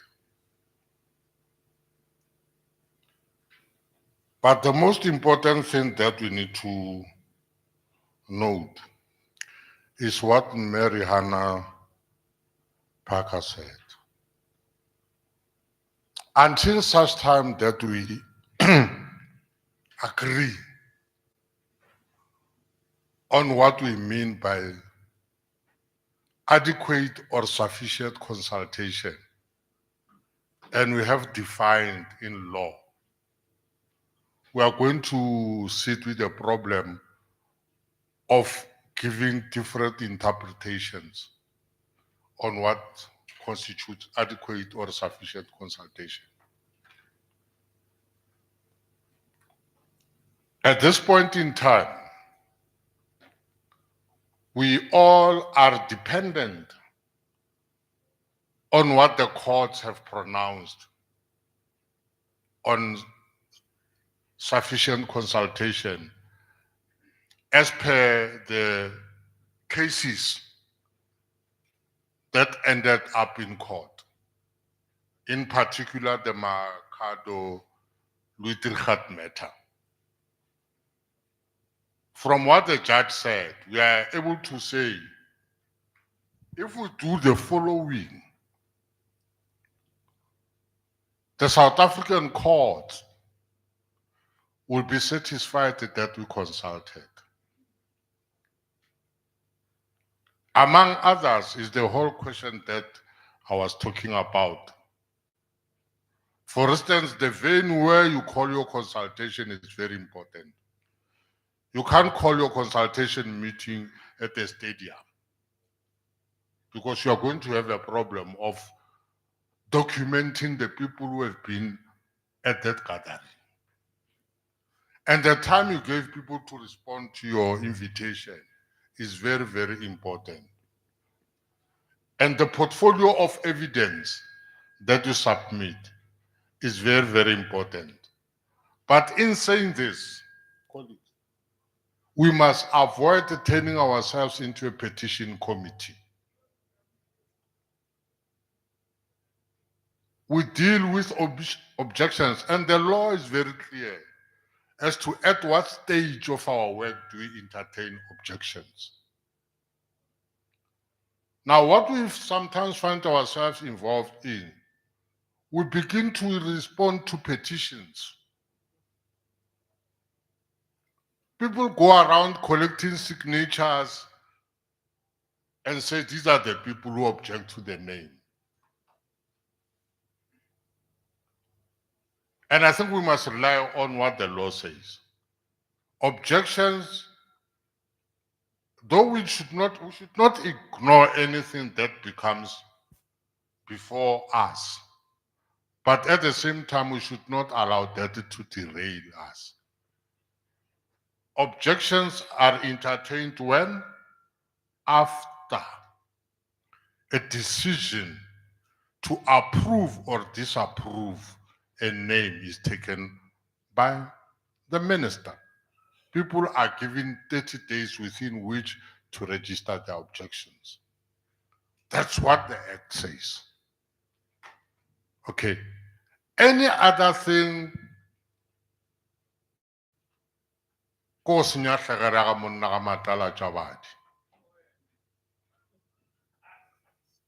we should be very careful that we don't end up doing what we are not supposed to do. And that goes to not understanding our mandate. You see, once you start getting into mandates of other people and other departments, it's an overreach. You now appoint yourself to what the Germans call an Übermensch. We are not Übermensch. We are the South African Geographical Names Council, and our mandate is clear and our expectations are very clear. I think that is very critical. There are certain things that we wish we could do, but we are limited by what is allowed by law. There was a question asked, and I want the correct terminology. If I've forgotten, you will blame it on my age. But it was around using of Afrocentric names, as opposed to Eurocentric names. And in particular, we're talking about names of people. And I want to demonstrate this. When we're dealing with the application of Graaf Reinet to Robert Sobukwe, we consulted the family. The family had to advise how they wanted the name written. And if the family says to you, we want the name written Robert Smangaliswe Sobukwe, and you are Johnny Mushala, you tell them, no, we can't use the name Robert. It's Eurocentric. We must use Smangaliswe Mushala. We don't work like that. Please, don't ask us to do what we are not supposed to do. For us to arrive at Steve Biko, here we are talking about a street in Pretoria. We consulted this Steve Biko Foundation. And I remember what Nkosinati said to us. He said, my father was known as Steve Biko, even though he's Steve Bantu Biko.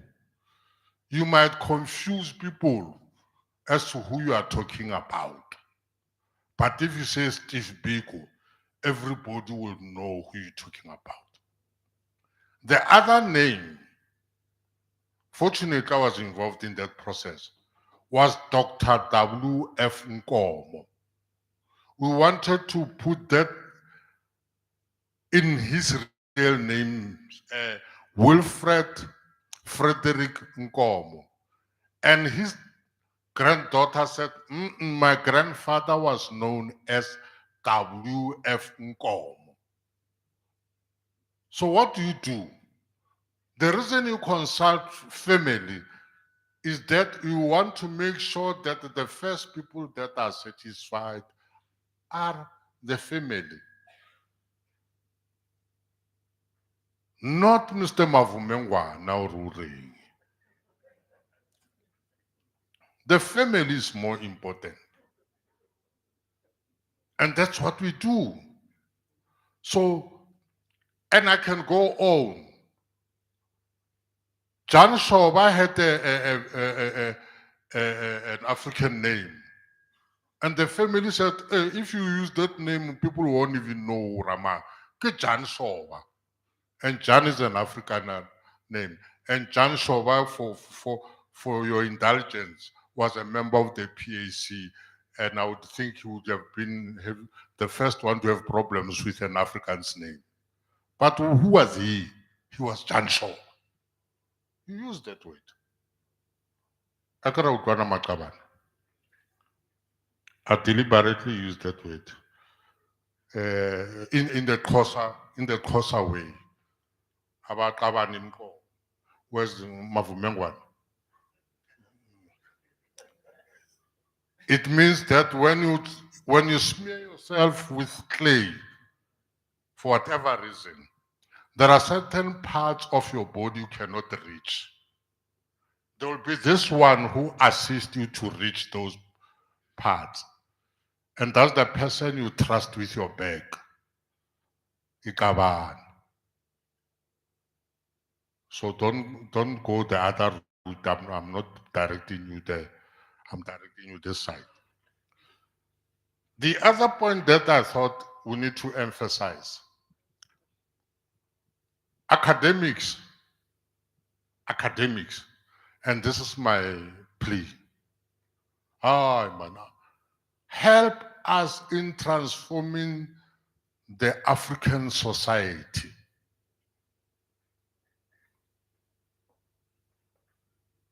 Don't demonstrate how poor in thinking we are as the South African geographical names concerned. No.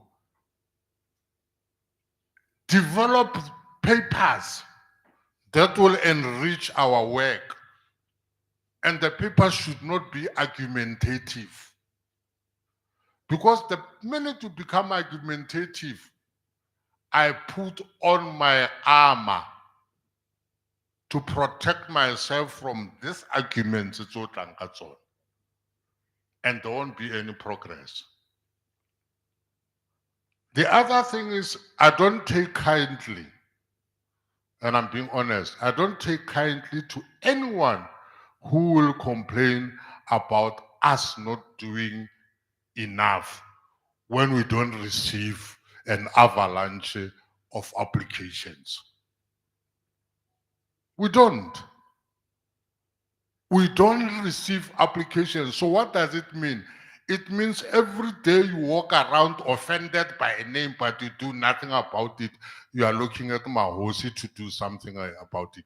Mahosi can't do anything if there's no application. Go on application filling spree, bombard us with applications, and then say you are not doing your work. We do not originate change. We preside over applications. So don't blame us for your non-performance.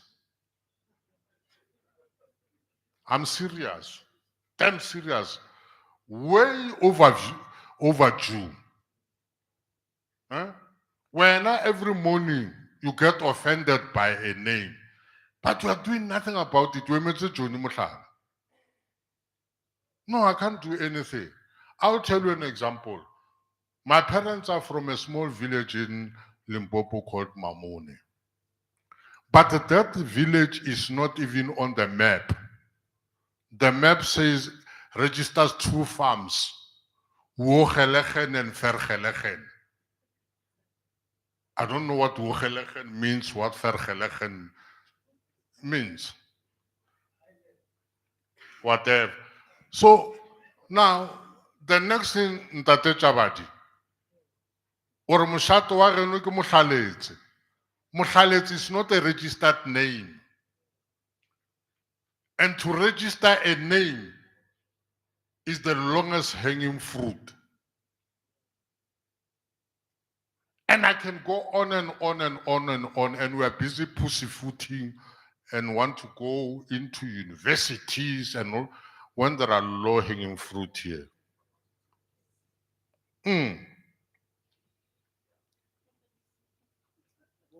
So that's why I'm saying, I said, I'll deal with this at the end so that I know after this I close the meeting and you can ask me questions. So, what is this thing that stops us from transforming the heritage landscape? We must stop complaining about the Western Cape. The more we complain about the Western Cape, we are making it look very, very important. We still have got 8 other provinces. Why don't we do a lot of work in the 8 provinces so that Western Cape starts asking itself whether it exists or not?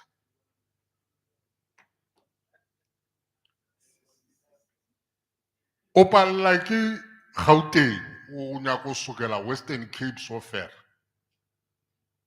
I had an engagement with the minister. I know the minister is very game on the name change of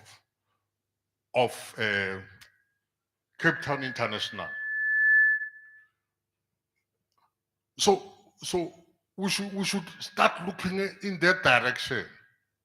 And I said in my input,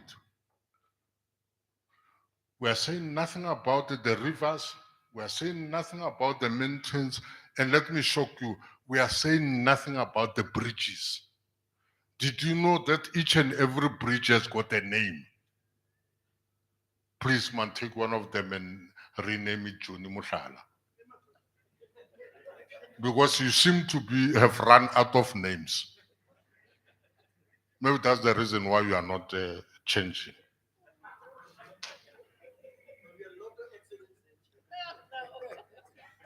Now, I don't think we can be exhaustive in the work that we are doing. No? Let me invite you, more especially the TUT contingent, I know I'm not being paid for doing some of the things that I do. But sometimes I get very bored. Come and entertain me with your inquisitions.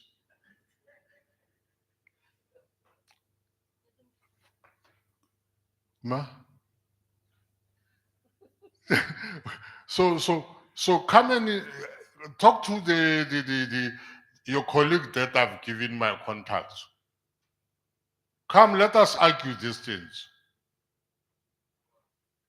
And then next time when we get to meetings, we'll have very fruitful discussions. Until otherwise advised, this meeting stands adjourned until tomorrow morning.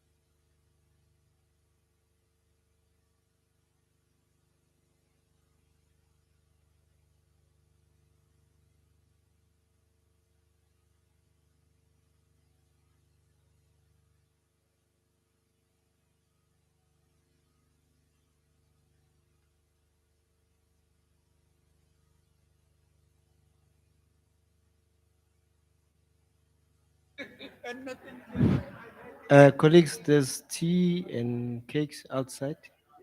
Please enjoy yourself.